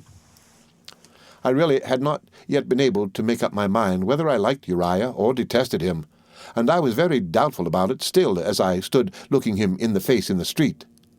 But I felt it quite an affront to be supposed proud, and said I only wanted to be asked. "Oh, if that's all, Master Copperfield," said Uriah, "and it really isn't our humbleness that prevents you, will you come this evening? But if it is our humbleness, I hope you won't mind owning to it, Master Copperfield, for we are well aware of our condition." I said I would mention it to Mr. Wickfield, and if he approved, as I had no doubt he would, I would come with pleasure. So, at 6 o'clock that evening, which was one of the early office evenings, I announced myself as ready to Uriah. "Mother will be proud indeed," he said as we walked away together, "or she would be proud if it wasn't sinful, Mr. Copperfield." "Yet you didn't mind supposing I was proud this morning," I returned. "Oh, dear no, Master Copperfield," returned Uriah. "Oh, believe me, no. Such a thought never came into my head. I shouldn't have deemed it at all proud if you had thought us too humble for you, because we are so very humble." "Have you been studying much law lately?" I asked, to change the subject. "Oh, Master Copperfield," he said, with an air of self-denial, "my reading is hardly to be called study. I have passed an hour or two in the evening sometimes with Mr. Tidd." "Rather hard, I suppose?" said I. "He is hard to me sometimes," returned Uriah, "but I don't know what he might be to a gifted person." After beating a little tune on his chin as he walked on, with the 2 forefingers of his skeleton right hand, he added, "There are expressions, you see, Master Copperfield, Latin words and terms in Mr. Tidd that are trying to a reader of my humble attainments." "Would you like to be taught Latin?" I said briskly. "I will teach it to you with pleasure." as I learn it." "Well, thank you, Master Copperfield," he answered, shaking his head. "I am sure it's very kind of you to make the offer, but I am much too humble to accept it." "What nonsense, Uriah!" "Oh, indeed, you must excuse me, Master Copperfield. I am greatly obliged, and I should like it of all things, I assure you, but I am far too humble. There are people enough to tread upon me in my lowly state, without my doing outrage to their feelings by possessing learning. Learning ain't for me. A person like myself had better not aspire. If he is to get on in life, he must get on humbly, Master Copperfield." I never saw his mouth so wide, or the creases in his cheeks so deep, as when he delivered himself of these sentiments, shaking his head all the time and writhing modestly. "I think you are wrong, Uriah," I said. "I dare say there are several things that I could teach you, if you would like to learn them." "Oh, I don't doubt that, Master Copperfield," he answered. "Not in the least. But not being humble yourself, you don't judge well, perhaps, for them that are. I won't provoke my betters with knowledge, thank you. I'm much too humble. Here is my humble dwelling, Master Copperfield." We entered a low old-fashioned room, walked straight in from the street, and found there Mrs. Heep, who was the dead image of Uriah, only short. She received me with the utmost humility, and apologized to me for giving her son a kiss, observing that, lowly as they were, they had their natural affections, which they hoped would give no offence to anyone. It was a perfectly decent room, half parlour and half kitchen, but not at all a snug room. The tea and the kettle was boiling on the hob. There was a chest of drawers with an escritoire top for Uriah to read or write at of an evening. There was Uriah's blue bag lying down and vomiting papers. There was a company of Uriah's books commanded by Mr. Tidd. There was a corner cupboard, and there were the usual articles of furniture. I don't remember that any individual object had a bare, pinched, spare look, but I do remember that the whole place had. It was perhaps a part of Mrs. Heep's humility that she still wore weeds. Notwithstanding the lapse of time that had occurred since Mr. Heep's decease, she still wore weeds. I think there was some compromise in the cap, but otherwise she was as weedy as in the early days of her mourning. "This is a day to be remembered, my Uriah, I am sure," said Mrs. Heep, making the tea, "when Master Copperfield pays us a visit." "I said you'd think so, mother," said Uriah. "If I could have wished father to remain among us for any reason," said Mrs. Heep, "it would have been that he might have known his company this afternoon." I felt embarrassed by these compliments, but I was sensible, too, of being entertained as an honoured guest, and I thought Mrs. Heep an agreeable woman. "My Uriah," said Mrs. Heep, "has looked forward to this, sir, a long while. He had his fears that our humbleness stood in the way, and I joined in them myself. Humble we are, humble we have been, humble we shall ever be," said Mrs. Heep. "I am sure you have no occasion to be so, ma'am," I said, "unless you like." "Thank you, sir," retorted Mrs. Heep. "We know our station, and are thankful in it." I found that Mrs. Heep gradually got nearer to me, and that Uriah gradually got opposite to me, and that they respectfully plied me with the choicest of the eatables on the table. There was nothing particularly choice there, to be sure, but I took the will for the deed, and felt that they were very attentive. Presently they began to talk about aunts, and then I told them about mine, and about fathers and mothers, and then I told them about mine. And then Mrs. Heep began to talk about fathers-in-law, and then I began to tell her about mine, but stopped, because my aunt had advised me to observe a silence on that subject. A tender young cork, however, would have had no more chance against a pair of corkscrews, or a tender young tooth against a pair of dentists, or a little shuttlecock against two battledores, than I had against Uriah and Mrs. Heep. They did just what they liked with me, and wormed things out of me that I had no desire to tell, with a certainty I blush to think of, the more especially as in my juvenile frankness I took some credit to myself for being so confidential, and felt that I was quite the patron of my two respectful entertainers.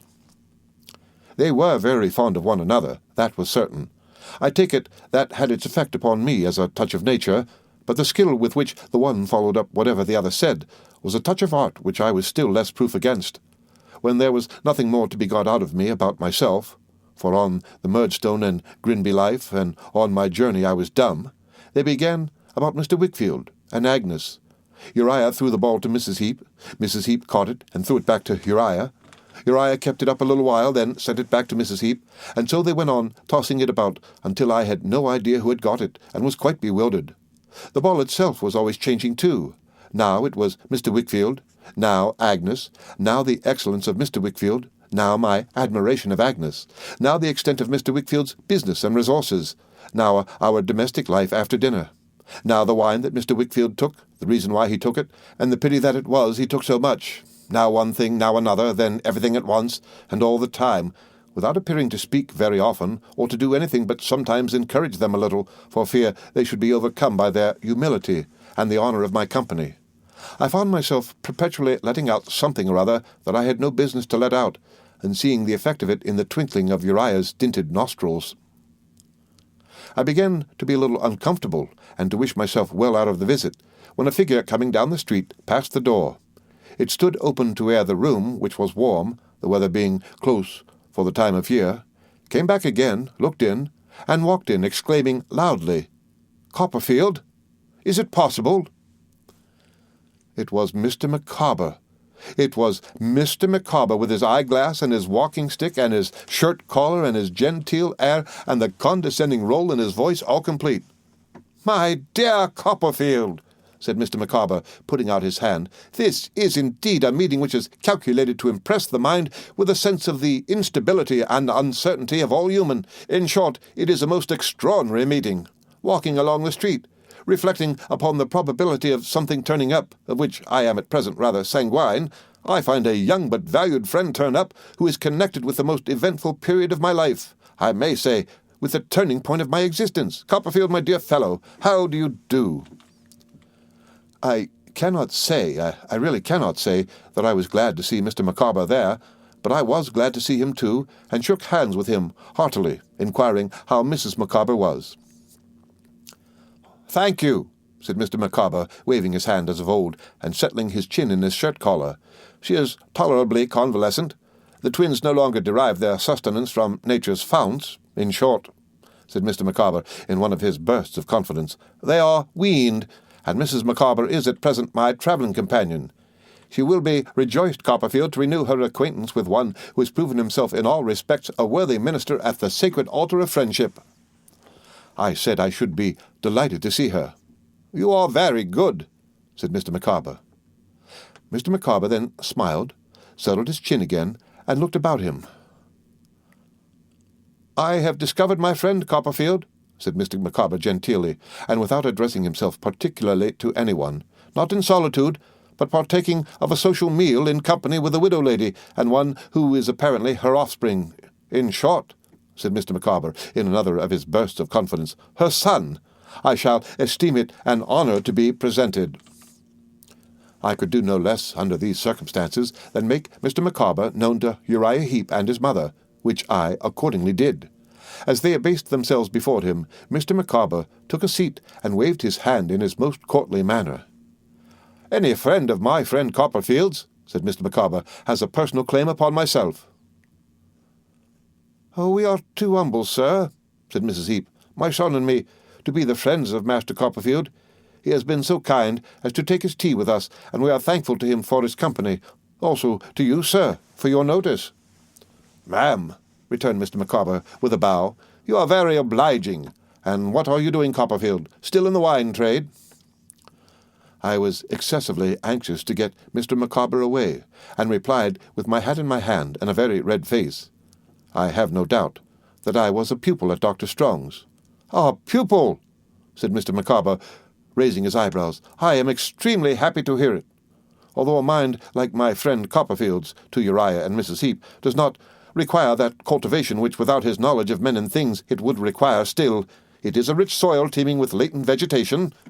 In short," said Mr. Micawber, smiling, in another burst of confidence, "it is an intellect capable of getting up the classics to any extent." Uriah, with his long hands slowly twining over one another, made a ghastly writhe from the waist upwards to express his concurrence in this estimation of me. "Shall we go and see Mrs. Micawber, sir?" I said, to get Mr. Micawber away. "If you will do her that favour, Copperfield," replied Mr. Micawber, rising. "I have no scruple in saying, in the presence of our friends here, that I am a man who has for some years contended against the pressure of pecuniary difficulties." I knew he was certain to say something of this kind. He always would be so boastful about his difficulties. "Sometimes I have risen superior to my difficulties. Sometimes my difficulties have, in short, floored me. There have been times when I have administered a succession of faces to them. There have been times when they have been too many for me, and I have given in, and said to Mrs. Micawber in the words of Cato, 'Plato, thou reasonest well, it's all up now, I can show fight no more.' But at no time of my life," said Mr. Micawber, "have I enjoyed a higher degree of satisfaction than in pouring my griefs, if I may describe difficulties chiefly arising out of warrants of attorney and promissory notes at 2 and 4 months by that word, into the bosom of my friend Copperfield." Mr. Micawber closed this handsome tribute by saying, "Mr. Heep.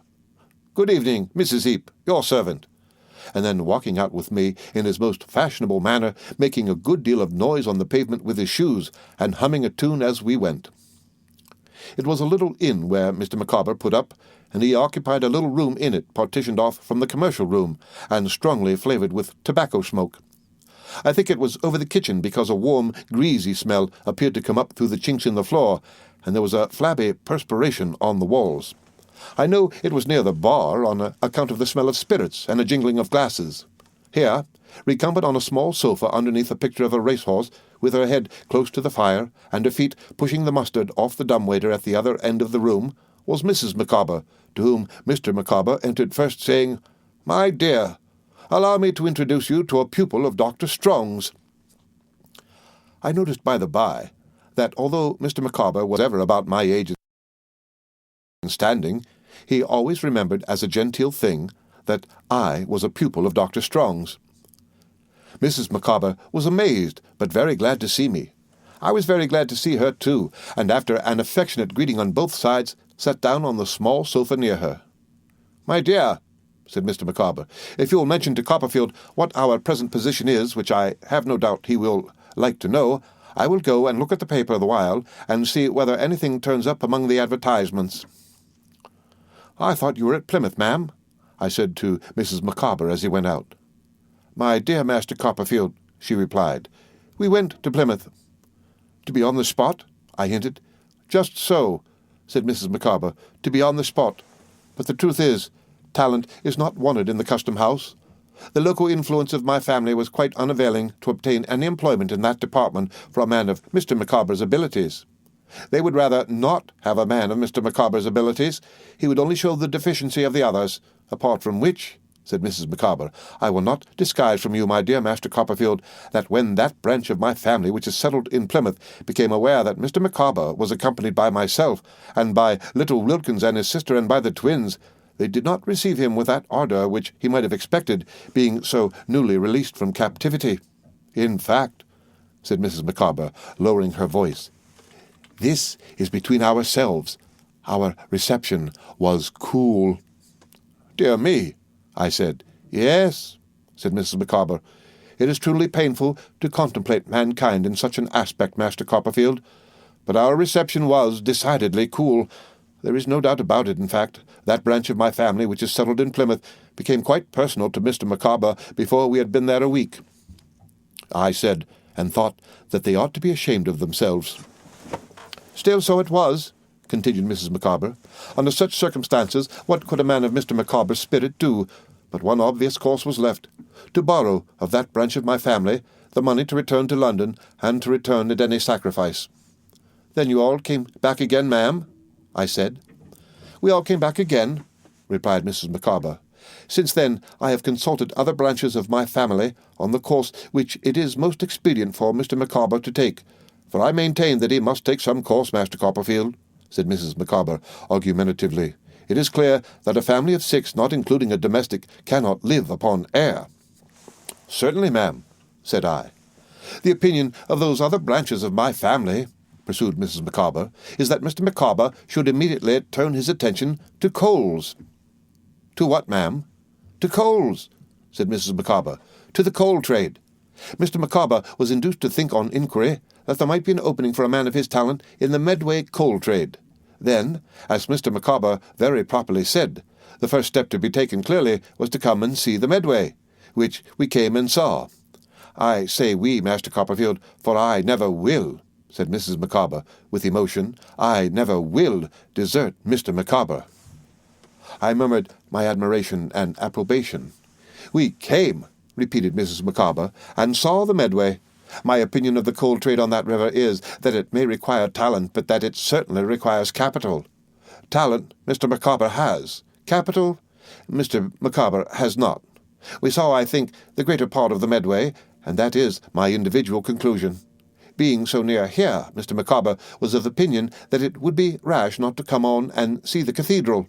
Firstly, on account of its being so well worth seeing, and our never having seen it, and secondly, on account of the great probability of something turning up in a cathedral town.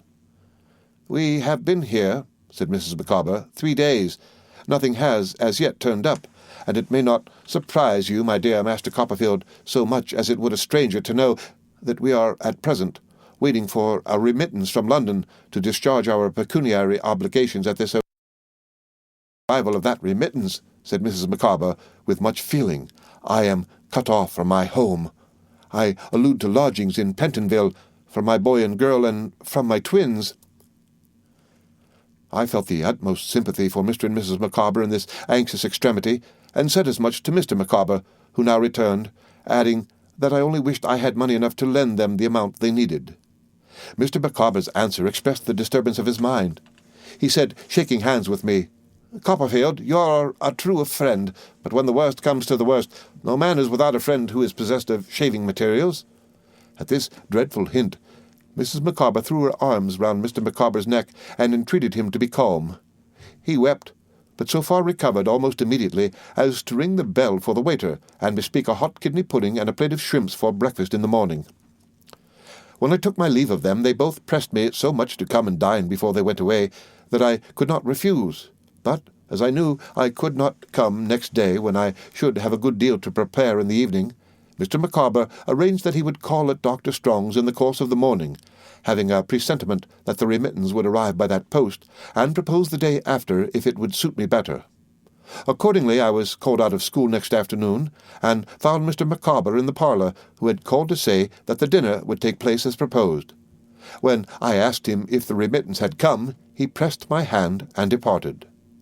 As I was looking out of window that same evening, it surprised me and made me rather uneasy to see Mr. Micawber and Uriah Heep walk past arm in arm. Uriah humbly sensible of the honour that was done him, and Mr. Micawber taking a bland delight in extending his patronage to Uriah. But I was still more surprised when I went to the little hotel next day at the appointed dinner hour, which was 4 o'clock, to find from what Mr. Micawber said that he had gone home with Uriah and had drunk brandy and water at Mrs. Heep's. "And I'll tell you what, my dear Copperfield," said Mr. Micawber, "your friend Heep is a young fellow who might be Attorney General. If I had known that young man at the period when my difficulties came to a crisis, all I can say is that I believe my creditors would have been a great deal better managed than they were." I hardly understood how this could have been, seeing that Mr. Micawber had paid them nothing at all as it was, but I did not like to ask. Neither did I like to say that I hoped he had not been too communicative with Uriah, or to inquire if they had talked much about me. I was afraid of hurting Mr. Micawber's feelings, or, at all events, Mrs. Micawber's, she being very sensitive. But I was uncomfortable about it, too, and often thought about it afterwards.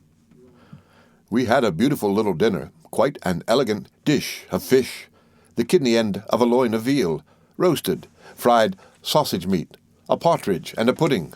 There was wine, and there was strong ale, and after dinner Mrs. Micawber made us a bowl of hot punch with her own hands. Mr. Micawber was uncommonly convivial. I never saw him such good company. He made his face shine with the punch, so that it looked as if it had been varnished all over. He got cheerfully sentimental about the town, and proposed success to it, observing that Mrs. Micawber and himself had been made extremely snug and comfortable there, and that he never should forget the agreeable hours they had passed in Canterbury.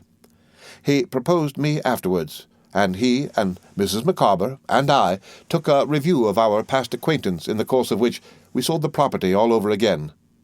Then I proposed Mrs. Micawber, or at least said modestly, "Micawber, I shall now have the pleasure of drinking your health, ma'am," on which Mr. Micawber delivered an eulogium on Mrs. Micawber's character, and said she had ever been his guide, philosopher, and friend, and that he would recommend me, when I came to a marrying time of life, to marry such another woman, if such another woman could be found. As the punch disappeared, Mr. Micawber became still more friendly and convivial.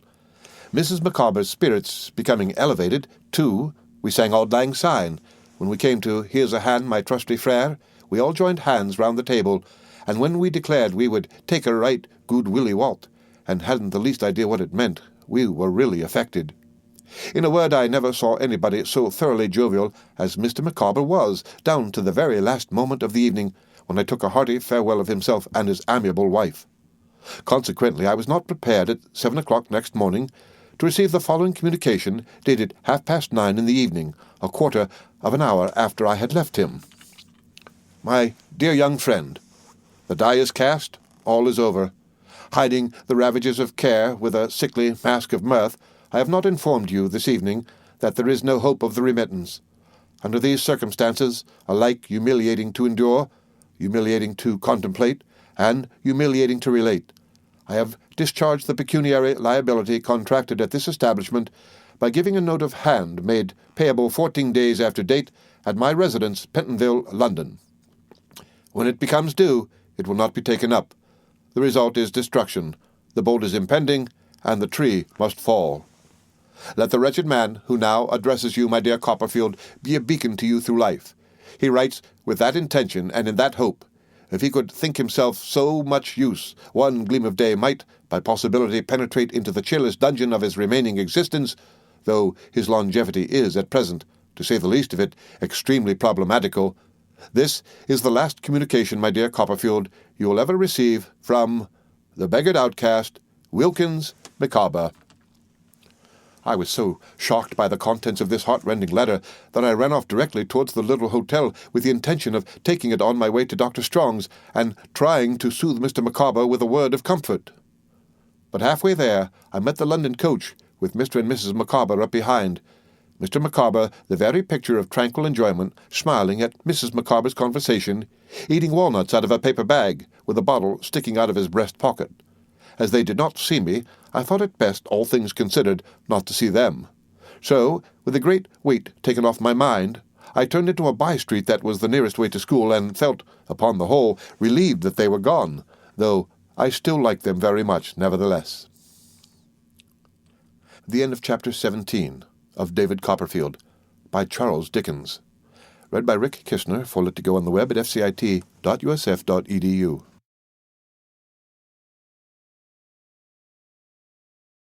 David Copperfield, by Charles Dickens. Chapter 18, A Retrospect. My school days. The silent gliding on of my existence, the unseen, unfelt progress of my life from childhood up to youth. Let me think as I look back upon that flowing water, now a dry channel, overgrown with leaves, whether there are any marks along its course by which I can remember how it ran.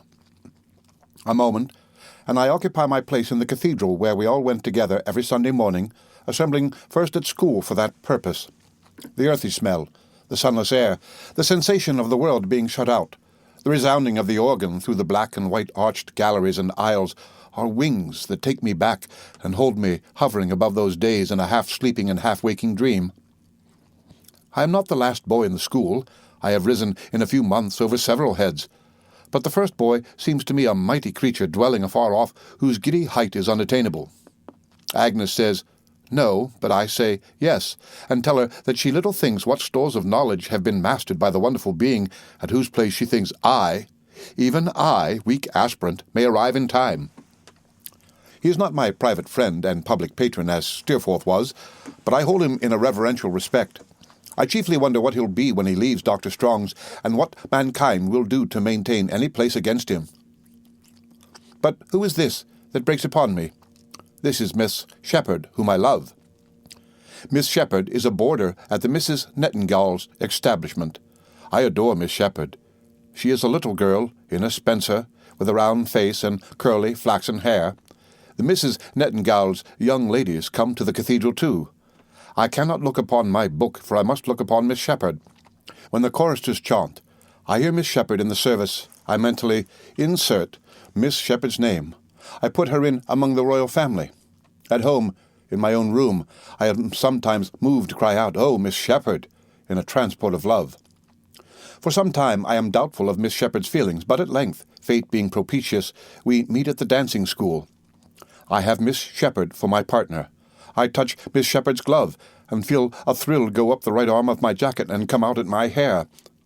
I say nothing to Miss Shepherd, but we understand each other. Miss Shepherd and myself live but to be united. Why do I secretly give Miss Shepherd 12 Brazil nuts for a present, I wonder? They are not expressive of affection. They are difficult to pack into a parcel of any regular shape. They are hard to crack, even in room doors, and they are oily when cracked.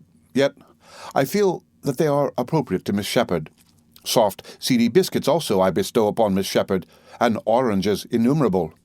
Once I kiss Miss Shepherd in the cloakroom. Ecstasy! What are my agony and indignation next day when I hear a flying rumour that the Misses Nettingall have stood Miss Shepherd in the stocks for turning in her toes. Miss Shepherd being the one pervading theme and vision of my life, how do I ever come to break with her? I can't conceive. And yet a coolness grows between Miss Shepherd and myself. Whispers reach me of Miss Shepherd having said she wished I wouldn't stare so, and having avowed a preference for Master Jones. For Jones, a boy of no merit whatever. The gulf between me and Miss Shepherd widens. At last, one day I meet the Misses Nettingall's establishment out walking. Miss Shepherd makes a face as she goes by, and laughs to her companion. All is over. The devotion of a life, it seems a life, it is all the same, is at an end. Miss Shepherd comes out of the morning service, and the royal family know her no more. I am higher in the school, and no one breaks my peace. I am not at all polite now to the Misses Nettingall's young ladies, and shouldn't dote on any of them, if they were twice as many and 20 times as beautiful. I think the dancing school a tiresome affair, and wonder why the girls can't dance by themselves and leave us alone. I am growing great in Latin verses, and neglect the laces of my boots. Dr. Strong refers to me in public as a promising young scholar. Mr. Dick is wild with joy, and my aunt remits me a guinea by the next post. The shade of a young butcher rises like the apparition of an armed head in Macbeth. Who is this young butcher? He is the terror of the youth of Canterbury. There is a vague belief abroad that the beef suet with which he anoints his hair gives him unnatural strength, and that he is a match for a man. He is a broad-faced, bull-necked young butcher, with rough red cheeks, an ill-conditioned mind, and an injurious tongue. His main use of this tongue is to disparage Dr. Strong's young gentlemen. He says publicly that if they want anything, he'll give it them. He names individuals, among them, myself included, whom he could undertake to settle with one hand and the other tied behind him. He waylays the smaller boys to punch their unprotected heads, and calls challenges after me in the open streets. For these sufficient reasons, I resolve to fight the butcher. It is a summer evening, down in a green hollow at the corner of a wall. I meet the butcher by appointment. I am attended by a select body of our boys, the butcher by 2 other butchers, a young publican and a sweep. The preliminaries are adjusted, and the butcher and myself stand face to face. In a moment, the butcher lights 10,000 candles out of my left eyebrow. In another moment, I don't know where the wall is, or where I am, or where anybody is. I hardly know which is myself and which the butcher. We are always in such a tangle and tussle, knocking about upon the trodden grass. Sometimes I see the butcher, bloody but confident. Sometimes I see nothing, and sit gasping on my second's knee. Sometimes I go in at the butcher madly, and cut my knuckles open against his face, without appearing to discompose him at all. At last I awake very queer about the head, as from a giddy sleep, and see the butcher walking off, congratulated by the 2 other butchers, and the sweep and publican, and putting on his coat as he goes, from which I augur, justly, that the victory is his. I am taken home in a sad plight, and I have beefsteaks put to my eyes, and am rubbed with vinegar and brandy, and find a great puffy place bursting out on my upper lip, which swells immoderately. For 3 or 4 days I remain at home, a very ill-looking subject, with a green shade over my eyes, and I should be very dull, but that Agnes is a sister to me, and condoles with me, and reads to me, and makes the time light and happy. Agnes has my confidence completely, always. I tell her all about the butcher, and the wrongs he has heaped upon me, and she thinks I couldn't have done otherwise than fight the butcher, while she shrinks and trembles at my having fought him. Time has stolen on unobserved, for Adams is not the head boy in the days that are to come now, nor has he been this many and many a day.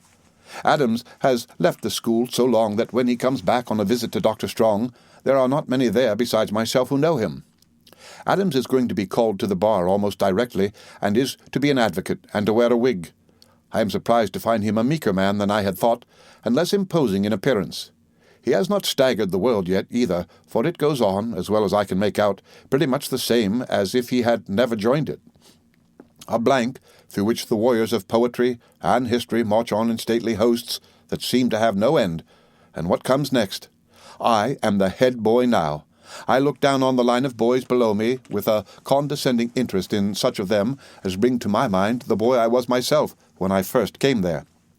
That little fellow seems to be no part of me. I remember him as something left behind upon the road of life, as something I have passed, rather than have actually been, and almost think of him as of someone else. And the little girl I saw on that first day at Mr. Wickfield's, where is she? Gone also. In her stead, the perfect likeness of the picture. A child-likeness no more moves about the house, and Agnes, my sweet sister, as I call her in my thoughts, my counselor and friend, the better angel of the lives of all who come within her calm, good, self-denying influence, is quite a woman. What other changes have come upon me besides the changes in my growth and looks, and in the knowledge I have garnered all this while? I wear a gold watch and chain, a ring upon my little finger, and a long-tailed coat, and I use a great deal of bear's grease, which, taken in conjunction with the ring, looks bad. Am I in love again? I am. I worship the eldest Miss Larkins. The eldest Miss Larkins is not a little girl. She's a tall, dark, black-eyed, fine figure of a woman. The eldest Miss Larkins is not a chicken, for the youngest Miss Larkins is not that, and the eldest must be 3 or 4 years older. Perhaps the eldest Miss Larkins may be about 30. My passion for her is beyond all bounds. The eldest Miss Larkins knows officers.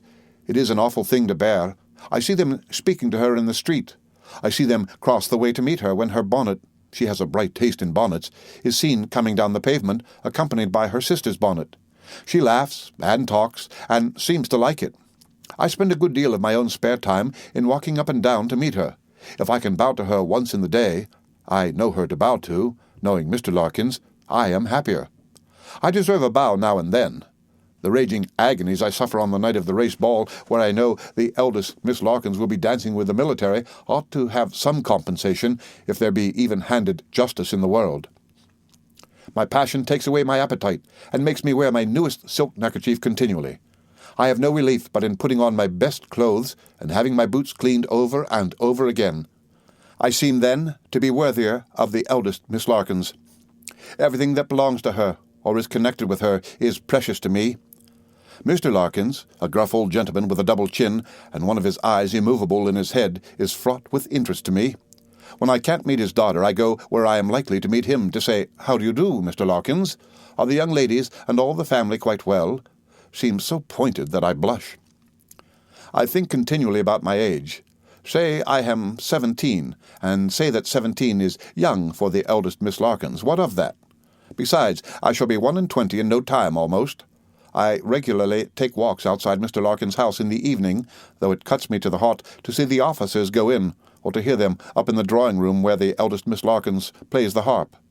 I even walk on 2 or 3 occasions in a sickly, spoony manner, round and round the house after the family are gone to bed, wondering which is the eldest Miss Larkins' chamber, and pitching, I dare say now, on Mr. Larkins instead, wishing that a fire would burst out, that the assembled crowd would stand appalled, that I, dashing through them with a ladder, might rear it against her window, save her in my arms, go back for something she had left behind, and perish in the flames, for I am generally disinterested in my love, and think I could be content to make a figure before Miss Larkins and expire.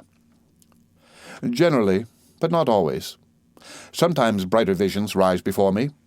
When I dress, the occupation of 2 hours, for a great ball given at the Larkins, the anticipation of 3 weeks, I indulge my fancy with pleasing images. I picture myself taking courage to make a declaration to Miss Larkins. I picture Miss Larkins sinking her head upon my shoulder and saying, "Oh, Mr. Copperfield, can I believe my ears?" I picture Mr. Larkins waiting on me next morning and saying, "My dear Copperfield, my daughter has told me all. Youth is no objection. Here are £20,000. Be happy." I picture my aunt relenting and blessing us, and Mr. Dick and Dr. Strong being present at the marriage ceremony. I am a sensible fellow, I believe. I believe on looking back, I mean, and modest, I am sure, but all this goes on notwithstanding. I repair to the enchanted house where there are lights, chattering, music, flowers, officers, I am sorry to see, and the eldest Miss Larkins, a blaze of beauty. She is dressed in blue, with blue flowers in her hair, forget-me-nots, as if she had any need to wear forget-me-nots. It is the first really grown-up party that I have ever been invited to, and I am a little uncomfortable, for I appear not to belong to anybody, and nobody appears to have anything to say to me except Mr. Larkins, who asks me how my schoolfellows are, which he needn't do, as I have not come there to be insulted.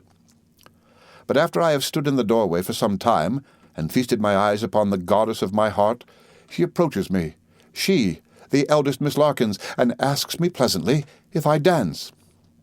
I stammer with a bow. "With you, Miss Larkins?" "With no one else?" inquires Miss Larkins. "I should have no pleasure in dancing with anyone else." Miss Larkins laughs and blushes, or I think she blushes, and says, "Next time but one, I shall be very glad." The time arrives. It is a waltz, I think. Miss Larkins doubtfully observes when I present myself, "Do you waltz? If not, Captain Bailey." But I do waltz, pretty well too, as it happens, and I take Miss Larkins out. I take her sternly from the side of Captain Bailey. He is wretched, I have no doubt, but he is nothing to me. I have been wretched too. I waltz with the eldest Miss Larkins, I don't know where, among whom, or how long. I only know that I swim about in space with a blue angel in a state of blissful delirium until I find myself alone with her in a little room resting on a sofa. She admires a flower, pink camellia, japonica, price half-a-crown in my buttonhole. I give it to her and say, "I ask an inestimable price for it, Miss Larkins." "Indeed? What is that?" returns Miss Larkins. "A flower of yours, that I may treasure it as a miser does gold." "You're a bold boy," says Miss Larkins. "There." She gives it me, not displeased, and I put it to my lips and then into my breast. Miss Larkins, laughing, draws her hand through my arm and says, "Now take me back to Captain Bailey."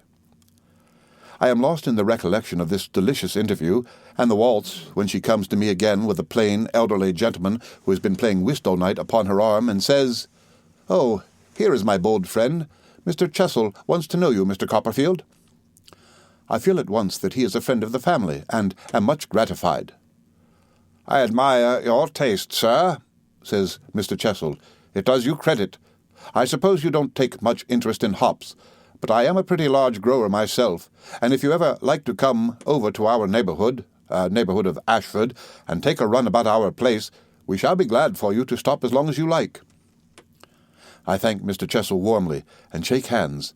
I think I am in a happy dream. I waltz with the eldest Miss Larkins once again.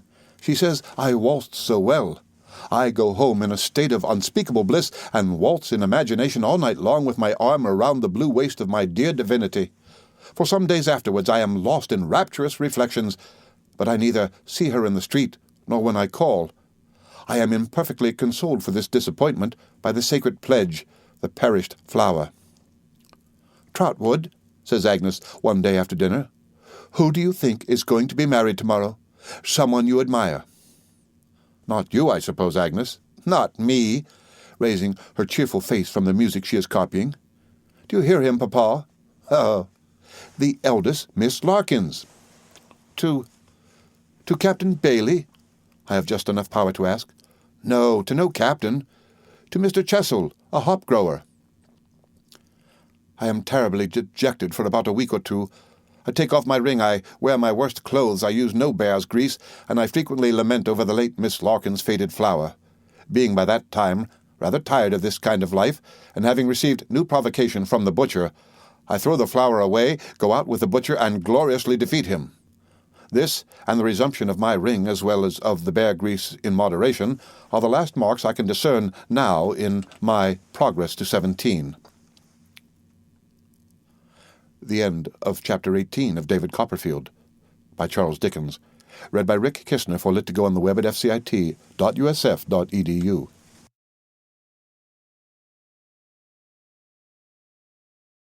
David Copperfield, by Charles Dickens.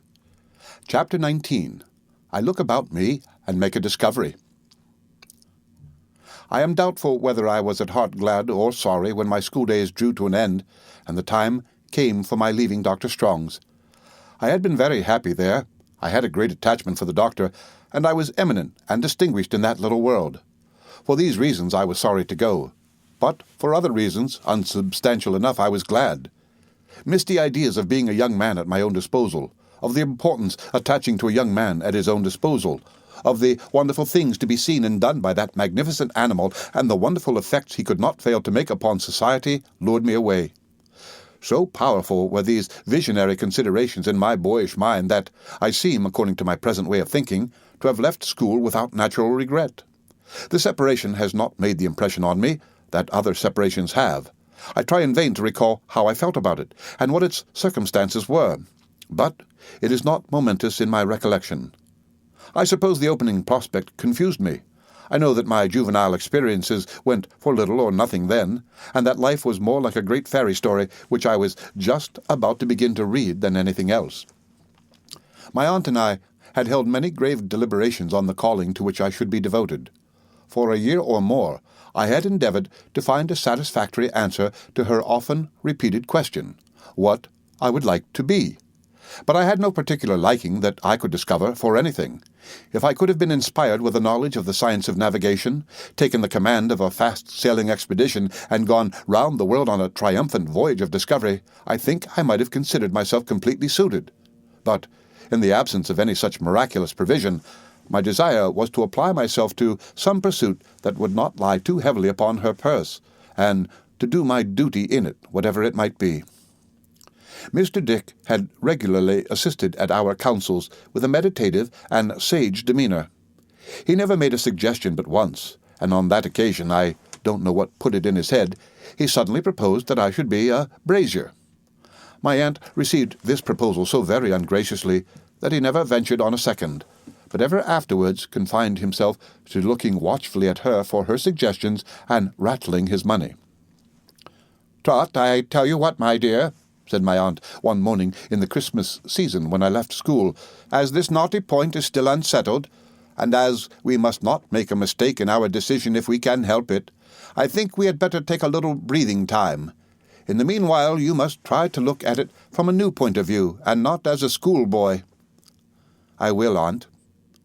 "It has occurred to me," pursued my aunt, "that a little change and a glimpse of life out of doors may be useful in helping you to know your own mind and form a cooler judgment. Suppose you were to go down into the old part of the country again, for instance, and see that out-of-the-way woman with the savagest of names," said my aunt, rubbing her nose, for she could never thoroughly forgive Peggotty for being so called. "Of all things in the world, aunt, I should like it best." "Well," said my aunt, "that's lucky, for I should like it too, but it's natural and rational that you should like it, and I am very well persuaded that whatever you do, Trot, will always be natural and rational." "I hope so, aunt." "Your sister Betsey Trotwood," said my aunt, "would have been as natural and rational a girl as ever breathed. You'll be worthy of her, won't you?" "I hope I shall be worthy of you, aunt. That will be enough for me." "It's a mercy that poor dead baby of a mother of yours didn't live," said my aunt, looking at me approvingly, "or she'd have been so vain of her boy by this time that her soft little head would have been completely turned if there was anything of it left to turn."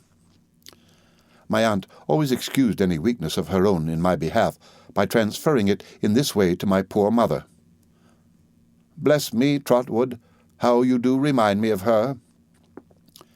"Pleasantly, I hope, aunt," said I. "He's as like her, Dick," said my aunt, emphatically. "He's as like her as she was that afternoon before she began to fret, bless my heart. He's as like her as he can look at me out of his own two eyes." "Is he indeed?" said Mr. Dick. "And he's like David, too," said my aunt, decisively. "He is very like David," said Mr. Dick. "But what I want you to be, Trot," resumed my aunt, "I don't mean physically, but morally. You are very well physically, is a firm fellow, a fine, firm fellow with a will of your own, with resolution," said my aunt, shaking her cap at me, and clenching her hand, "with determination, with character, Trot, with strength of character that is not to be influenced except on good reason by anybody or by anything. That's what I want you to be. That's what your father and mother might both have been, heaven knows, and been the better for it." I intimated that I hoped I should be what she described. "That you may begin in a small way to have a reliance upon yourself, and to act for yourself," said my aunt. "I shall send you upon your trip alone. I did think once of Mr. Dick's going with you, but on second thoughts I shall keep him to take care of me." Mr. Dick, for a moment, looked a little disappointed, until the honor and dignity of having to take care of the most wonderful woman in the world restored the sunshine to his face. "Besides," said my aunt, "there's the memorial." "Oh, certainly," said Mr. Dick in a hurry. "I intend, Trotwood, to get that done immediately. It really must be done immediately. And then it will go in, you know, and then," said Mr. Dick, after checking himself and pausing a long time, "there'll be a pretty kettle of fish." In pursuance of my aunt's kind scheme, I was shortly afterwards fitted out with a handsome purse of money, and a portmanteau, and tenderly dismissed upon my expedition. At parting, my aunt gave me some good advice and a good many kisses, and said that, as her object was that I should look about me, and should think a little, she would recommend me to stay a few days in London if I liked it, either on my way down into Suffolk or in coming back. In a word, I was at liberty to do what I would for 3 weeks or a month, and no other conditions were imposed upon my freedom than the before-mentioned thinking and looking about me, and a pledge to write 3 times a week and faithfully report myself. I went to Canterbury first, that I might take leave of Agnes and Mr. Wickfield, my old room in whose house I had not yet relinquished, and also of the good doctor. Agnes was very glad to see me, and told me that the house had not been like itself since I had left it. "I am sure I am not like myself when I am away," said I. "I seem to want my right hand when I miss you, though that's not saying much, for there's no head in my right hand and no heart. Everyone who knows you consults with you and is guided by you, Agnes." "Everyone who knows me spoils me, I believe," she answered, smiling. "No, it's because you are like no one else. You are so good and so sweet-tempered. You have such a gentle nature, and you are always right." "You talk," said Agnes, breaking into a pleasant laugh as she sat at work, "as if I were the late Miss Larkins." "Come, it's not fair to abuse my confidence," I answered, reddening at the recollection of my blue enslaver. "But I shall confide in you just the same, Agnes. I can never grow out of that. Whenever I fall into trouble or fall in love, I shall always tell you, if you'll let me, even when I come to fall in love in earnest." "Why, you have always been in earnest," said Agnes, laughing again. "Oh, that was as a child or a schoolboy," said I, laughing in my turn, not without being a little shamefaced. "Times are altering now, and I suppose I shall be in a terrible state of earnestness one day or other. My wonder is that you are not in earnest yourself by this time, Agnes." Agnes laughed again, and shook her head. "Oh, I know you are not," said I, "because if you had been, you would have told me, or at least," for I saw a faint blush in her face, "you would have let me find it out for myself. But there is no one that I know of who deserves to love you, Agnes. Someone of a nobler character and more worthy altogether than anyone I have ever seen here must rise up before I give my consent. In the time to come, I shall have a wary eye on all admirers, and shall exact a great deal from the successful one, I assure you." We had gone on so far in a mixture of confidential jest and earnest that had long grown naturally out of our familiar relations begun as mere children. But Agnes, now suddenly lifting up her eyes to mine, and speaking in a different manner, said, "Trotwood, there is something that I want to ask you, and that I may not have another opportunity of asking for a long time, perhaps. Something I would ask, I think, of no one else. Have you observed any gradual alteration in Papa?" I had observed it, and had often wondered whether she had too. I must have shown as much now in my face, for her eyes were in a moment cast down, and I saw tears in them. "Tell me what it is," she said in a low voice. "I think— Shall I be quite plain, Agnes, liking him so much?" "Yes," she said. "I think he does himself no good by the habit that has increased upon him since I first came here. He is often very nervous, or I fancy so." "It is not fancy," said Agnes, shaking her head. "His hand trembles, his speech is not plain, and his eyes look wild. I have remarked that at those times, and when he is least like himself, he is most certain to be wanted on some business." "By Uriah," said Agnes. "Yes, and the sense of being unfit for it, or of not having understood it, or of having shown his condition in spite of himself, seems to make him so uneasy that next day he is worse, and next day worse, and so he becomes jaded and haggard. Do not be alarmed by what I say, Agnes, but in this state I saw him only the other evening lay down his head upon his desk and shed tears like a child." Her hand passed softly before my lips while I was yet speaking, and in a moment she had met her father at the door of the room and was hanging on his shoulder. The expression of her face as they both looked towards me I felt to be very touching. There was such deep fondness for him, and gratitude to him for all his love and care in her beautiful look, and there was such a fervent appeal to me to deal tenderly by him, even in my inmost thoughts, and to let no harsh construction find any place against him. She was at once so proud of him and devoted to him, yet so compassionate and sorry, and so reliant upon me to be so too, that nothing she could have said would have expressed more to me or moved me more. We were to drink tea at the doctor's. We went there at the usual hour, and round the study fireside found the doctor and his young wife and her mother. The doctor, who made as much of my going away as if I were going to China, received me as an honoured guest, and called for a log of wood to be thrown on the fire, that he might see the face of his old pupil reddening in the blaze. "I shall not see many more new faces in Trotwood Stead, Wickfield," said the doctor, warming his hands. "I am getting lazy and want ease. I shall relinquish all my young people in another 6 months, and lead a quieter life."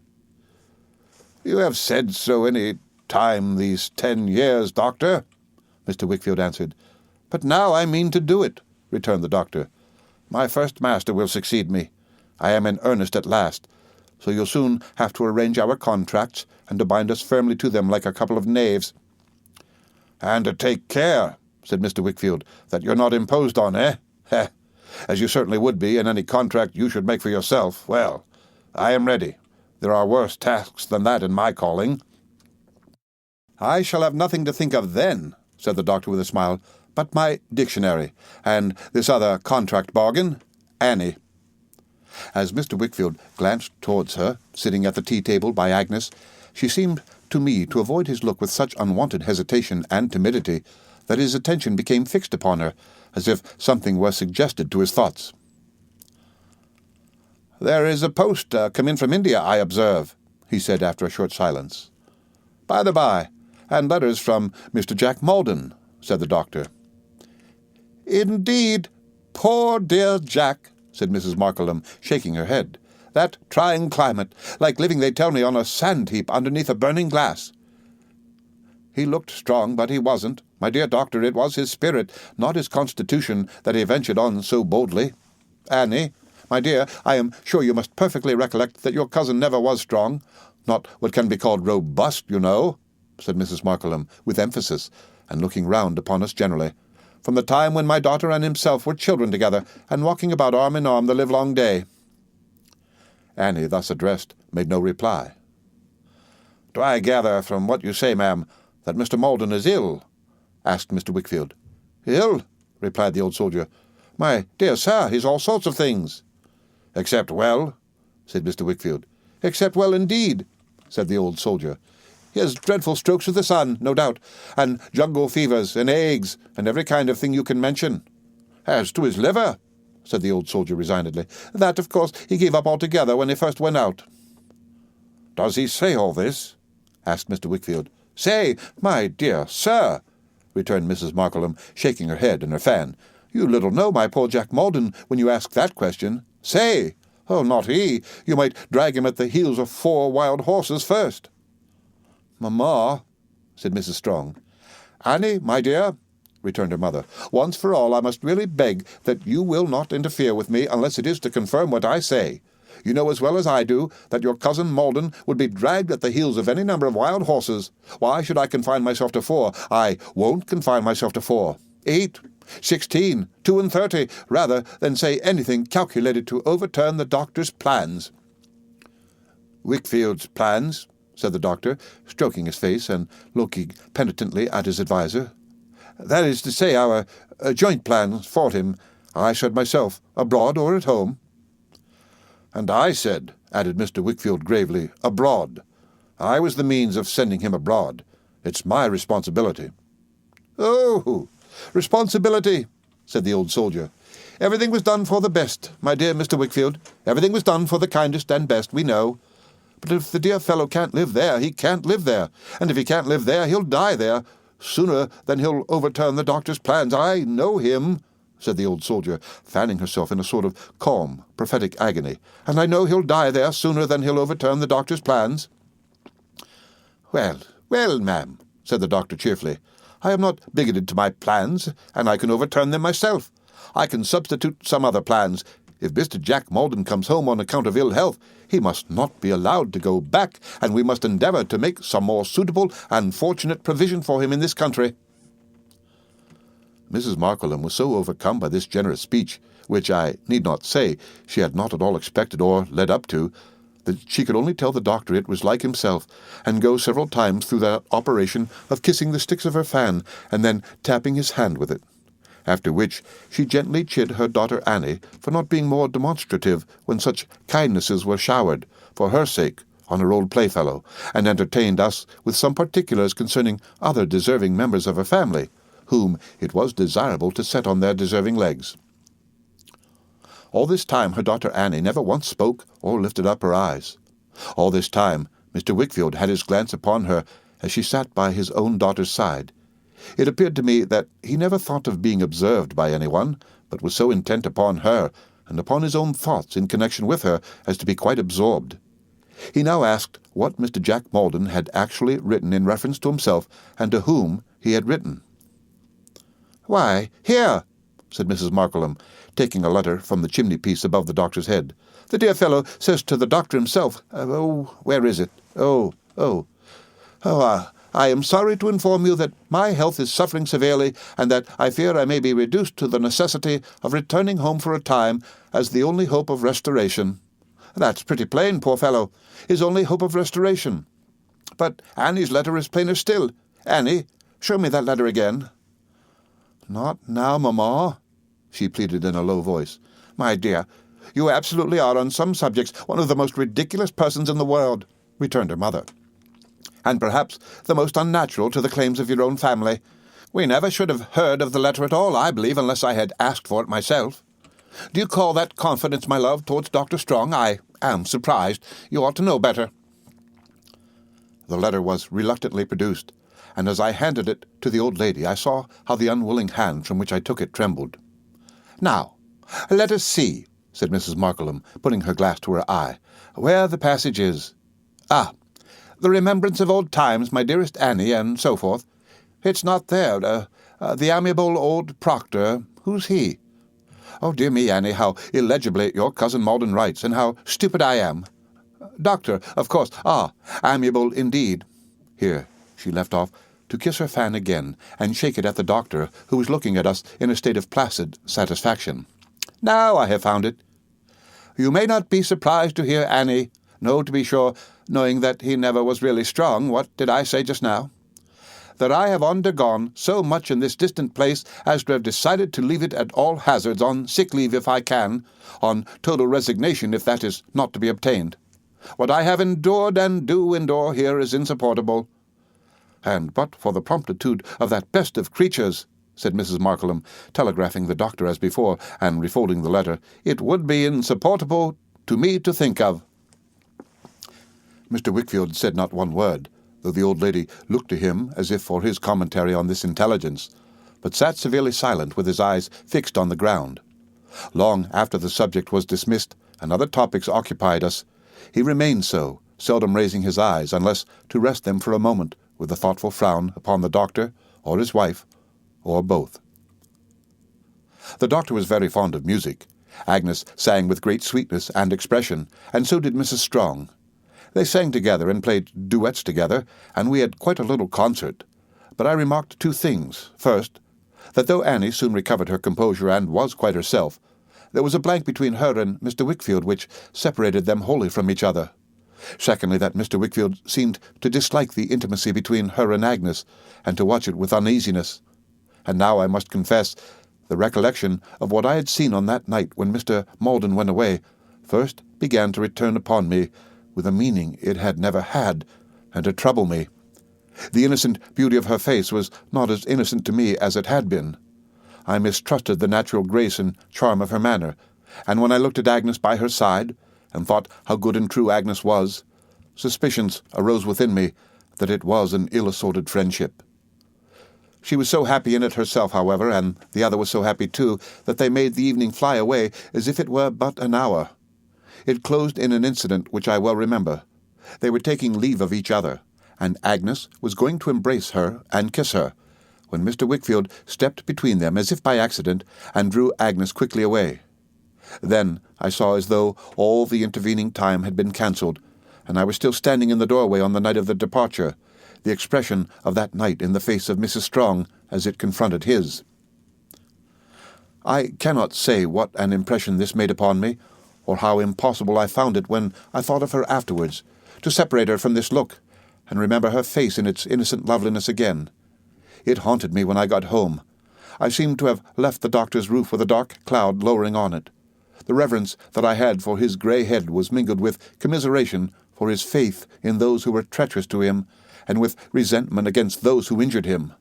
The impending shadow of a great affliction and a great disgrace that had no distinct form in it yet fell like a stain upon the quiet place where I had worked and played as a boy, and did it a cruel wrong.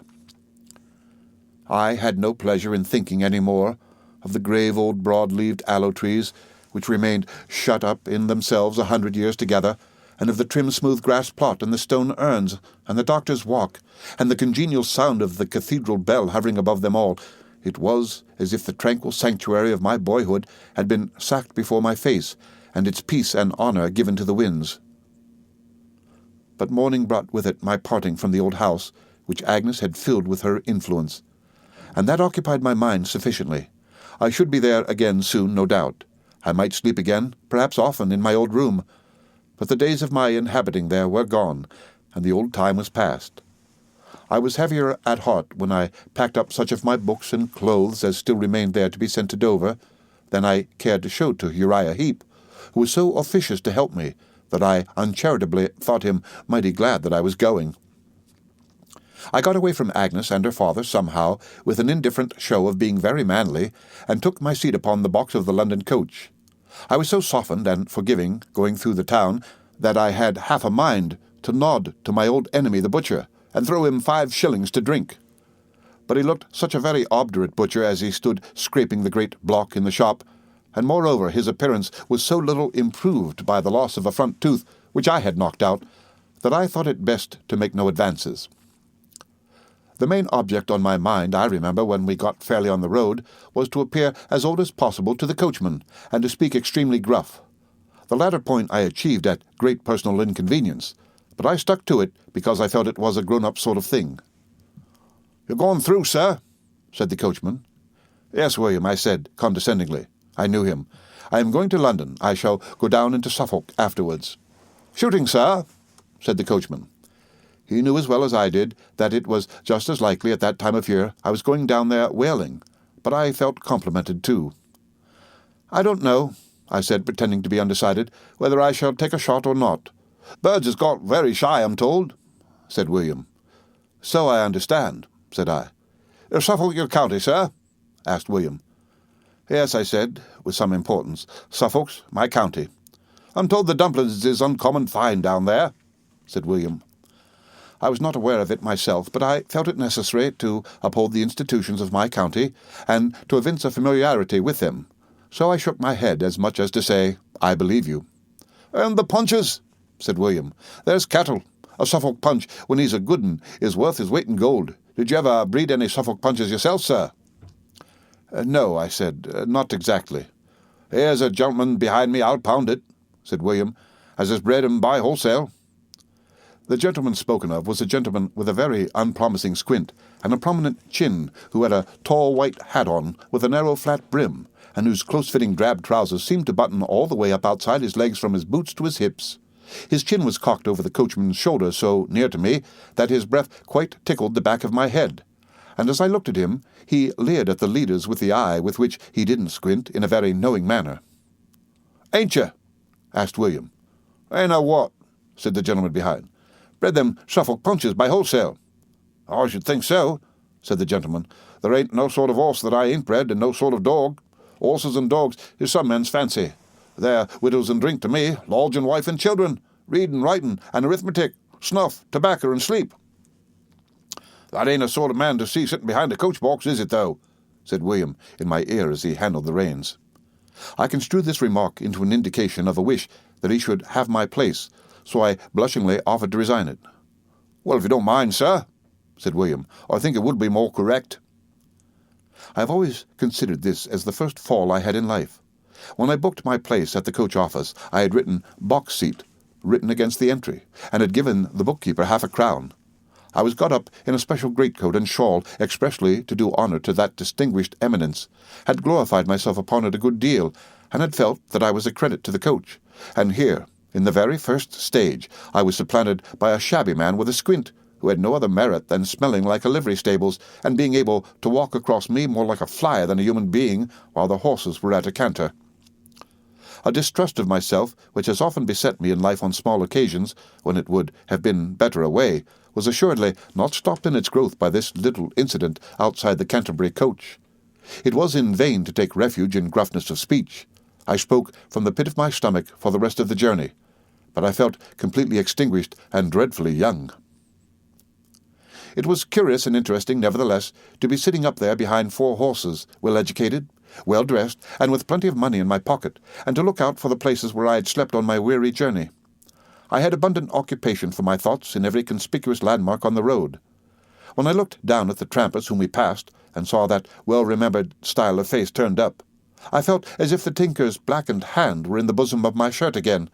When we clattered through the narrow street of Chatham, and I caught a glimpse in passing of the lane where the old monster lived who had bought my jacket, I stretched my neck eagerly to look for the place where I had sat, in the sun and in the shade, waiting for my money. When we came at last within a stage of London, and passed the veritable Salem House, where Mr. Creakle had laid about him with a heavy hand, I would have given all I had for lawful permission to get down and thrash him, and let all the boys out like so many caged sparrows. We went to the Golden Cross at Charing Cross, then a mouldy sort of establishment in a close neighbourhood. A waiter showed me into the coffee-room, and a chambermaid introduced me to my small bedchamber, which smelt like a hackney coach and was shut up like a family vault. I was still painfully conscious of my youth, for nobody stood in any awe of me at all, the chambermaid being utterly indifferent to my opinions on any subject, and the waiter being familiar with me and offering advice to my inexperience. "Well now," said the waiter in a tone of confidence, "what would you like for dinner? Young gentleman likes poultry in general. Have a fowl." I told him as majestically as I could that I wasn't in the humour for a fowl. "Ain't you?" said the waiter. "Young gentleman is generally tired of beef and mutton. Have a veal cutlet." I assented to this proposal in default of being able to suggest anything else. "Do you care for taters?" said the waiter, with an insinuating smile and his head on one side. "Young gentleman generally has been overdosed with taters." I commanded him, in my deepest voice, to order a veal cutlet and potatoes, and all things fitting, and to inquire at the bar if there were any letters for Trotwood Copperfield, Esquire, which I knew there were not, and couldn't be, but thought it manly to appear to expect. He soon came back to say that there were none, at which I was much surprised, and began to lay the cloth for my dinner in a box by the fire. While he was so engaged, he asked me what I would take with it, and on my replying half a pint of sherry, thought it a favourable opportunity, I am afraid, to extract that measure of wine from the stale leavings at the bottoms of several small decanters. I am of this opinion, because while I was reading the newspaper, I observed him behind a low wooden partition, which was his private apartment, very busy pouring out of a number of those vessels into one, like a chemist and druggist making up a prescription. When the wine came to, I thought it flat, and it certainly had more English crumbs in it than were to be expected in a foreign wine in anything like a pure state. But I was bashful enough to drink it and say nothing. Being then in a pleasant frame of mind, from which I infer that poisoning is not always disagreeable in some stages of the process, I resolved to go to the play. It was Covent Garden Theatre that I chose, and there, from the back of a centre box, I saw Julius Caesar and the new pantomime. To have all those noble Romans alive before me and walking in and out for my entertainment, instead of being the stern taskmasters they had been at school, was a most novel and delightful effect. But the mingled reality and mystery of the whole show, the influences upon me of the poetry, the lights, the music, the company, the smooth, stupendous changes of glittering and brilliant scenery were so dazzling and opened up such illimitable regions of delight that when I came out into the rainy street at 12 o'clock at night, I felt as if I had come from the clouds where I had been leading a romantic life for ages to a bawling, splashing, link-lighted, umbrella-struggling, hackney coach jostling, patent, clinking, muddy, miserable world. I had emerged by another door and stood in the street for a little while, as if I really were a stranger upon earth.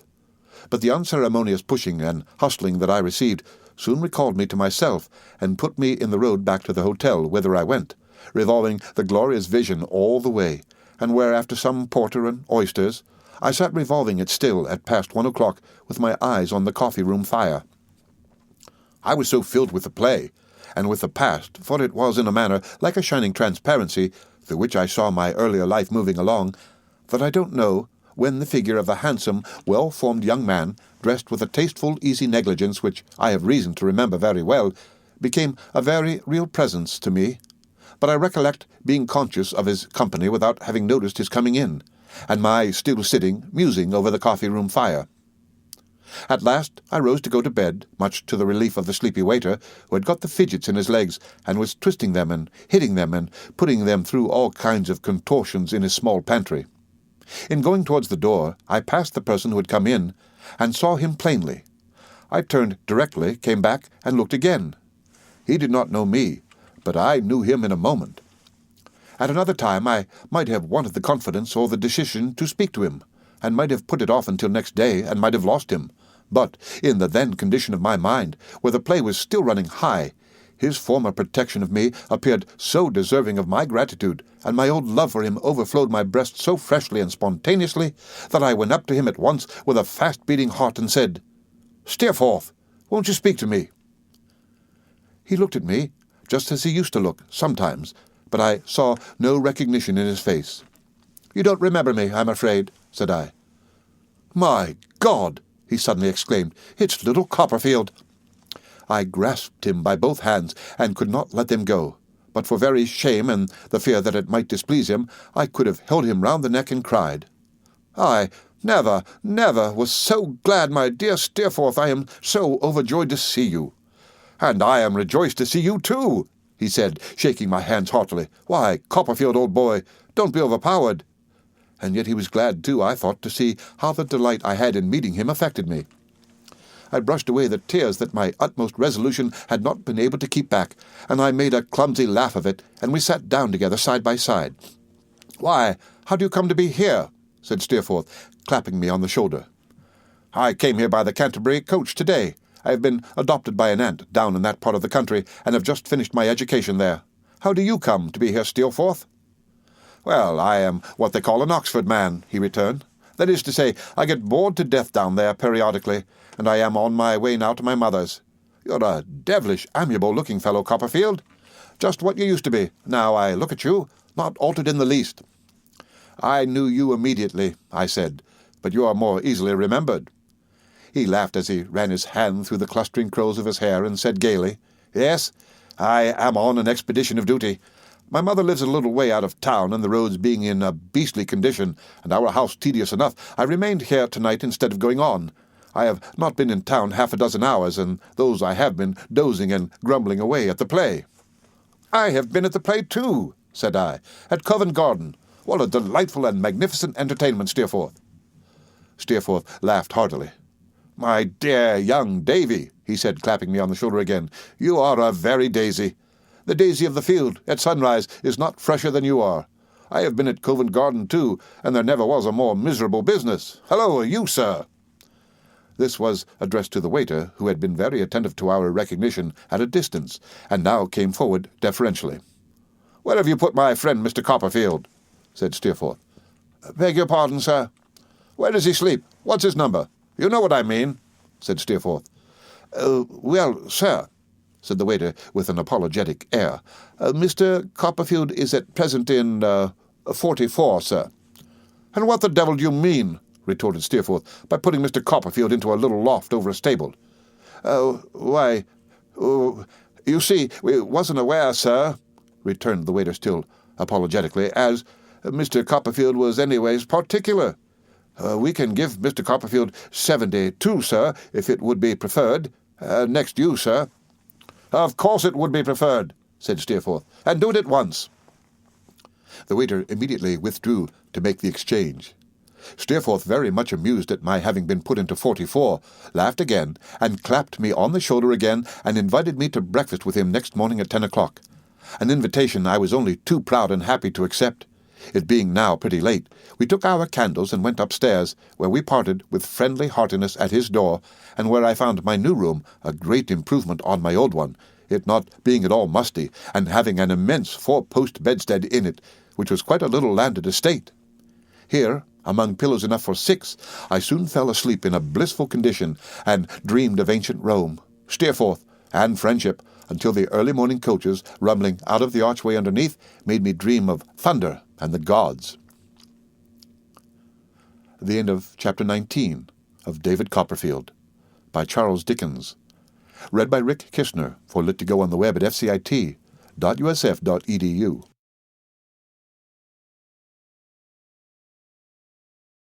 David Copperfield, by Charles Dickens. Chapter 20. Steerforth's Home. When the chambermaid tapped at my door at 8 o'clock and informed me that my shaving water was outside, I felt severely the having no occasion for it, and blushed in my bed. The suspicion that she laughed too when she said it preyed upon my mind all the time I was dressing, and gave me, I was conscious, a sneaking and guilty air when I passed her on the staircase as I was going down to breakfast.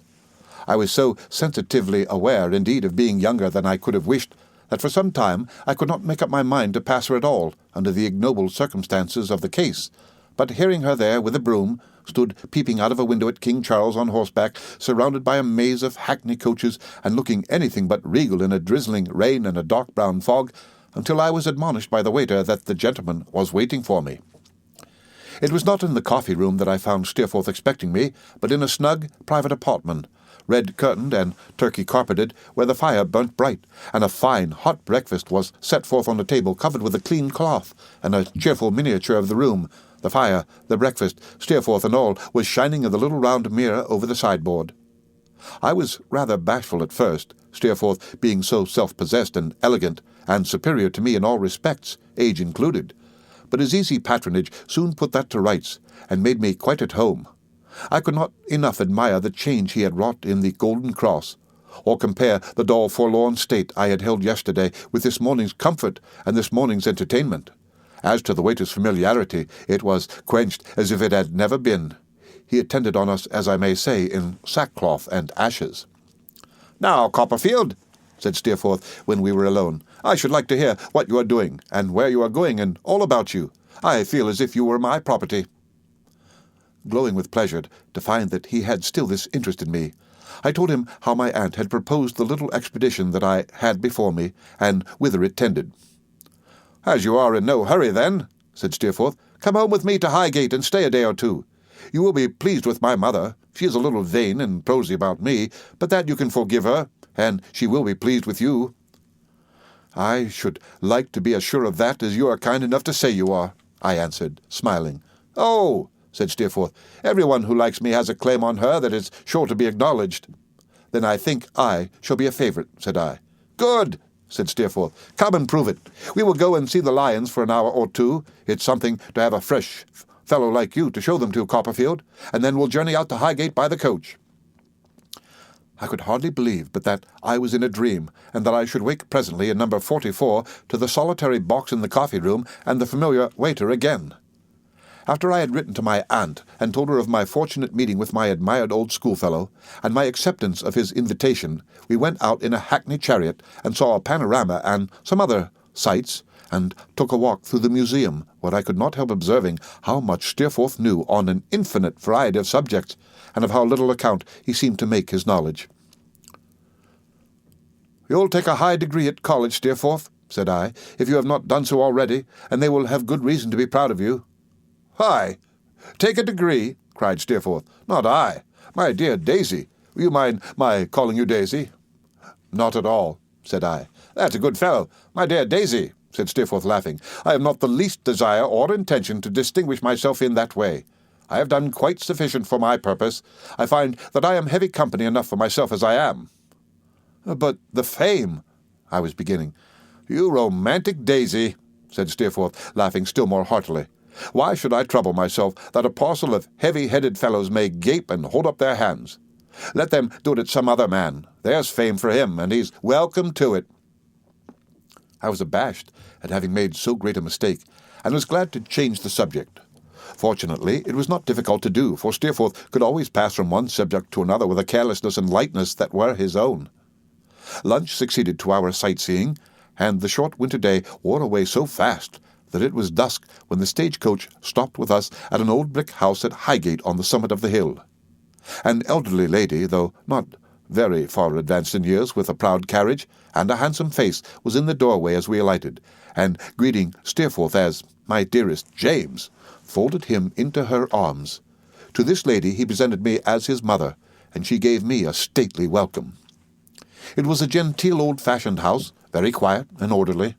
From the windows of my room I saw all London lying in the distance like a great vapour, with here and there some lights twinkling through it. I had only time in dressing to glance at the solid furniture, the framed pieces of work, done, I suppose, by Steerforth's mother when she was a girl, and some pictures in crayons of ladies with powdered hair and bodices coming and going on the walls as the newly kindled fire crackled and sputtered when I was called to dinner. There was a second lady in the dining-room of a slight, short figure, dark, and not agreeable to look at, but with some appearance of good looks too, who attracted my attention, perhaps because I had not expected to see her, perhaps because I found myself sitting opposite to her, perhaps because of something really remarkable in her. She had black hair and eager black eyes, and was thin, and had a scar upon her lip. It was an old scar. I should rather call it seam, for it was not discoloured, and had healed years ago, which had once cut through her mouth, downwards towards the chin, but was now barely visible across the table, except above and on her upper lip, the shape of which it had altered. I concluded in my own mind that she was about 30 years of age, and that she wished to be married. She was a little dilapidated, like a house, with having been so long to let, yet had, as I have said, an appearance of good looks. Her thinness seemed to be the effect of some wasting fire within her, which found a vent in her gaunt eyes. She was introduced as Miss Dartle, and both Steerforth and his mother called her Rosa. I found that she lived there, and had been for a long time Mrs. Steerforth's companion. It appeared to me that she never said anything she wanted to say, outright, but hinted it, and made a great deal more of it by this practice. For example, when Mrs. Steerforth observed, more in jest than earnest, that she feared her son led but a wild life at college, Miss Dartle put in thus: "Oh, really? You know how ignorant I am, and that I only ask for information, but isn't it always so? I thought that kind of life was on all hands understood to be, eh?" "It is education for a very grave profession, if you mean that, Rosa," Mrs. Steerforth answered with some coldness. "Oh, yes, that's very true," returned Miss Dartle. "But isn't it, though? I want to be put right if I am wrong, isn't it, really?" "Really what?" said Mrs. Steerforth. "Oh, you mean it's not," returned Miss Dartle. "Well, I'm very glad to hear it. Now I know what to do. That's the advantage of asking. I shall never allow people to talk before me about wastefulness and profligacy and so forth in connection with that life any more." "And you will be right," said Mrs. Steerforth. "My son's tutor is a conscientious gentleman, and if I had not implicit reliance on my son, I should have reliance on him." "Should you?" said Miss Dartle.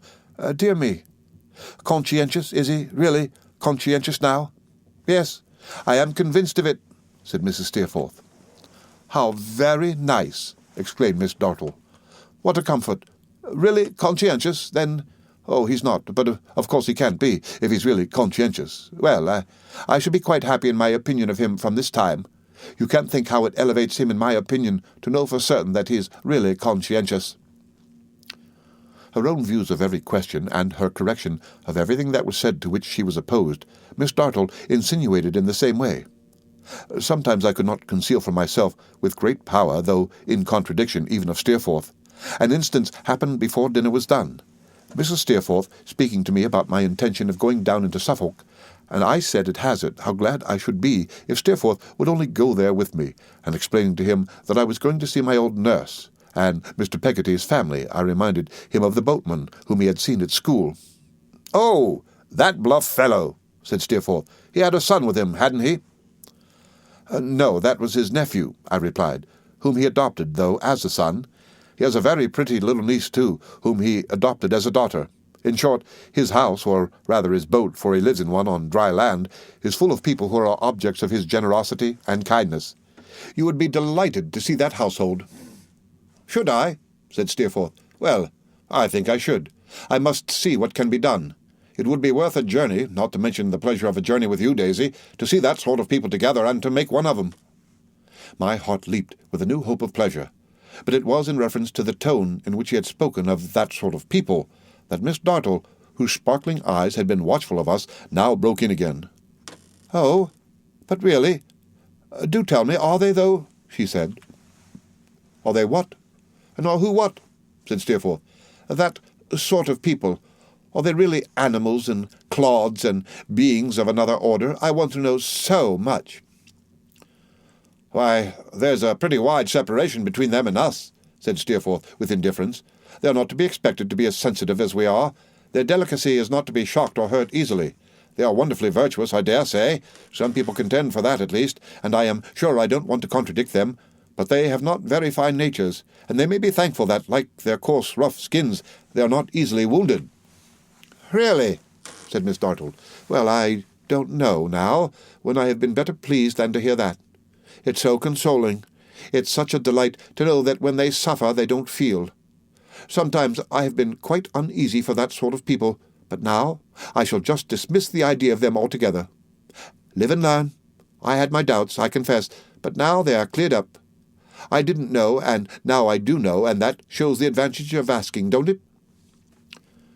I believed that Steerforth had said what he had in jest, or to draw Miss Dartle out, and I expected him to say as much when she was gone, and we two were sitting before the fire. But he merely asked me what I thought of her. "She is very clever, is she not?" I asked. "Clever? Huh! She brings everything to a grindstone," said Steerforth, "and sharpens it, as she has sharpened her own face and figure these years past. She has worn herself away by constant sharpening. She is all edge."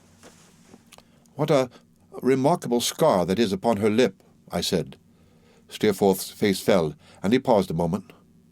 "Why, the fact is," he returned, "I did that." "By an unfortunate accident?" "No. I was a young boy, and she exasperated me, and I threw a hammer at her. A promising young angel I must have been. I was deeply sorry to have touched on such a painful theme, but that was useless now."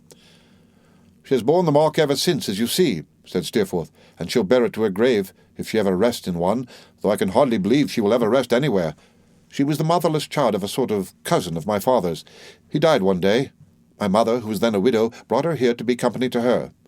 She has a couple of £1,000 of her own, and saves the interest of it every year to add to the principal. There's the history of Miss Rosa Dartle for you." "And I have no doubt she loves you like a brother?" said I. "Humph!" retorted Steerforth, looking at the fire. "Some brothers are not loved overmuch, and some love. But help yourself, Copperfield.